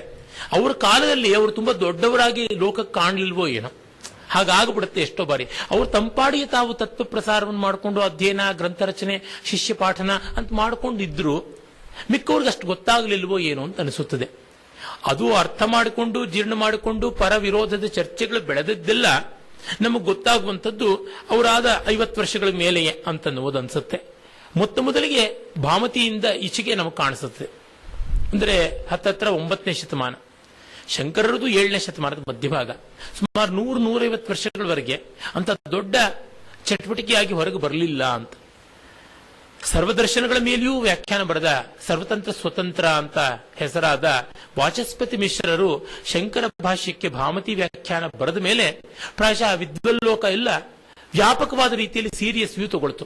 ಯಾಕೆಂದ್ರೆ ಒಬ್ಬ ಎನ್ಸೈಕ್ಲೋಪೀಡಿಯಾ ಪರ್ಸನಾಲಿಟಿ ಎಲ್ಲದರ ಬಗ್ಗೆ ಓದ್ಕೊಂಡವನು ವೇದಾಂತ ಅಂತಂದ್ರೆ ಶಂಕರದ್ದು ಬರೆದಿದ್ದಾನಲ್ಲ ಅಂದ್ರೆ ಏನು ಅಂತ ನೋಡೋದಕ್ಕೆ ಶುರು ಮಾಡಿದ್ದಿರಬೇಕು ಅಂತ ಅನ್ಸುತ್ತೆ.